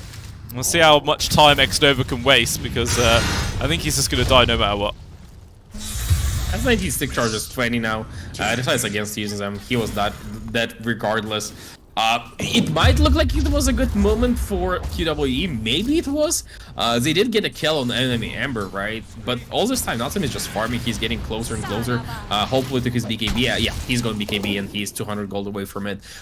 This Brewmaster is getting 2 Lotus Orbs, so we'll have his spell of his own. In the meantime, the playmaking potential isn't really increasing on the side of QWE. Maybe give some space to Tiny. Oh, he's going top. Okay, that is good. They're giving him a lane to farm. Yeah, definitely get that blink online, and they actually have some other means of initiating, which definitely feels pretty crucial right now. Timbersaw as well, got the Lotus Orb queued, but you know, still a fair chunk away. He's looking up over 2,000 gold until he has the item completed. I mean, it seems like their plan so far is pretty much just to, you know, trade farm against the side of Boom Esports. Like, do you think that actually benefits them at all, or are they still just sort of going to get pressured out? If this goes hyper late, maybe because of the Enchantress factor, they will just out DPS the enemy. I could see that happening. It is a greedy play. To me, it doesn't make a lot of sense, and it is trivially punishable. But maybe if they just don't pressure too much on the side of Boom, they get it. But they are pressuring. They're starting to. Yeah, got some quick pokes onto the Batrider. Will survive for now. And actually, in comes Sanctity trying to make the space. And it looks like QW will be able to disengage. For all to see, though, maybe going to get caught right now as Yopaj jumping in to do the cutoff play. Arrow's going to miss, and okay, no one's actually going to fall this time. Oh, maybe not controlling the illusions could have killed the ward here. Oh, they will find Ember. Yeah, it's a toss back with the Flaming Lasso, but still it does get purged immediately away. The Abaddon being the real thorn in the side here for 423. Even the stun comes in from the Panda. The Guardian Greaves gets popped, but immediately gets followed up by the Root. They've even got the potential grab to Sanctity. The Arrow, unfortunately, a little bit mistimed there. Might cost them the kill. I mean, they're actually figuring out just carry on going in right now. They got a lot of damage. Omnislash getting committed there from the Juggernaut, but where's his damage? There it is. They do get the kill on towards the Abaddon right now. Natsumi just BKBing up. Obviously, Spin doing 0 damage at all. Quick burst there. Will get the grab on towards FBZ. And it looks like Yopaj going to try and commit. Nice little arrow block there from Chris, trying to keep his off lane, or mid laner alive, sorry. But it just doesn't make any difference. He still dies. And a very chaotic fight, but definitely favoring Boom Esports there. I'm slightly hesitant to... I know it favors Boom, but I think when Natsumi pressed BKB, he started running away, and I don't know why. I think he presses BKB, presses Mom, and just kills Juggernaut, right? He was getting dangerously low there on Juggernaut. I don't know why he was starting to run away. Maybe he saw that Juggernaut has a shard already, and he's just gonna get slapped a couple of times with Physical. But mostly, if he just goes for that kind of play, they just wipe it. A bit of a panic, a bit of a hesitation here from Shadowfin, but ultimately, they do get ahead. They managed to stabilize the net worth, not the game. The game was kind of stable for the most part.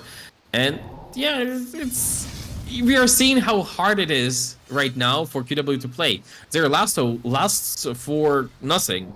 They did get a catch on Ember Spirit, and he just gets immediately dispelled by Abaddon. And after that, how do you keep people in place? The only way you actually force a fight is if the enemy is allowing you to fight. Yeah, I mean I think that's the second time I've seen it as well. Xnova just immediately cancelling out the Flame and Lasso, just 4-2-3 having a real difficult time to actually play a game of Dota 2 right now. Just being too many answers for him, too many catches. I mean the Guardian Greaves have kept him alive multiple times now, but maybe that's the reason why. You know, they don't really want him to be the initiator because he's too easily countered. So that's why they're trying to build him into more of like an aura sort of unit they could just fight around. Meanwhile, they're trying to come over because they knew Roshan was coming on, but the immediate counterplay is coming out here from Boom. They got the first stun on towards the Batrider with the root. Arrow gets blocked by a creep, but it doesn't even matter. There's still enough damage to get the kill.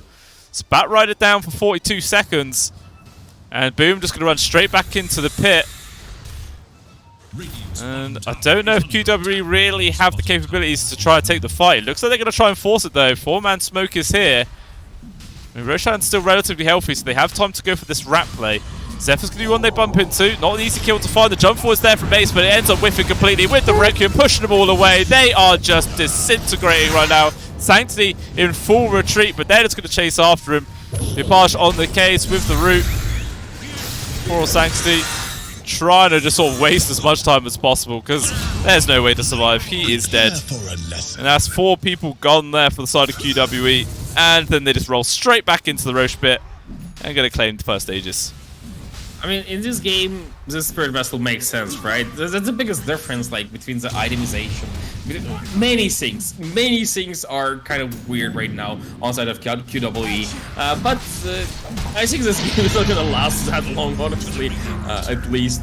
Because now you have BKB on Ember Spirit as well. Natsumi didn't even have to press his own when they were fighting for the Roshan. He's also going for a full-on Daedalus, so his right-click damage is going to be absolutely insane. I think he'll just gonna be able to out damage even without BKB. He's gonna out heal the Blade Fury from Juggernaut. That's the state of the game we're essentially in.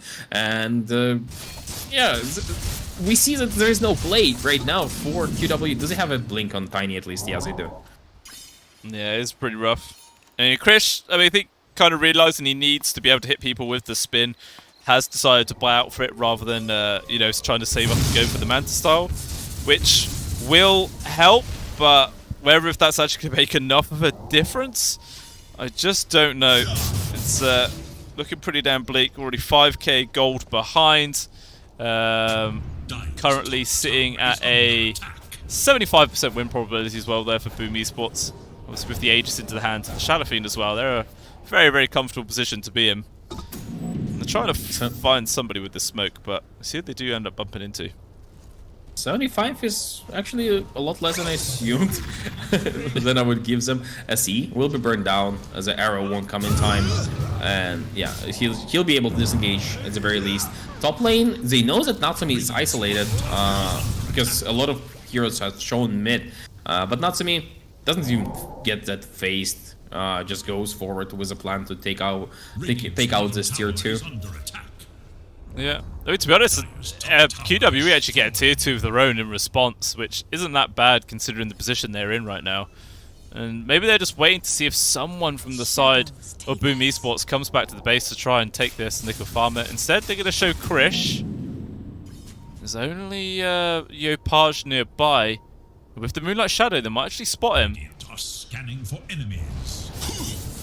4-2-3, still doesn't have a blink tagger though, but there is going to be the jump forwards from Ace with the flame, and they have the grab. Do they have the damage though? Omni Slash is not going to make much difference. He gets away, and now Krish immediately has to just spin TP out. 4-2-3 trying to complete his own. Cancel is there. He gets punished. I don't know. Like, they throw everything, and even Ember Spirit now survives. Didn't even have to use his BKB, just kind of went out. They don't even have the damage, that's a problem, right? With this Juggernaut, he used his Omni Slash on a disabled target. I think he used it fully, I'm not even sure, but probably fully used. And it wasn't even enough. What is a big change that might come in this game? It's just been slowly them losing the ground, and it was kind of obvious from the first moment of this game, once the draft was completed, they're just gonna be slowly losing this game. How? Why? Why does it happen? What is it saying? I think that, you know, even at 27 minutes in, we could be reaching the point of the game where Chris just needs to go for a Divine Rapier. Something like that. Just go crazy, any sort of way. Maybe get a Dagon or something on the Tiny and Enchantress. I don't know, man. Anything to turn this game around. I mean, with this kind of draft, if you went first item, Divine Rapier, if it makes sense. Honestly, I don't know how they win it. I still don't see it. What? And they had last pick, right? They had the absolute last pick, and they went for Timber? No. Oh, for Juggernaut, yeah. Yeah, for the Jug, yeah. And speaking of the Timber, Sanctuary trying to run himself away. Point blank arrow to deny the TP. He is dead. Chris at least going to be able to complete his own, but it's just continuous pickoffs, man. So much aggression for Boom Esports, and there's nothing really to slow them down. Just keep on building up the lead. 8k gold now. And yeah, it's just not good. It's not good at all. I don't know if there is a sequence of items that they can get which will really change this game completely. I think it's placement from Tiny on the high ground. If the enemy overextends, that leads to like a core kill quickly. Could be a way not into the game. I don't know. Like they will need to do that like multiple times. They need an actual net worth advantage of at least, I want to say, 5 to 10k, basically 1 or 2 big items, to actually be on equal footing against the enemy. That's how it feels to me. And they are actually behind now. Yeah, it's not good. Not good at all. Alright, how about this? How about this, right? So Krish, he gets Divine Rapier, and he purposely kills himself, gives the Divine Rapier to the Tiny, who sells everything, buys an Aghanim Scepter, and then try and uses the Tree Volley to win a fight. It sounds crazy, but it could be what brings this game around. Can he actually do something like that? Because if Tiny picks it up after Juggernaut dies, I think he can give it back to Juggernaut, but he cannot utilize it. It has to change teams for it to get to your teammate, doesn't it? Oh, yeah, I forgot about that. Oh, well, okay, never mind. The plan is ruined. Alright, no, okay, alright, this is the plan. This is the plan. You put the Juggernaut on 1 HP, you run into a lone Mirana, give the Divine Rapier over, and then pounce on her, kill her, and get it back. That's the play. I mean, and ironically, maybe. I don't even know. Like, I'm still trying to see some. Ooh, I know one play that is cool. There is lasso into toss of the Bat Rider, so that you actually toss both targets while they're disabled. Could be good. Let's see, they might be able to pull that one off. Well, they're just hunting for Sanctity right now. Luckily, Timbersaw is very mobile, but you know who else is also mobile? It's an Ember Spirit. He sets up with the chains, manages to get the Purge there with the Lotus Orb at least to avoid the arrow. There is going to be the Cyclone up. No creep to Purge it though, so he's going to be flying for a little while. Immediately into the Searing Chains again. Sanctity, you know, his luck ran out eventually. He did die. And Bervira doesn't even have Blink quite yet, so... yeah, Sanctity dying, Juggernaut is getting to his Scotty in a somewhat normal timing. It's just, even with Scotty, what does CC go for? He has 3,500. He's going for the Aghanims, isn't he? I think he's going for the Aghanims. Wait, who's that? SE on Enchantress. Oh, yeah. It makes sense. Well, it's going to get set back a little bit as they have been found. They will die. I mean, maybe that is also the mechanic. Maybe rather than giving the Divine Rapier to the Tiny, you give it to the Enchantress. And she just springs her way to victory. Yeah, I mean, that's it. That's free damage, right? You're so far away, you're probably unthreatened. Yeah, well, it could be the play. I mean, we come up with all these crazy ass ideas, and even if they go for them, probably the chance of success don't really increase much. But hey, you know, at least it might make it a little bit more even, as they are just getting continuously pressured out right now. bit by bit, the lead continues to grow for the side of Boom Esports. Roshan number 2 up in 55 seconds. So again, a relatively quick respawn time. Yep, the start of what is possible. They will get BKB and Batrider, but by the time this Batrider has BKB, Natsumi already has Butterfly and is underway for Satanic most likely. So it's gonna be really tough dealing with him. Like, he doesn't have a lot of HP, but the damage, if he managed to pull off his BKB, the damage just isn't gonna be there from the looks of it. Aghanim's on Timber Cells though. Maybe they will have enough damage if he doesn't press BKB in time. Behold, Maybe. subtle burn. We'll see. There's obviously Roshan respawning any second now, but Boom sort of on the wrong side of the map to capitalize on it. Maybe Opage might scout it out. Actually, I think he's maybe seeing if anyone's lurking around in these trees. Not going to be so fortunate. But QWE, they're actually trying to make a play for themselves now, which feels like the first time in 33 minutes. Let's see how successful it is here with this 5-man smoke. And they do spot Natsumi. Ace obviously with the only real source of initiation. Instead, they're actually going to find the free kill on towards Zephyr. That is something. Now down to a 5 versus 4 situation, and they scout out Roshan. There's obviously a buyback though for the Mirana, so Boom Esports can definitely take this fight. I mean, the damage is there. Bizizo, he's checking. He has Aghanim, so it's a free, quote-unquote, free Storm Panda he gets. And can already start setting up Cycloning's Wild-Winged Ripper for some extra irony. Yeah, you know, you want to be careful of that little gust. Can come in super clutch. Oh, jump forwards from Ace. They've got to grab onto X-Nova, but he isn't a bad one. He's forced to pop his ultimate at the very least. So there's going to be down for the fight comes, which is coming now as Opage jumps in very aggressively, trying to get the kill on towards the Tiny, who is completely separated and will get burnt down. Saxy trying to get the kill on X-Nova. He still does survive. There's going to be the flame and that's over. The BKB on Natsumi, it couldn't get purged away, but it doesn't even matter. He's still alive. Stand his ground. The right click's just burning through everybody. The break on towards the Enchantress. The jump forwards from Ace, but the buyback gets the cancel on towards the ultimate, but it doesn't even matter. He's still doing so much work. Double drop of the ultimate from Saxy. They do kill the SF. Immediate purge there from Krish, but he is stunned in place, trying to spin and run away. They still going to be able to find the kill. The Sleight of Fist getting the final touch there. Ace jumping in, trying to poke onto Opage. Ogre Club there from Ace to disengage, but still the jump forwards. Actually, Opage is out of mana, so he can't jump forwards to his Remnant, but instead, FBZ, he doesn't need no help. He's just going to do all the work on his own. Or can he? Ace will get away, but it is still the grab on towards 4-3 at the end. So, as a result, it is actually a 4-for-1 there coming into the favor of Boom Esports with a buyback on the Tiny. Yeah, they do get Shadow Fiend, but like, it looked so bad for them, right? Shadow Fiend was just standing there in the middle of a fight, slapping people and getting so much health just off the back of this Paladin Sword and Morbid Mask. And next fight, he's gonna have a full Satanic most likely. Opage will have a second life. X-Nova will probably... No, probably not him. Ember Spirit already has Shard. Somebody will have a Shard, I don't know who. Probably Shadow Fiend is the best carrier for it, just for the extra crits. And this fight is gonna look even more ridiculous. It already looked ridiculous. He's standing there inside 2 Whirling Deaths next to Juggernaut, hits people, and almost kills them all. It was very close. I looked at the fight recap as well. Sanctity had 9,000 damage, and the second best on the side of QWE was 1,700 for the Batrider. Like, it really does just feel like the Timbersaw is the only one who can actually dish out the hurt in this game. No one else can really get on top. And Roshan, now with Natsumi respawn, he's going to be able to get the Aegis.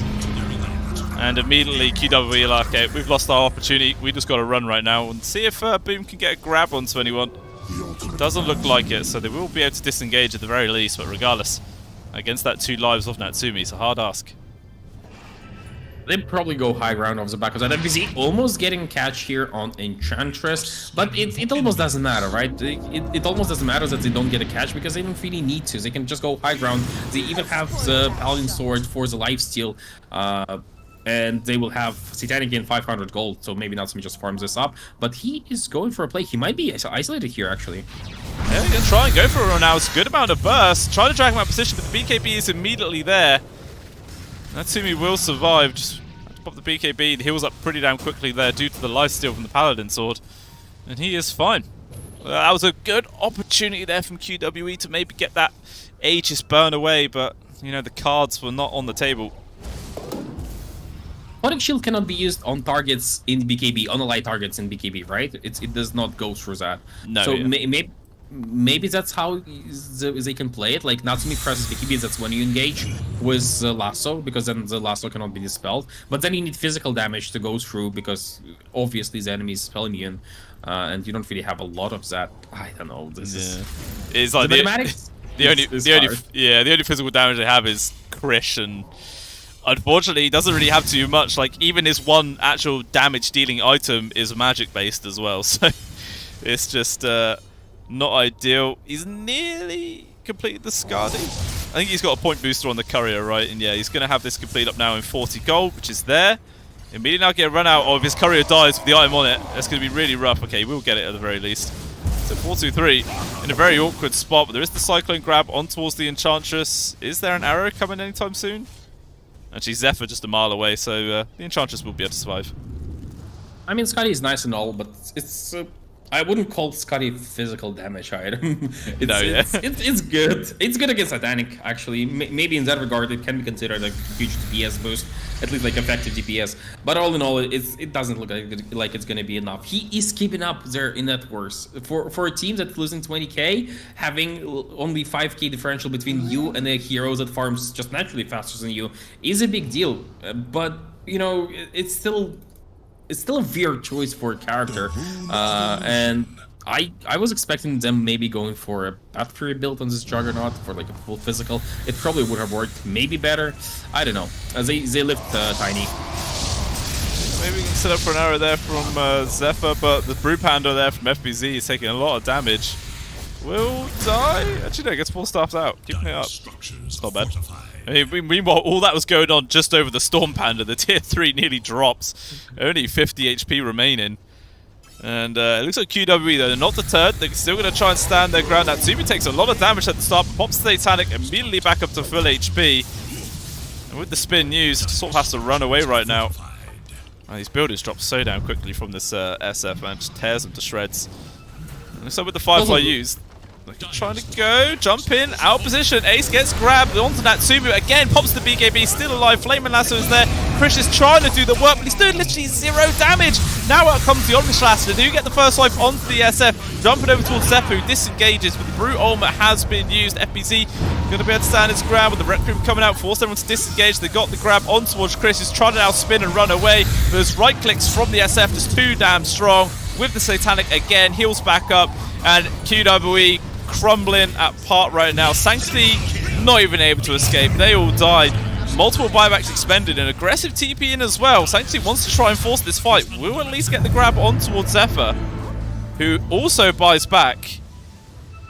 And it looks like C immediately broken away. The right click's raining in. Still alive there. The Nature's Attendant's heal, keeping him up. Still Natsumi not really caring about the Enchantress, beating onto the buildings. Another Satanic usage, it just goes straight back up to full HP, even with the double chakra on top of him. Not really a threat whatsoever. Arrow set up for the Enchantress, who is dead. Probably will expend the buyback right now, as it looks like Boom Esports, do they even need to go back? They might just go for Megas. They are in a position where they can just slap people, right? They're just standing there. That's the worst when you are playing against SF, because SF is kind of a freaky hero, but you know, in this one, he doesn't need to be. He's basically playing Troll Warlord at this point, and that's not how you want the game to progress. No, it really isn't. Mega's now secure. Still 10 seconds about the Juggernaut. And boom, got another grab on towards the Timsaw. Ooh, nice Blink Dagger time there to avoid that. The 5-man avalanche comes out from Ace. Isn't going to be able to turn this fight around. They're doing their damnedest to get the AoE damage in there, but it's actually 4-2-3 is the first one to die. FBC get focused up from those impetus hits with the double chakram again. They do get the kill. Sanctity's doing all the work he possibly can do, but he's getting focused up. They do have the Kshons and Natsumi with the BKBs off cooldown. The man's dodge not going to work. Requiem point blank. And GG is called. We're going to a game number 5, Kawaii Sox. Oh, that's amazing on one hand, but this one, I have to say, it lasted for 42 minutes. It had a decent amount of kills, all that, right? But I honestly felt like it was kind of not that good as a game as far as Dota games go.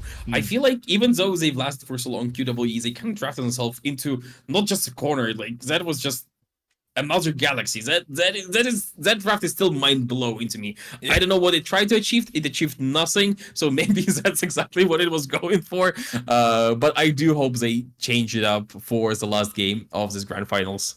Yeah, it definitely was not the correct sort of avenue to go down. Just easily able to just kite them out through Boom and just burn through the spin even when the Jug tried to go for it. And yeah, just ended up getting pressured out. But the reality of the 5-man sweep, the reverse sweep, sorry, is there for Boom Esports. Now down to a best of one. Who can claim the first place, of the tournament.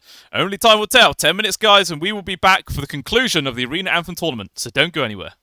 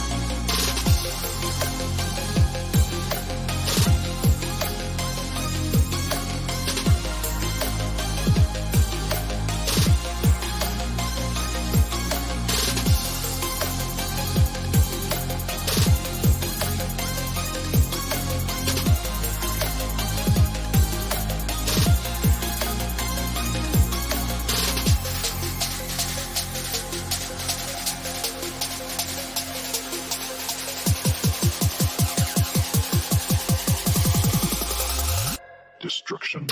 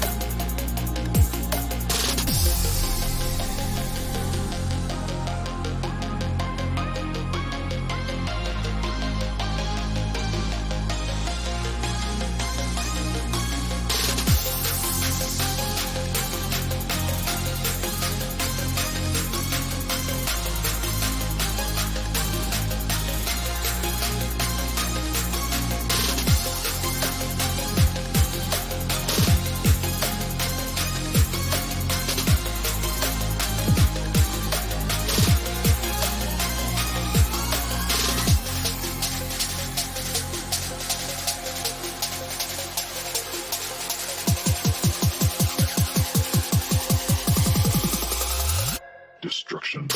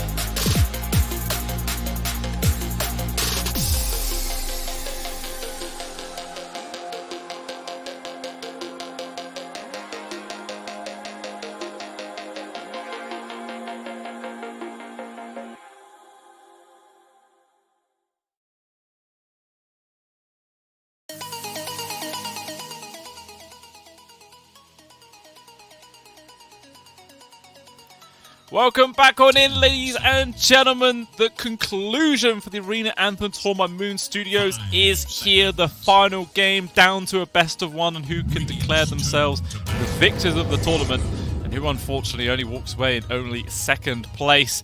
But let's see how this draft ends up going down. This is going to be the first game where we do not see an Ember Spirit. It was finally banned out. Obviously, the hero is still having a 100% win rate so far in this grand finals, and yeah, definitely a worthwhile ban. And yeah, we'll see how it ends up continuing. Once again, though, QWE, they go for this Battle Rider and immediately get Baton interface. They do reveal both of their supports inside of Boom Esports, but I honestly think that's not a big deal. Maybe Battle Rider needs to be switched to the middle lane because of it. Maybe they will just not adapt to that, but instead will try to find a way to kill this Baton. Or actually, can they go Silencer? I think if they go Silencer, it is still playable, this matchup of Battle Rider against the Baton. Yeah, it definitely is. And you know, Abaddon, obviously position 5 Abaddon has like literally zero farming mechanics or anything like that, so it would take a long time to build into any sort of like purge to that silence. So it would definitely secure an initiation for sure, which is what QW were lacking in that second game, sorry, well, the fourth game I should say. As yeah, like the 2 times where the Bat Rider managed to get an initiation with the Flame and Lasso, it just got purged off both times, and yeah, 4-2-3 couldn't actually really get himself a game of Dota going. So yeah, like you're saying, with that Silencer potential pickup could be a fantastic sort of way to get themselves here into this 5th and final game. Yep. Tiny Silencer is also a pretty decent support duo. Maybe a bit on the greedier side, but all in all, it is still workable.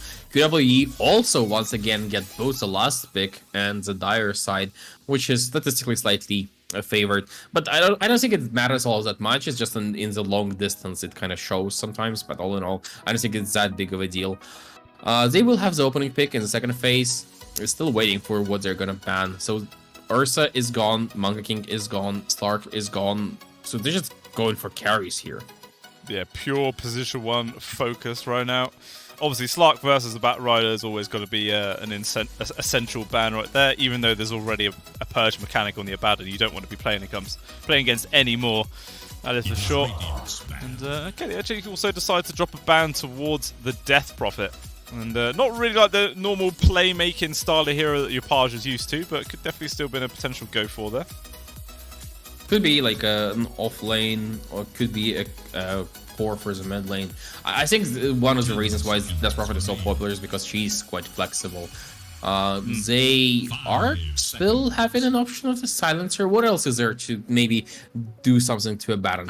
Maybe you pick Viper and try to kill him. No, I don't think it's gonna work. Maybe just go for a long fight and where a Baron can just get zoned out or something.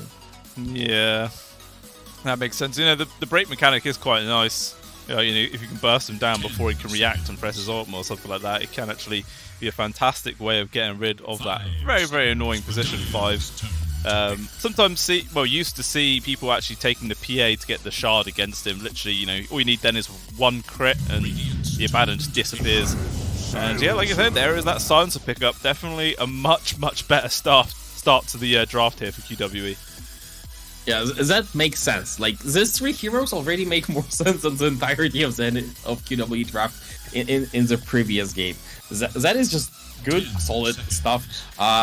I think Boom Esports, they can go for like Naga once again. I feel like Naga is okay. You have yourself Dispel. You also have the ability to Carnage after Global Silence. You Dispel, use your song and try to go for that. It didn't work out in the first game, but I don't see a reason why it can work out this time around if they ban Pudge. Actually, they don't have a chance to ban Pudge, do they? Yeah, you think if they do pick Naga, like QWE would just take Pudge position like on their 4th pick? I mean, it makes a lot of sense if they do.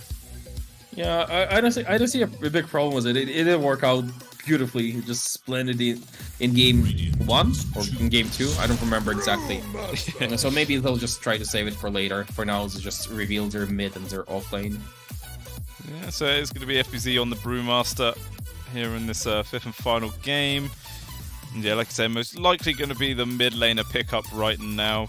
10 seconds remain. What's Page going to want to play this time round? I mean, most of the time you think you're up against the bat, but it's just been 4-2-3, always playing it. I don't know whether that's because he either really, really loves playing this hero, or because Sanctity hates playing it. I don't know which one it is, but yeah, it's been exclusively an offlaner so far for QWE, pretty much out the entirety of this tournament.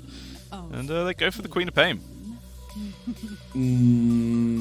I guess it's a good hero against Bad Rider for the mid lane. Technically, you can always flex her for the safe lane and have like a TA type of hero in the mid lane if you need to deal with Bad Fighter. I'm not saying that it's good, but it could be done. So there is that. Generally speaking, not a big fan of Queen of Pain. Just a hero with a lot of damage. Not even a lot, just a decent amount of damage and the blink. Yeah. But it can work if it's snowballed. How do you feel about a Puck pick? Well, it seems pretty good this game so far, I feel. For QWE? Yeah.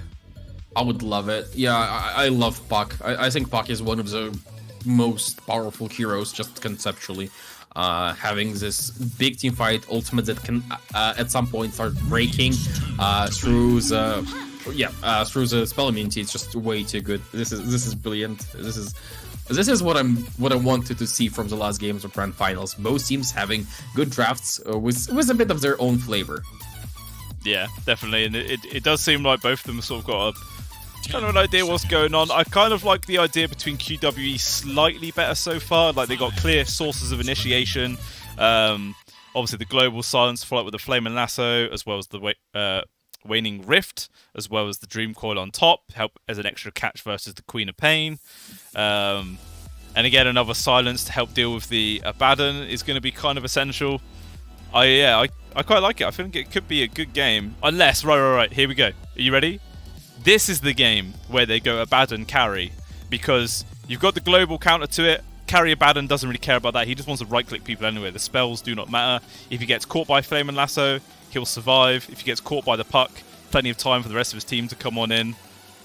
It's better this game than it was in the last. I actually, unironically, think it's a good idea. I think Abaddon in this game, because I'm looking at QWE, and what do they hate? They are all cooldown reliant, squishy intelligence heroes. So if you go carry a Baron here, suddenly you might place this Rubik as a 5 and maybe like even take a Nyx. Like Nyx looks so good. Maybe, you know, something along those lines. Then you have the control covered, you have catch for Puck, because that's something they're lacking. Only Rubik with his 0.1 on telekinesis is a problem. A Baron can go Radiance. Yay, best item in Dota right now. I think that could work. I don't think that they are gonna go for it, but I do agree with you that that could definitely work. A Baron could be this guy that is just super good at this one as a carry. Yeah, definitely. Yeah, like you're saying as well about the Nyx assassin. That also, yeah, sounds absolutely fantastic. Like every single hero on the side of QWE currently has some AoE ability, so you're gonna get huge value out of the Spike Carapace. But obviously, it is just completely dependent whether if Natsumi is, you know, confident to do that or not. Obviously, they've banned out both the Morphling and the Lifestealer so far. You know, generally two heroes which aren't too bad versus the Batrider again, the laning phase, obviously with the natural purge from the Lifestealer, and you know, Morphling could just wave away. So yeah, just trying to counter out that for now. And QWE pretty sure it's going to be a carry again this time, removing the Shadow Fiend, which after the performance Natsumi had in that, you know, 4th game, feels kind of essential to ban that hero. Oh yeah, it's not like he even did anything special. No. He didn't even play with like Refresher and Arcane Blink, which is quote unquote the high skill play for Shadowfiend. He was just right clicking people, and it was enough as this game. Like I want to forget it as soon as possible. Boom Esports, they have their last pick now. Go a Baron carry, just pick Nyx. Go a Baron carry. It's gonna be. Mwah. It would be the perfect way to wrap up this grand finals. And boo. There's a Spectre pick. Yeah. Unless it's support Spectre. Hmm? Unless it's a support Spectre, but I don't know if that's going to be the case. That's even more far-fetched. Does it go PA here? Like, I really like PA here. Break against the Baron, as you said. Break against Spectre. You know that enemy is not going to finish quickly because right now, Boom Esports have 0 tower damage. So this game is going to go late. Late, you just kill everything with PA, with BKB. Probably just destroy Spectre's life. Can potentially kill a Baron quickly if he's not fast enough. And then you're not particularly threatened by anything. And you kind of need this high physical damage. Maybe TBs as well could be an option. Yeah, TP might not be too bad either, to be honest. Definitely either one, that or the PA seems to be the number one in my current head. But 25 seconds of reserve time here for QWE left. Laundry it and just go push. You have good synergy with Spock and you finish the game before Spectre ever comes online. Yeah, that could definitely be cool. I don't. Was Lone Druid changed till the patch? I think there was one thing, wasn't there? I can't remember what it was though.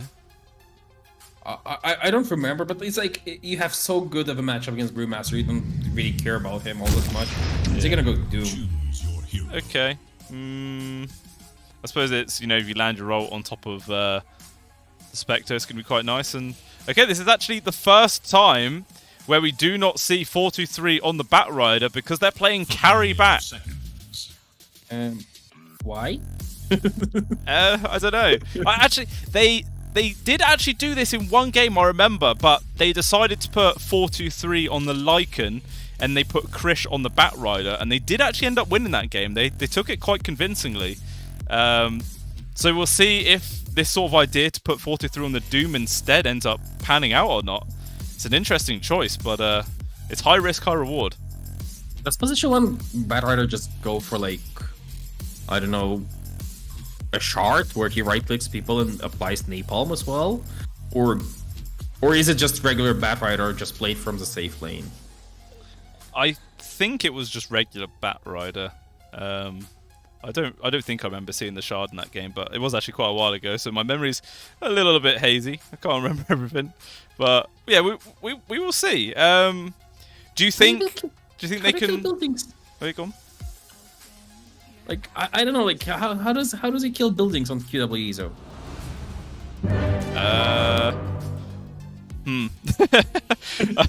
I guess kill heroes and let the creeps do the buildings for you. That's the strategy. so wild. The problem is when you don't have tower building, at least like from my opinion, when you don't have tower damage and you just go have a team fight kind of oriented draft, having a team fight oriented late game draft is kind of better than having a team fight oriented early game draft. And you kind of on the Dire on QWE kind of want to finish it off as soon as possible because you are on a timer against Spectre, against Brewmaster, against the supports as well. But you don't really have the tools to finish. That is honestly this is such a baffling draft to me. Once again, because of this Batrider position 1. Yeah, it's definitely an interesting swap around. I remember we were saying that there is like a tiny bit of flex between Krish and 4-2-3. Like they can sometimes interchange when someone plays the more high priority game. So maybe that's just how this one pans out. Well, the nice little D-Wall death from Xanova, even amongst 4 enemy heroes, he's still able just to get that and get out, which is very close, very nice. And everyone just spread across the other sides of the river right now. So I imagine it's going to go for the standard 2-for-2 split. Yep, they already got the advantage they wanted. They got some extra gold on this Abaddon. They got some extra experience on Queen of Pain, I believe. Yeah, it's not a lot, but, you know, it's something. And they stacked their attacks beautifully. Actually going for an aggressive play here in the river. Will take, as a result, 3 runes and the extra 100 gold. Boomy Sports was an early lead. Yeah, very nice. Xanova with the old little backstab rune steal. It's pretty damn good. And they are also playing Xanova, obviously, into the position 4 kind of role. Obviously, as you know, he's versus a Batrider, so they want to chuck him up against that. But I imagine he will still, you know, be playing the position 5 role, but just from the offlane instead. Yeah, I don't really see how like you can really farm on this hero. Actually, his Aghanim's is extremely good. Like his Aghanim's is so good, and just getting there is kind of problematic. But if you have Holy Located Aghanims and go for all the Mystic Coil talents, it's actually insane how much value you bring to a team fight by just existing. Yeah, you can just heal up everyone and sustain a lot of the damage come through. Because it definitely benefits as well, like sort of slower style of damage rather than burst. Because sometimes you can't heal people fast enough. But if the team fight can last quite a while, definitely should get a high amount of value there for Xanova. But obviously, it is relatively expensive to build into all those items, and generally can't get them online for quite a long time. But as we were saying, they have the Spectre draft, so they clearly want to have a later game regardless. At some point, the Spectre is just going to be so good. This is a game where you can actually go for, not the Radiance, but like an Orchid build after your Aghanims. That can make a lot of sense against Puck. I think the only Puck here is a big problem. Everyone else is very much killable or ignorable, or kind of you can fight into them. They just don't have an answer to Puck, that is clear.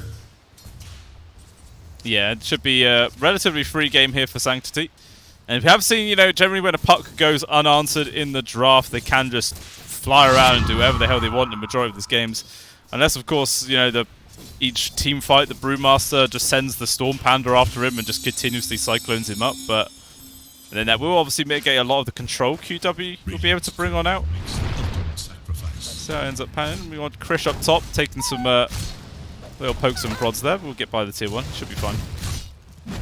Ace is level 2, so no toss back is possible for him.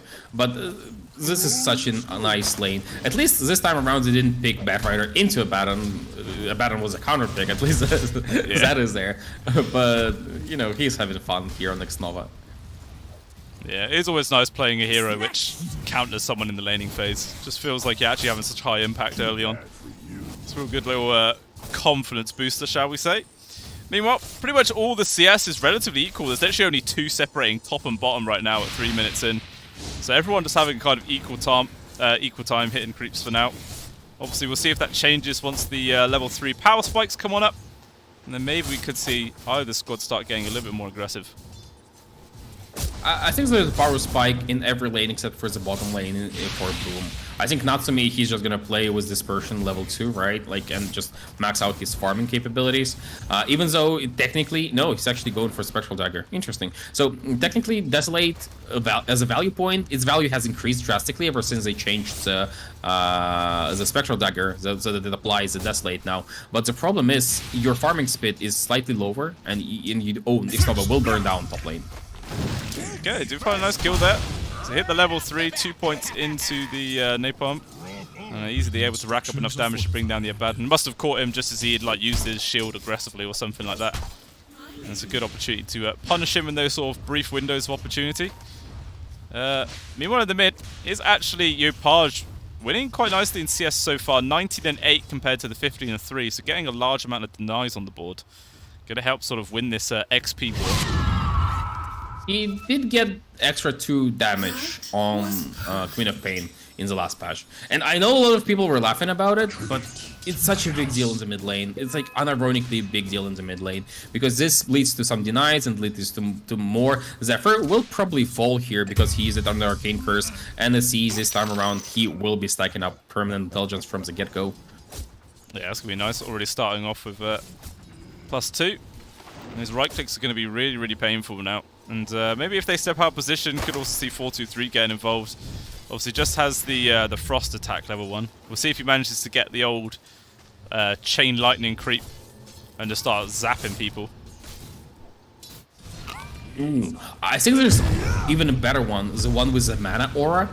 You eat it with your silencer in the lane, and suddenly he has, well, not necessarily infinite mana, but he has essentially like a level 3 Crystal Maiden aura in his lane, making it so that he can just spam his Arcane Curse level 1 because he's going 2 levels into Glaives of Wisdom. See? Really? Yeah. Why? Man just wants to right click. He just wants to become a little pseudo carry, just hit people all day, every day. I mean, it's pretty much what he did last game as the Enchantress, right? Just goes for a more right-clicking style build, and gonna see if he can do exactly the same this time round, but with the glaives instead. I mean, it is a big jump into damage, but still. I don't know, he's rotating to the mid lane. Will not finish it, actually. Decides to stay here in this one. I don't know, like, Last Word is such a good ability. It gives you vision, it gives you some extra burst damage. Yeah, it's 6-minute runes also now about to come up. Sanctity wants to go top, help try and secure that one. Xnova is here, but so is Ace. And it spawns bottom anyway. Nice Avalanche lands onto 2, trying to make some space over Sanctity. Shield does pop, but I think he just about managed to dodge it there, Sanctity. We'll also get the bottle refill onto the bounty, and C's going to make sure he secures that bottom DD as well. Get the extra refill on the go, and yeah, definitely allow Sanctity to stay in the lane rather than having to go all the way back to base. Yep, with double damage, he should also be able to maybe pressure this Yopaj a little bit more. He should be careful. It's only level 1 Waning Rift, but between the nukes and double damage hit, it could be a lot. Sanctity, though, showing up. Not really going for it. Ace is wrapping around, has Avalanche if he wants to, but he's out of vision. I consider myself the best player. Yeah, can't quite get that. Little sneaky breath round, has to just fall back instead. Maybe we might try and do like a double back or something, but with this ward by the triangle area, we'll spot Xnova making a triple stack onto the camp, which obviously I imagine is just going to be farm for the Queen of Pain eventually. And maybe the Batrider could come over there and steal that away. This is gonna Yeah, I think it's very much worth it. If you can outpush the wave, or maybe leave like Tiny, who doesn't mind getting some extra farm, he's going his way, right? You just leave it to Tiny, the lane, and go steal the enemy stacks. It could be a massive, massive boost to both Tiny and Batrider. Frisch, he's playing the mid lane type, right? There was the Boots of Travel. Okay, I like the Boots of Travel BKB Batrider a lot more than the Greaves. Sure, working. Meanwhile, little rotation here from Yopaj.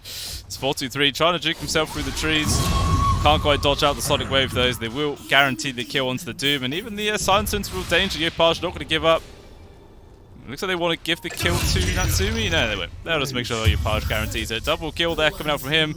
Meanwhile, Sanctity was able to get a grab onto Xnova, who was lingering around in the mid lane area. Yeah, still, it's definitely a decent rotation there from Boom Esports. during this engagement, Silencer was just hitting Rubik with his level 2 Blades of Wisdom, and it didn't pay off. Like, his damage was not enough to kill this Rubik, even though he did feel a little bit pressured.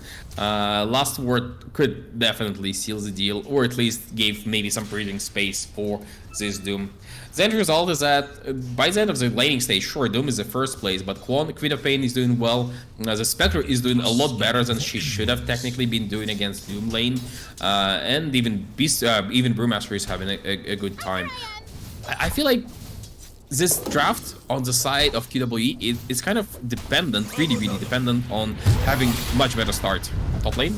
Yeah, speaking of the Batrider, into real danger, trying to survive there, but eventually just going to get ran down too damn slow there from FBZ. Keeping chase, and yeah, carry Batrider does die. Natsumi obviously already rotating up here with the ultimate, but obviously tower's still standing.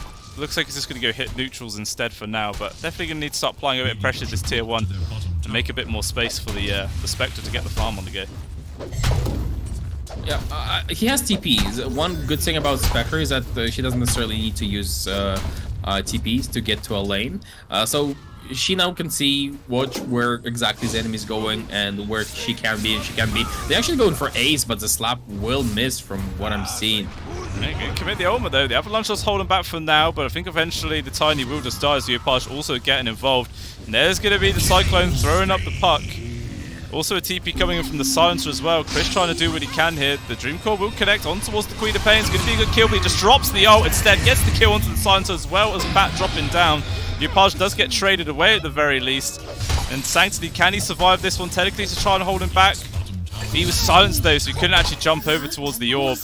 Ends up being a 4-for-1 exchange there going towards Boom Esports. Another tremendous win from them. And they get some extra gold going the way of Natsumi as well as some extra experience. Sure, Queen of Pain dies, but the end result is that you have this Natsumi Spectre just having a field day and still having TP. So she still can go bottom lane after taking this tower, after taking this wave. So there is a lot of space for the Spectre. A bit too much, I would assume, that QWE enjoy. I don't know why they didn't rotate Doom in. Yeah, he was just chilling down bar. Really wants to take his tower. Ace did get a free kill onto X-Nova at the very least, but looks like he will get punished for that one. Wants to try and do something. He's just running at the Opage. It's like, come on, just hurry up and kill me. I want to go back to base. Eventually does die. And yeah, 4-2-3. Chilling at the bottom. So he went for the standard Doom Hound and Midas first. Managed to get his tower. We'll see whether if maybe Krish wants to move himself down here, or whether if they're happy just leaving the Doom to soak up all this farm. So, can he actually carry his Doom? I think technically you can deal a lot of damage with the talents, with the items, with the whole progression, but he is not going for any kind of a carry build. He's not going for, once again, he's not going for Radiance. So he's just going BKB after phase boots. Will have a lot of ways to be in the thick of things. Will it be enough though by the time he is coming in? I'm not even sure. This Batrider also level 7 without lasso. They either have no playmakers or they have too many playmakers. Yeah, it's all spoiled for choice at this point, and they're not too sure who's meant to be doing what. Yeah, Ace is still trying to go for the, essential first item, Blink Dagger, but he's a long way off it. Still 1,700 gold to go. And yeah, Krish, not even a single component yet for his own BKB, so definitely not going to be any really early timings coming out here from QWE. Like, Boom Esports has done a fantastic job at slowing down the start of their game and definitely building a little bit of a lead. 1k gold advantage for the entire team.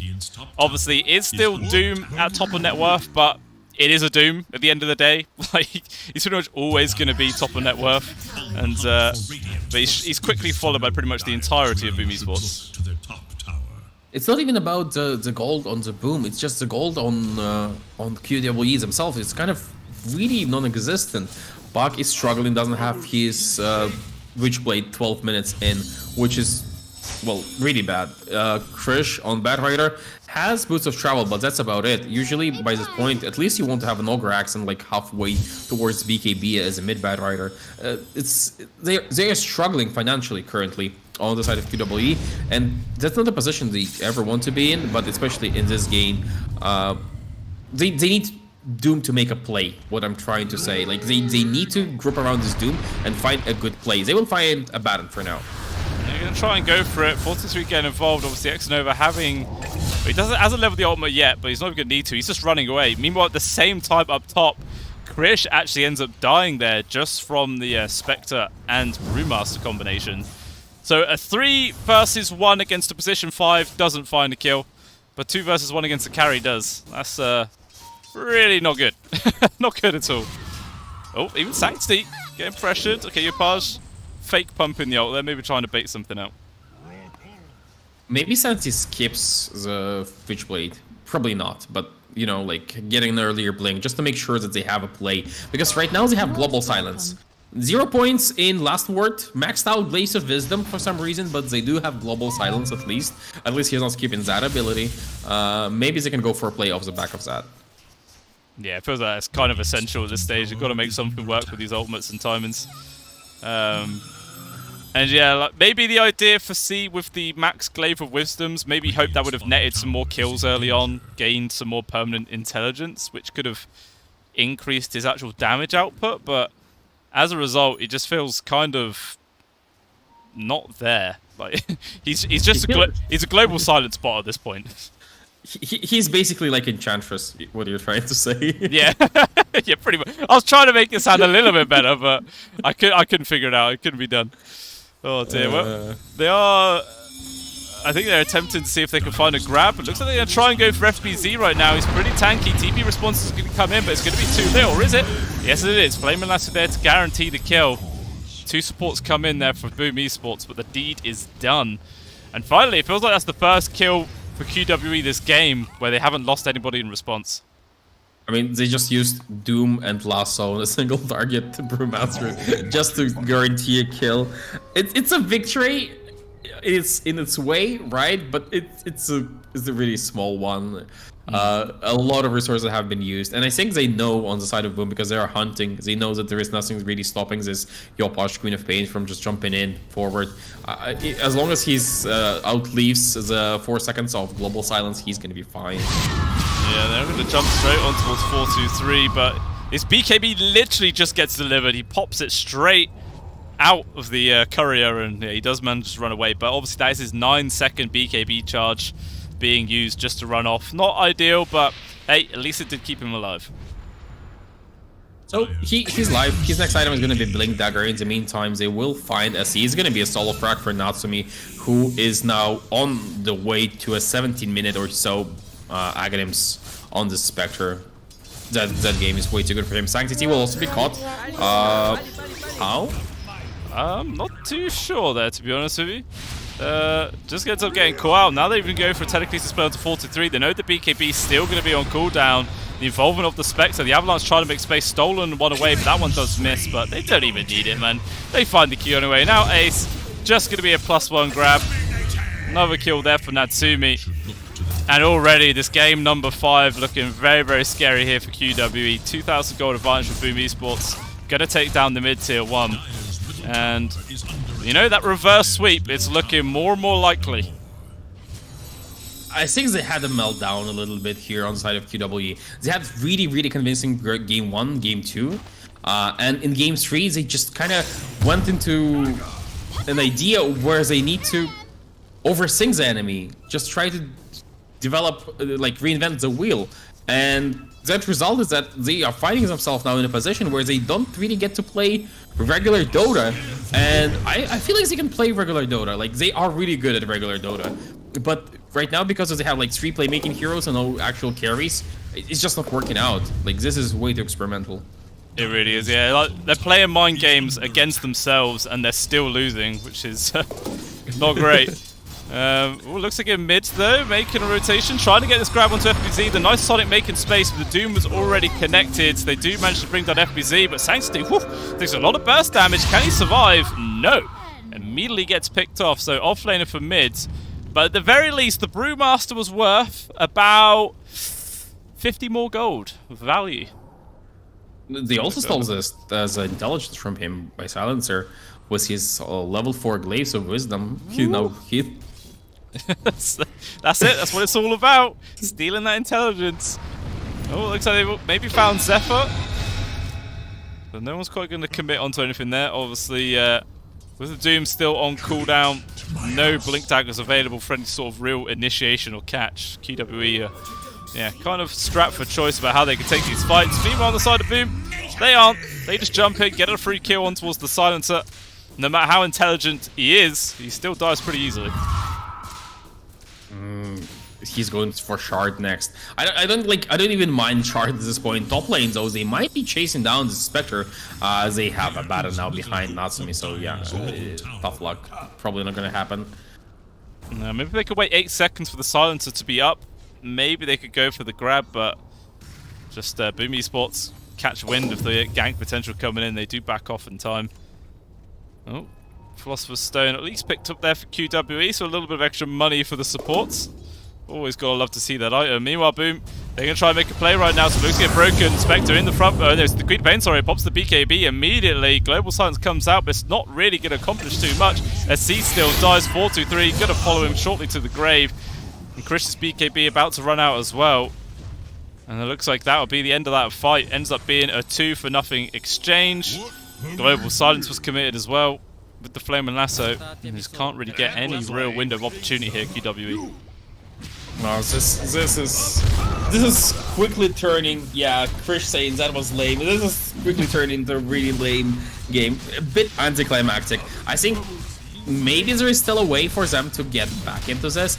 And Silencer, as funny as it sounds, I think if it goes like super ultra late game, his damage output is actually respectable. But it does require, you know, Boom making multiple mistakes. With second life on Yopaj now, like their window of opportunity is wide open, and they can go for, like, they can make 5 mistakes with several big ones and still be okay in this game. Yeah. Yeah, definitely. It's feeling more like Boom's game to lose more than it is QWE's game to win at this stage. I was going to say, man, if you look at the skin of the Queen of Pain and the Spectre, they are so damn similar that in that fight, I actually got confused and I was like, what the hell's going on here? But they actually look incredibly similar, man. They've got both the little white wings, the little floaty skirt thing going on. It's tripping me out. Yeah, I actually agree. I think that's the first time I'm actually confused by cosmetics. But I generally don't like this, the new Immortal. I love the Arcana on Queen of Pain, but the Immortal is kind of, honestly, not a fan. It's a bit too Victorian for me, so... Too classic. Wants a bit more of the modern day edge. Meanwhile, Sanctity just gets obliterated in a second. No chance to react whatsoever. And yeah, down for another 40 seconds. 5k gold lead now for Boom Esports. And a very, very dominant 89% win probability as well, just to top things off. Oh, he doesn't even have Shard on co-op. It was actually without the Shard. Interesting. So they managed to just beautifully connect every single ability they had on Puck and kill him over the duration of telekinesis level 2, pretty much. Huh.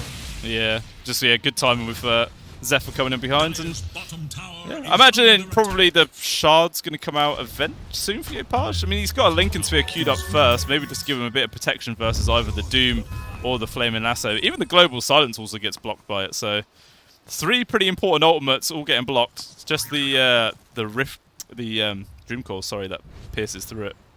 Wait, are you sure that Global Silence gets blocked by Lincolns? I think it was in Dota 1, but... I'm sure it does, isn't it? I'm not sure, actually. I have to wait and see. I could be completely wrong. Christian's trying to TP out. Not going to make it, though. The pure damage coming through. Too damn much. At the same time, at the very least, QW do get a grab on towards FBZ. Did cost them the Doom, but, you know, it's still worthwhile kill. Meanwhile, Ace, unfortunately, is just going to get picked off. So they do find at least a Brewmaster kill. It's something. Who got the gold for it? Nobody? No, wait. Somebody had to get gold for it. 43 got the kill. So at least this Doom is progressing. He is going for an Octarine Core. We'll have more Dooms. We'll have more Scorched Earths available to him. It's still, like, they're still falling behind further and further. Yeah, I mean, it's really hard. Maybe if they had an actual carry, they could maybe still win this game, but with the Bat Rider, they've really got 2 off laners and 1 mid. versus a Spectre lineup. It's not going to work. It just feels like, yeah, it's 2 games in a row where their choices of position 1s have been very awkward and not exactly worthwhile at all. Unless, what's Chris actually got queued up here? He's actually going for his own Witchblade. Is that really going to make much difference? I mean, does Witchblade get amplified by Sticky Napalm? Like, does it proc Sticky Napalm on the target? Because if it does, it's a lot of damage. It might do, actually. Yeah, maybe that is the thought. I mean, he must know, right? Otherwise, he would decide to build it. Otherwise, it definitely seems like quite an odd item to go for after having bots and BKB completed, for sure. Must work. Looks like they will also avoid a little gank attempt there from Boom Esports. Quite lucky for them. They will back out. They're actually going to ping FPZ as well. Krish leading the charge, but FPZ sees him coming, can just pop his ultimate if he needs to. Not even required, he rolled away, but unfortunately, SC not quite so lucky, just gets solo kill from Natsumi yet again. Somehow, the double raise bans don't really help you survive, do they? I mean, it had to be a Glimmer Cave or like a 4-star. I'm like, SE, the last couple of games, I'm baffled by his choices. Yeah, it's not paid off at all really in this game. Yopaj playing pretty aggressive on the tier 2, obviously still has the Aegis for another 20 seconds, so he's feeling confident to do that. Just a little toss onto FBZ. No one quite going to get caught there. Yeah, I don't know. Game number 1 and 2, he was doing perfectly fine, but then going for the pseudo carry Enchantress into the pseudo carry Silencer. Not really the strategy that QWE could safely rely on. But it looks like they're going to group mids, go for a smoke. They have all their ultimates available. BKB's back off cooldown. Let's see who they find. Yopaj in a perfect spot to break these smokes. He sees it. The Firefly use from Krish, and already they are disengaging. The ultimate from the Spectre there just for some extra vision. Looks like the Silencer might be a call from the backlines there. But actually doesn't really Boom Esports really wanted to commit too hard. But still, QWE, I thought maybe they were trying to go back on in, see if they can actually get an extra grab off the tail end of that, but I'm not going to find anything at all. Oh, but Natsumi, okay, just sending the illusions after the Silencer. They might actually be enough. One more right click and he gets it. And the Spectre doesn't have to do anything, man, to get kills in this game anymore. Yeah, you just press a button and somebody dies. He's going for Hex next, so that they just solving the bug problem like that. Mid lane though. Oh, they dropped the Doom with the global signs coming out. FBC's taking a lot of damage. They will kill the Brewmaster eventually, or will they? The survives coming in from X-Nova. It's not going to be up. Eventually, they will still die. Zephyr also getting picked off from Sanctity. Dream Coil snapped on towards Yopaj. For up the silence control. Avalanche is there. Oh, it's Signs of Life coming out here from QWE. Even managed, they nearly managed to get the cancel snatch onto the Arcane, but X-Nova still gets that one. But regardless, it's a 3-set kills coming up there from QWE, and they didn't actually lose anyone for it. I mean, it was a buyback on the Silencer, but that's so worth it. Oh yeah, Bug dealing 300 and 3200 damage in this fight. I mean, we talked about how Sanctity has a mostly free game until items come out. And they are coming out. Spectre changed his mind, decides to go for an Orchid, something we kind of alluded to that could be a possibility for him. I do like Hex more because Orchid is kind of dispellable, right? But Puck is not going for a dispel yet. Oh yeah. Oh, Krish just gets jumped on from Natsumi, man. The Spectre just finds kills so damn easy at this stage in the game. Sanctity trying to run himself away. Meanwhile, X-Nova gets a little spot onto Ace, but just support saying hello. And yeah, there was the Octarine core now complete up for the Doom. Oh, poor old C's. Is he going to get picked off once again? Ace also in danger, just trying to TP out, but he will be fine. But yeah, 2 supports against 1. Yopaj just coming in for the final help. So 2 more people dead. And Roshan potentially up in 25 seconds. We'll see how quick it's going to be. Natsumi now has his Orchid. Searching for Puck from the looks of it, but we'll actually find nothing. Yeah, just trying to probe. Wasn't sure if we wanted to go for the Puck or the Doom. Unfortunately for him, doesn't actually end up finding either. And yeah, we'll see what Roche time is going to be. 1 minute 26 seconds, so mid-tier spawn time. No one really going to be able to immediately capitalize on that. Meanwhile, Xnova just runs straight into Ace. Doesn't even react. Literally just walks right past him. Wants to hit the Observer Ward. But instead, there's the Flaming Lasso. Gets cancelled out, though, from the Lotus Orb. But now, the stolen Lasso turnaround. They've got the grab on towards Krish. Ace obviously already dying in the backlines there to Natsumi. And there's 3 people gone. Tier 2 should end up dropping down. And probably not time for them to go into high ground, but let's get closer. Actually, Backdoor Protection comes out because Sanctity actually cut the creep wave. I mean, their tower damage is, well, non-existent, but they don't need it. They can just repeatedly kill people. I think at some point the enemy will just kind of give up but because they are tired of dying. Puck, now seeing this Orchid, is going for an Eul's. But he will be caught here. Is there? Oh yeah, there is. What a read from Zephyr. Knew exactly where the puck was going to go and just threw straight into his face. That's nice. He's gone for a minute. And that's going to be a 30-second window where Roche is up and there is no puck. So it's going to be very, very easy for Boom Esports to grab that. As long as if they scout it instantly. Meanwhile, 4-2-3 in some danger. They're going to turn, drops the Doom on towards the Queen of Paper. Actually gets reflected into his face. They also kill the creep to make sure no TP comes on through. And Yopaj is trying to run himself away. I'm sure 4-2-3 would love to be able to cast an ability right now. It's not going to work. It's Xnova able to keep him alive. And FBZ just making long work versus the Doom. Even the involvement now of Ace, maybe trying to turn this around, but instead all he's going to do is give away another kill. He's just spinning on the spot. I mean, Silencer stole 54 agility during this engagement, as in not the permanent, the temporary agility.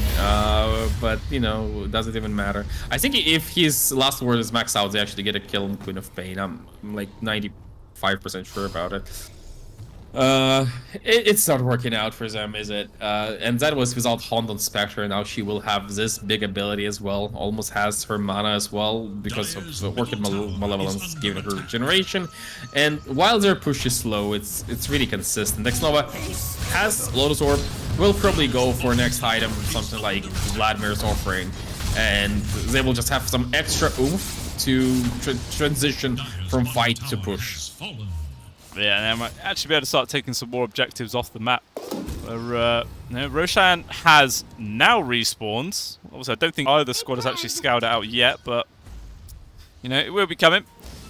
And then we'll see, obviously, if Boom Esports can actually grab it, or maybe QWE can mount some sort of defense to stop it from going down. Essentially, just able to survive that as the Duke can drive his way away. But yeah, Bloodfall now completed up for the Spectre. Immediately jumps on towards Krish. But there is going to be the Avalanche control. They tried to get the jump, but immediately he just phases back out onto a different illusion. So just trying to toy with QWE right now. Meanwhile, Yopaj, he just jumps in very aggressively. They blow up Krish straight off the back. 4-3 has to pop the BKB. Doom, I don't know, actually got dropped on. It was actually connected on towards Yopaj, but it's not really able to achieve too much. Meanwhile, the stolen Flaming Lasso from Zephyr nearly gets the full lockdown on towards Sanctity. He will at least be able to blink dagger away. Hopefully disengage right now. Meanwhile, Natsumi, with the help of Xnova, just dive in tier 4s, because why the hell not? Why the hell not, indeed? He has completed Bloodborne as well. Doesn't even really need it, to be honest, but it's a nice item to have. Sanctity should be okay. His Yules is on off cooldown, so there is no threat to him, but his buildings, they don't have the same kind of elusiveness Puck has. No, they definitely don't. Imagine if you could like Yules buildings, wouldn't that be hilarious? Meanwhile, Sanctity, okay, again, able to jump away. I mean, this is the main benefit of a Puck, right? The hero is just super elusive and kind of hard to kill. Despite the amount of catch and, you know, pick-off potential that Boom Esports do have, you know, it's still a Puck at the end of the day. But yeah, another 2 tier 2s gone, another successful fight, and should be Roshan number 2 as well. It looks like, though, QWE, they realise this is going on, and they are going to attempt a very ambitious smoke maneuver. They've still got 30 seconds without the Doom, but everything else is up. Roshan's just dying way too quickly. Yep, between the Orchid helping out and the Curse of Avernus helping out, they get it really, really fast. Also, Shard now on Spectre. He's going for a feel. They catch Doom. Yeah, immediately caught before he can actually pop the BKB. Now it is going to be there. Out comes the Scream, though. 4-3 is getting extremely low. They're trying to focus on Tupaj, but the BKB of their own, able to keep them alive. 4-3 eventually going to fall down right now. Puck also getting caught. Bomb buyback from the Doom. Sanctity doesn't have one available. Ace just TPs out in the face of everybody as C just gets caught. Krish also probably going to get ran down right now. Actually still has BKB off of cooldown. Didn't have a bother using it in the last fight. Didn't need to, but does have to now. Trying the best to run away, but so much chase. Sliver of HP, and down he goes.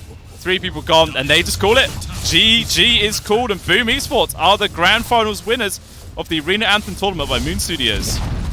Oh, they did get this reverse sweep, but honestly, I feel like Game 3 was absolutely well-deserved. Game 4, maybe even they kind of managed to outdraft them. This one, this just didn't feel too good from the looks of it. SE, how do you die on Silencer with your silence off cooldown after a team fight while you're not silenced? I don't get it. Yeah, it wasn't great, you know. Like we were saying, C's hero choice. Well, I mean, the hero choice in that game made a lot more sense. The silencer was great. Kind of questionable how he played it. We could say that, but yeah, it felt like the draft was better this time for QWE in the last game, minus the obviously carry Batrider, which is a little bit of a head scratch. But yeah, it didn't. They tried something, it didn't work out, and you know sometimes that is the case with Dota 2. You try something new, high risk, high reward, and this time they were definitely punished. But yeah, the reverse sweep coming there from Boom Esports. It looked bleak, but you know they kept focused and they did manage winning. I have to highlight Xnova plays though. Like he's every single time he was playing a Baron, especially in Game 4, that was just amazing how many ankles he broke with his timely aphotic shields. Yeah, it really was. And then, well, like we were saying earlier, it takes a while to get some farm on the line to, you know, build a purge. But he managed to get his Lotus Orb at pretty decent timing, which made the global silence from the silencer not really be that impactful at all. And yeah, just ended up really superior teamwork was the main reason there for Boom Esports. Just really were showing that they were the better team of the tournament. As obviously they came through from the, I think they were first place in the group stages as well. So definitely, yeah, just performing out of their minds throughout the entirety of this tournament. And I mean, it was a shaky start of the best of 5. Don't get me wrong. Like they were 2-0 down, but they did recover. That's all they needed. It was just warm up. That's all it was. It was just warm up.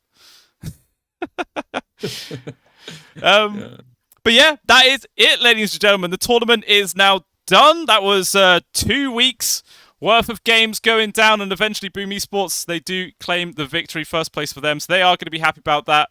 QWE got so close, but just wasn't meant to be. But hopefully you have all enjoyed the tournament. Obviously I am Blue Scale, joined by Kawaii Socks. I do hope that you all have enjoyed the show, and yeah, hopefully in any future productions we will see you there in the future, guys. So thanks for tuning in, and we'll catch you in the future.